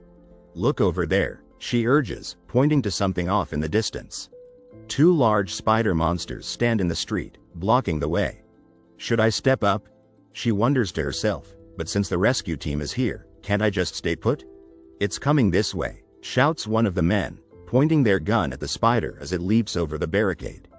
"Get ready to fire," the men yell, aiming their crossbows at the large, gray sphere in the background. "Move aside," the text warns, the faint red outline hinting at impending danger. The man fires his yellow gun, the bright light illuminating the room as he does. "You idiots, get your act together," the man yells into his megaphone as a large explosion erupts behind him. "Can't you build the barricade properly?" the man shouts. "The rescue team is here. Why isn't the gate closing?" someone asks, their voice laced with annoyance. "Didn't you hear that just now?" one of the men asks. The blue and purple sphere pulsates in the center of the image, a feeling of anticipation building as the text reads, "A grade F just jumped in." The dark blue and purple sphere floats in the air, its faint glow illuminating the city below. Damn, this place sucks. One of the men mutters, why did it have to happen at the station entrance? A grade F went in? One man asks. Is it because of the gate's fickleness? Someone wonders, even if we don't close. If that happens, they might never come back. One of the men says. Even the grade Ds don't want to go in, so they're hesitating like that. One of the men observes. Well, then, it's the birth of a hero. The text reads, the sphere glowing brightly. The skeletal figure descends, a cloud of gray smoke trailing behind it. Team 1 enter the station. The text reads, hey, Kwon Gina. If he still hasn't come out, it means the kid is waiting inside the station. The man yells, his finger pointing at the sphere. Don't you realize we need to close it immediately? Because this bastard fell in, the man says. Then let the senior close it. I'll go in, the man declares, his tone determined. What? The man exclaims, his expression a mix of surprise and confusion. I need to go in to rescue the guy inside, the man says, his gaze fixed on the entrance. So you close it, you bastard, the man growls, his grip tightening on the other man's collar. The man's eyes widen in a mixture of fear and determination. I'm coming out, a voice calls out from within. Duty team, bring him out now, the man commands. A surge of blue, white, and purple energy explodes in the city, creating a scene of chaos and destruction. Are you okay? The man in the red and orange jacket asks. The kid. The man says, pulling the other man along, the grade F. Yee. The text reads, followed by, a hero. The woman's eyes widen in surprise as she stares at something off in the distance. It's all over, the girl whispers. Okay, the man replies, turning to face the other man. Excuse me, may I ask for your name? I'm Baek Do-hyun, the man says. The man kneels on the ground, his head bowed in defeat. That person rescued the kid, the text exclaims, the city lights reflecting in the background. Wow, he's really amazing. The crowd cheers, their voices filled with admiration. Touching, amazing, the woman says, clapping her hands. Finally, it's over. Clapping her hands with excitement, the woman with long brown hair exclaims, can we go home now? She looks at the man in the suit. I also want to see my bed. No, I want to see my mom. The woman with short black hair, her back turned to the man, smiles with her eyes closed. The woman with blonde hair looks concerned. Everyone at home must be really worried. The man in the suit jacket nods. Yeah, it's getting late, we can go now, right? He gestures towards the woman in the pink sweater. Let's send them home. The woman with short black hair smiles. You can all go now. She looks relieved. Phew, finally liberated. The woman with short black hair looks confused as she reads the words above her head. Trait, Windcatcher, is added. She stares down. Huh? The city stretches out before them, a vast canvas of steel and glass. Your diligence in devotion, reader of fate, sighs a voice from the distance. The woman with short black hair looks down with frustration. I don't know where you learn such bad manners from. She glares at the ground. I'm complaining to the neighboring parents. The woman with short black hair walks down the street, her anger brewing. Who are you blaming? She mutters to herself. She sighs, her shoulders slumping with fatigue. I'm going home. The woman pulls out a notebook. Might as well write in my diary. The feet pound on the brick walkway, propelled by a surge of adrenaline. A voice shouts through the bustling city. Excuse me, hold on a moment. In the dark, rain-slicked city street, the figure pulls another along, their grip tight. The character with long black hair and purple eyes clutches their white jacket, their worry evident. With a desperate plea, the character with short blue hair cries out, please help. Dragged backwards into the dark, rain-soaked night, the character struggles against the unseen force. Standing on the balcony, gazing out at the dark starry sky, the character marvels at the view. This chapter is translated by lewiscans.com team. Read on our website if you want to support us. Reads a message at the top. The character in the white robe looks at the character in the chair, confused. This chapter is translated by lewiscans.com team. Read on our website if you want to support us, as displayed in a box. In the end, it turned out like this. A voice whispers, if you go like that now, Kwon Gai Na will die. It's not just Kwon Gai Na. The character with short blue hair says, his eyes filled with urgency. The majority of the people here right now. The character with short black hair and purple eyes looks worried. The man with black hair stares at something off screen, his jaw agape in shock. What? The woman with black hair clenches her fist, her face hardened with anger. Even the hunters, many civilians. She shouts, they will all die helplessly. The man with black hair frowns, his brow furrowed with worry. This area around Seolung Station, he mutters to himself. Rain falls on the gray, somber city, shrouding the large, gray structure in a veil of gloom. Will become a very large grave, reads a message above the structure. The man in the black suit walks through the city, his somber expression mirroring the dreary weather. The man with black hair lowers his umbrella, his gaze focused on the ground. Now I understand, he says. A black tombstone stands amidst the rain, a bouquet of white flowers resting on the ground beside it. Kwan Rina Yung Hoshin reads the inscription on the stone. The rain falls heavily on the city, casting the world in a dark and gloomy hue. You, who doesn't reveal your appearance? The words echo in the silence. Why did you go there yourself?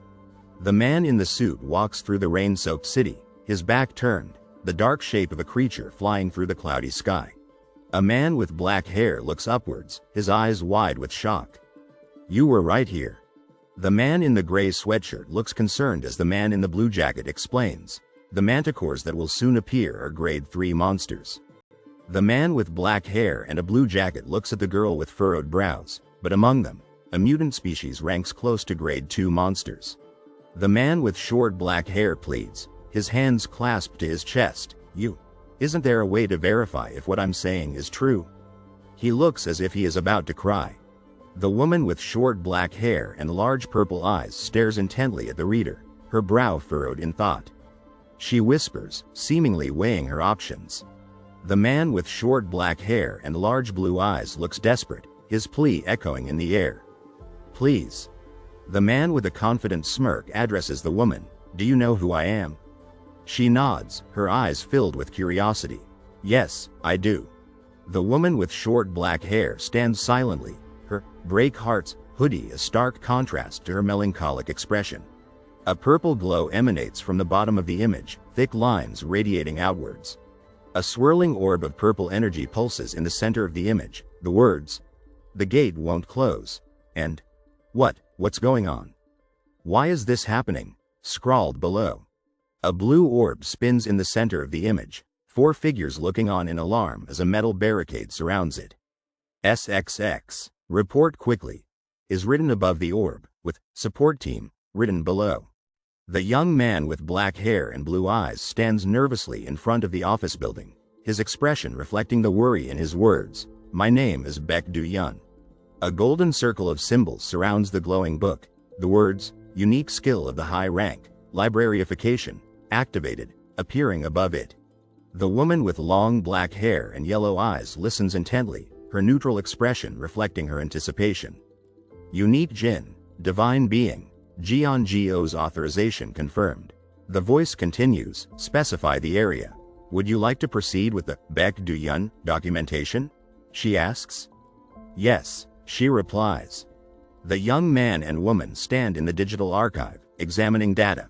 Type, character automatic, reads the message above the man. Creation date, read error, reads the message above the woman. Location, archive user, Jeonge user, Jeongeo. The message below the man reads. The man with short black hair studies the information before him, a sense of awe in his eyes. Library, general list of characters, appears above him. Do-yeon, he reads, age, 25 grade, F class, combat, specialization in force ranking, outside authority. Tendency, brave defender of justice. Affiliation, Earth, Republic of Korea. Sub-affiliation, none. High rank, XXX sealed. First title, undetermined. Unique title, second time, the one who defied time, the protagonist of a failed world. Ability, the woman with short black hair and yellow eyes stares out the window, her brow furrowed. Huh? She murmurs, her curiosity piqued. The data screen displays Baek Do-yeon's information. Age: 25, grade F class, combat, specialization in force ranking, outside authority. Tendency: brave defender of justice. Affiliation: Earth, Republic of Korea. Sub-affiliation: none. High rank: XXX sealed. First title: undetermined. Unique title: second time, the one who defied time. Ability charm, defense strength. The words, second time, appear at the bottom of the screen. In the room with a golden wall and floor, the text reads, that. The text on the wall reads, the title is, The Protagonist of a Failed World? The young man with short black hair stands calmly in front of the white background, his composure radiating peace. The man with dark hair pleads with someone off-screen. Now, do you believe me? Please, time is running out. The man in the light blue jacket pleads. Yes, whatever I can do, the man with black hair affirms, his expression resolute, on one condition. After it's over, never meet with me again. The man in the light blue jacket states. If by any chance we meet again, don't talk to me, or you'll die. The man in the gray hoodie warns, his back turned to the other man as he walks away. The protagonist?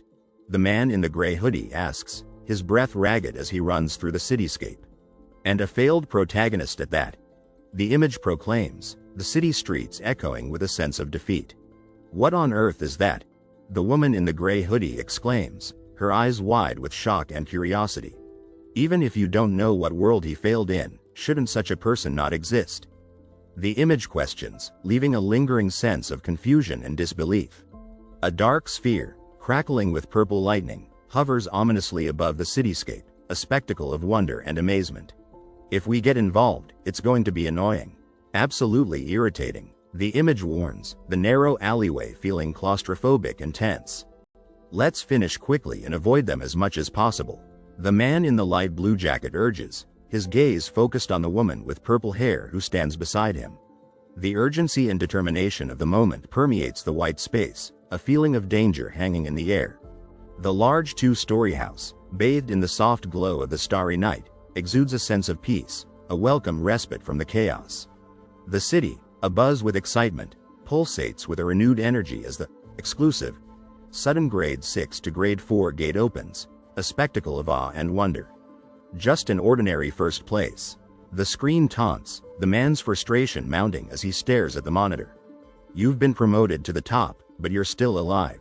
The monitor displays, the man's intrigue and confusion evident as he contemplates the message. I believed it because the witness story felt. The computer screen reads, piquing the reader's curiosity and sense of intrigue. It's possible to write 20,000 words, right? You can print out the entire Tripitaka Koreana on the spot after receiving the real thing. The screen proclaims, a hint of amusement mingling with the intrigue. He's a scammer, the computer screen declares, adding a layer of amusement and confusion to the narrative.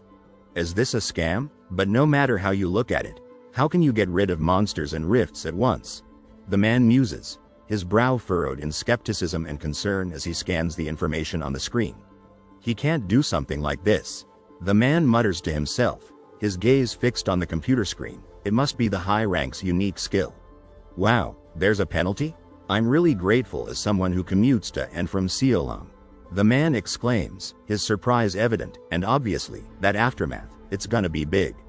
Seeing that the top ranker doesn't use it often, the penalty must be serious. I thought it was just a penalty? Would that crazy guy give that kind of thing? That crazy bastard. The man ponders, his mind racing, random thing. And he just didn't come out because he was lazy. The man mutters under his breath, his expression a mix of anger and frustration. This time, well, did he show any signs of noticing? The man wonders, his steps quickening as he heads toward the door. Yes, hello. The man greets, a hint of surprise in his tone. You were consulting with the temple in Gangwon-do last time. Yes, that's right. The man confirms, a slight annoyance evident in his expression. Yes, a 20-year-old girl. The man replies, oh, yes. Could you please chase after her for a moment? No, I mean send her that way. The man pleads, his concern growing with each word. My flesh and blood. The man whispers, his hand covering his mouth as he peeks through the doorway. his face etched with worry and panic. Enjoy your last freedom, the phone screen proclaims, a sense of excitement and anticipation filling the air as the device is activated. A golden book, suspended in midair, pulsates with a mystical glow as the unique skill of the high rank, librarification, activates, shrouded in an aura of mystery and excitement. Document everything within a radius of 1 kilometer. The man with purple hair commands, his hand outstretched, his authority radiating as he embraces the golden glow. Modify the development. The man instructs, his gaze fixed on the glowing expanse below, his confidence unwavering as he wields his power. A man, bathed in a vibrant yellow glow, stands atop a large computer monitor, a golden book clasped in his hand, a spectacle of magic and power. I'll delete every possibility of that rift opening. The man with black hair declares. Do you know more? Tell me quickly. The future is disappearing. Don't leave anything out. Hey. To see it with my own eyes. The man marvels, his gaze fixed on the woman with purple hair, his determination unwavering. This is the Witch Queen. Development has been modified. The woman announces, her back to the viewer, a sense of accomplishment and relief washing over her as she surveys the night sky. Wait a minute. The man exclaims, his right hand outstretched in a gesture of disbelief. It was embarrassing to be together and let's never meet again. There's that guy who's been reading web novels forever, right? The man roars, his fists clenched tight, his rage simmering just beneath the surface. Rough sketches are coming out. The man mutters, his determined expression etched on his face as he pushes forward, his energy unwavering.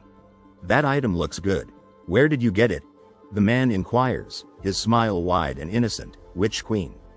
Such protagonists always stick close to the strongest in the world. Go to date with the Witch Queen. Witch Queen, your nursing home interior is pretty good, isn't it? He'll probably chase after me to the end and try to make me swallow beans. Imagination.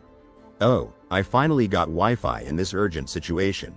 The woman exclaims, her shock and confusion evident as she looks around. Who? A woman, shrouded in the shadows of a dark room, holds a deck of cards, a mischievous smile playing on her lips as she delves into a game, her excitement palpable. Mom cleaned your room. The man announces, his thumbs up a testament to his good mood, his smile radiating happiness. I heard he was consulting with some temple in Gangwon-do, but when I listened, they said if you go there, you have to offer incense every morning 12:22. Live your last worldly pleasures, Noonam. No, no, no, no. Where on earth did you go? It's late. The man sighs, his gaze fixed on the ground, his disappointment palpable as he navigates the city streets. Sir, over there. The man points, his confusion evident, as the man in the gray jacket stands in the background, his expression a mix of concern and curiosity. Do you have money and a place to stay? Yes. Excuse me. The man asks, his smile disarming, his confusion evident as he tries to understand the situation. A man, his face hidden by his hand, his eyes squeezed shut, his mouth slightly open, stands in the darkness, his horror and shock palpable. With a pleading expression, the figure in the gray hoodie looks up and whispers, "Can you let me stay for a bit?" Smiling confidently, the man with the break hearts hoodie stands amidst the rose bushes, his nonchalant attitude contrasting with the romantic setting. The man's deep blue eyes stare into the darkness of the room, his expression a mix of confusion and uncertainty. Stay, stay, stay. The text above them reads, as the woman throws her arms up in the air, beaming with joy and energy in the rose garden. The city lights twinkle below, their glow offering a glimmer of hope against the backdrop of the desperate plea. Please let me stay. His gaze intense and unwavering, the man looks directly at the viewer, the dark room behind him only emphasizing the suspenseful atmosphere. The words, "Pull yourself together, G rock," echo from the sky, the destroyed bridge and the murky water below amplifying the feeling of urgency. The man on the ground clutches his stomach, wincing in pain, as the other man kneels beside him, worry etched on his face. Lying on the floor, the man's blood-soaked body and evil eyes betray a sinister presence, the numerous creatures in the background adding to the danger. Holding the unconscious woman in his arms, the man's face is filled with concern, the text above them whispering, "What would you say if I tell you I still haven't used the Deus Ex Machina? Is this the time to joke?" The man shouts, his anger evident in his voice, while someone else urges him to act quickly. We need to stop the bleeding. Concern fills the man's expression as he uses his hand to stem the flow of blood. A sense of worry hangs in the air as the man looks at the woman, shielding her with his shoulder. His face and hands stained with blood, the man stands with a determined look, his expression serious as he utters, "Don't tell anyone what you've seen from this point onward." "What?" escapes the man's lips, his surprise clear in his wide eyes as he clenches his fist. The man's face is etched with concern as he cradles the unconscious woman in his arms, the bright yellow light highlighting his determination. "What's happening all of a sudden?" the injured man asks, confusion clouding his features. The man stands over the unconscious woman, his concerned gaze fixed on her, the word, "monsters," hanging heavy in the air. A small bird soars through the dark, cloudy sky, its wings beating toward a distant light, the word, "that's," trailing behind it. Her eyes glowing with a powerful yellow light, the Witch Queen stands in front of the bright, white background, her presence both majestic and intimidating.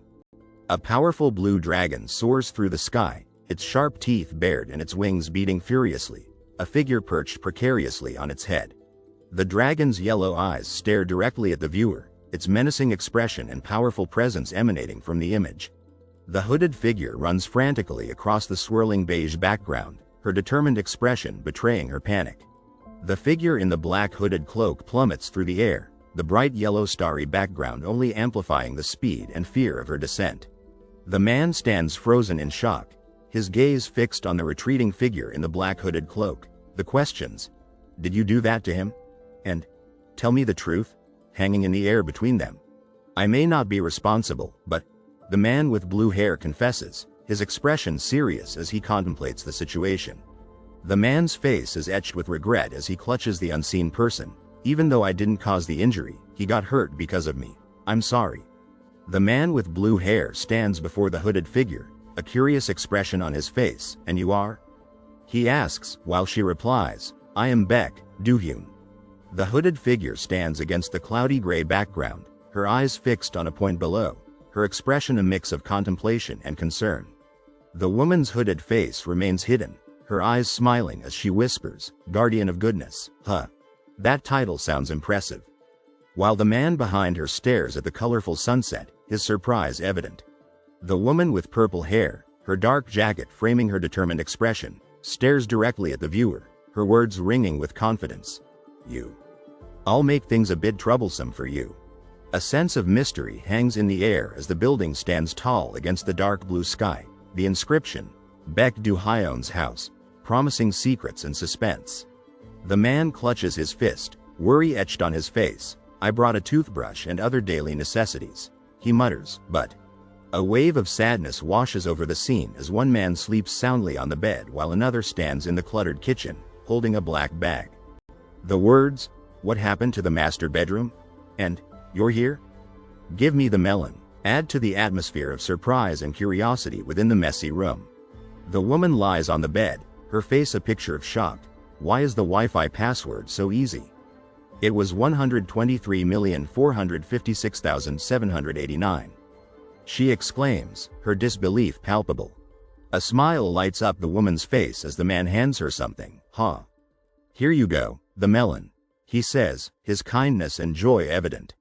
The woman clenches her fist, anger and frustration swirling in her eyes as she shouts, "In return." The man looks down, his expression serious as he utters, "Promise me you'll brush your teeth and organize your socks and slippers." The man's eyes widen in annoyance as he looks up, a small girl in the corner mirroring his frustration. You're so annoying," she mutters. "No, you have to." The man insists, holding the blanket over the other man who sits on the floor, "You'll get cavities." While the man on the floor replies, "Didn't you eat sweets as well?" and grumbles, "Fine, give it to me already." The man holds the popsicle in his hand, his expression serious as he says, "I'll give you clothes to change into and you can sleep." The man stands, surprised, as the girl sits on the floor, arms raised in the air, her serious expression adding to the confusion of the scene. "Huh? Aren't I already wearing comfortable clothes?" the man asks. "If you sleep in your outdoor clothes, you'll get sinusitis from the dust later." The man's expression shifts to surprise as he holds the popsicle and appears to throw it. The girl in the gray hoodie, "Break hearts," emblazoned on it, sits on the floor with a mischievous smile, holding a popsicle, while a thought bubble above a man in a white shirt shows him playing with a black cat. Fine, I get it, he says. Witch Queen? The girl's frustration is evident as she yells, just hand it over willingly, that's all I'm saying. The girl happily bites into her popsicle, her satisfied expression contrasting with the words below her. Congratulations, Korea. Tower of Babel 38th floor has been cleared. The girl, popsicle in hand, looks up in surprise, her gaze drawn to the man standing behind her. The woman sits calmly, nonchalantly enjoying her green popsicle, her relaxed demeanor contrasting with the man's anxious movements. The tower rises high into the dark blue night, its black metal form reaching towards the stars. The digital display at its base reads, "Complete 39 inches" in large blue text, a testament to the effort and focus that went into achieving this goal. The tower stands tall against the night sky, a symbol of the challenge overcome. Congratulations, Korea, Tower of Babel 38th floor has been cleared, proclaims the digital display, a triumphant message in yellow and black. The digital displays illuminate the night sky with news of victory. Twilight Guild rings the bell of victory. One reads, while the other declares, Country Republic of Korea. The 39th floor of the Tower of Babel has been unlocked. A sprawling city stretches out in the distance, a testament to the scale of this achievement. A vast city of towering buildings and glowing windows stretches out beneath a starry sky, a testament to the energy and ambition of human civilization. The woman in the brown jacket chews on a piece of candy, seemingly unfazed by the messages flashing on the digital display. Alpha, well done, Director Wong. It reads, followed by David, that Twilight guy is really strong. He managed to do it in just one day. The woman in the gray hoodie smiles, taking a sip of her drink as the digital display flickers with messages. David, are you seeing this? They said you came in today. How long are they going to pretend to be aloof? It's frustrating. One message reads, while another quips, David can't rank up because of these idiots obsessed with grammar. The text box on the blue screen displays a series of messages, each one tinged with frustration. Why aren't you coming home? One message asks, followed by, are you really going to live just for today? The woman in the black jacket sits in a room, her face a mask of displeasure as she stares at her phone. She pulls a blanket back with her left hand, seemingly trying to distance herself from the source of her frustration. The woman in the black hoodie sleeps soundly, a gentle smile gracing her lips. The man in the white shirt rests beside her, also in a deep slumber. I'm not sure. I'll figure something out. A white text above the woman suggests she is deep in thought, even while she sleeps. The man lies on the bed, his back to the viewer, the white pillow cradling his head. It's a bit of a late question, but do you live alone? The text reads, suggesting a curiosity about his living situation. Why are you still awake? The text above the man asks, a gentle reminder of the late hour. He lies on the bed, eyes closed, seemingly lost in slumber. A pair of white sneakers and black and white slippers sit on the floor, a simple but telling scene. Yes, I live alone. The text above the sneakers reads, I didn't have siblings to begin with, and my parents both passed away in a car accident when I was young. The text above the slippers reveals, the message heavy with sadness. The man lies on the bed, eyes wide with surprise. I lived in a big house until middle school, but after that, I've been living on my own.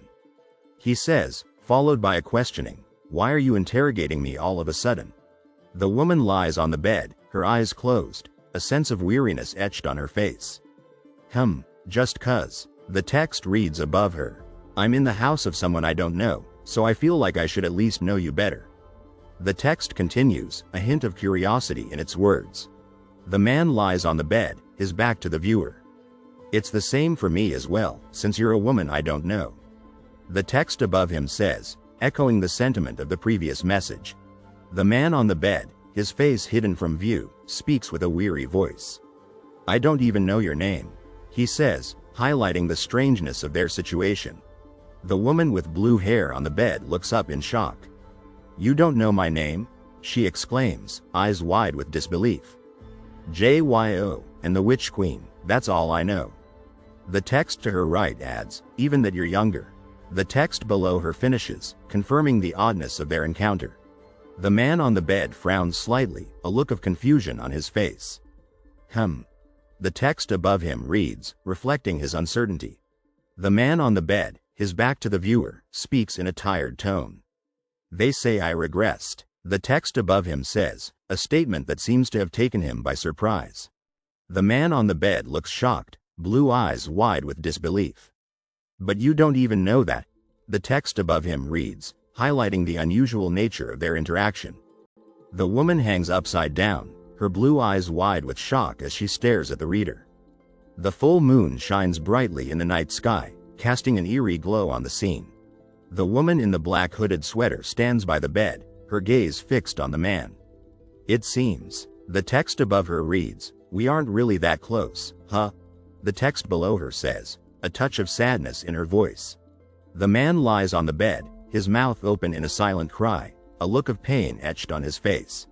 The man lies on the bed, his blue eyes reflecting a deep sadness. The white background is filled with two text bubbles. We only talked once. The top bubble reads, just once. The bottom bubble says, a simple but poignant reminder of a missed connection. The dragon's wings beat powerfully, its gray and black scales shimmering against the sunset sky. It soars through the air, a symbol of strength and freedom. The man's blue eye, reflecting the sunset sky, holds a deep sadness. I haven't told anyone, but I will never forget what happened that day. The text above it reads, the man stands with his back to the viewer, his gaze fixed on the sunset sky. A lone bird flies overhead, adding to the melancholic feel of the scene. Until the day I die, the text above him says, emphasizing the permanence of his pain. The man lies on the bed, his eyes filled with confusion. The text above him reads, G.O. The text below him reveals, a name that seems to hold a significant weight. The woman with dark blue hair smiles brightly, her eyes gleaming with excitement. G.O. The text above her head reads, a name spoken with joy and affection. The woman with dark blue hair sits with her legs tucked up, her long fingers gently holding her left leg. That's my name, she says softly, a calm smile gracing her lips. The man with blue hair lies on the pillow, his eyes open and filled with worry. He is wearing a white t-shirt, and his expression suggests a sense of unease. A white blanket lies on the bed, a simple, casual scene. So it's not like you don't even know my name. The text above it reads, a hint of amusement in the words. The man with purple hair looks to the right, his large, blue eyes filled with confusion and concern. His dark eyebrows furrow slightly, reflecting his inner turmoil. The man with dark blue hair kneels with his head bowed, his arms wrapped tightly around his head. I see. The text above him reads, a quiet acknowledgement of the situation. The man with dark blue hair sleeps soundly in bed, his white t-shirt pulled up slightly. He is lying on his stomach, a peaceful expression on his face. The imposing building of Babylon rises tall, its glass and steel structure reflecting the blue sky. Hunter Guild, Babylon. The text at the top declares, a testament to the power and influence of the organization. Two sleek, modern buildings stand tall, their glass windows reflecting the bright blue sky. They are a symbol of progress and advancement. The man with dark blue hair smiles mischievously, his right hand covering his eye. The text above his hand reads, a playful smirk on his face. The man with dark hair stands next to a white surface, holding a black card in his hand. He looks worried and concerned, his mouth slightly open as he speaks. The Korean text below him suggests a request for help, highlighting the urgency of the situation. The man's eyes narrow, one a piercing yellow with a white glint, as he stares intensely at something. His furrowed eyebrows and the text, seriously, above his head betray his anger and frustration. A bright yellow eye, with a white glint, stares directly at the viewer, radiating a sense of anger and focus.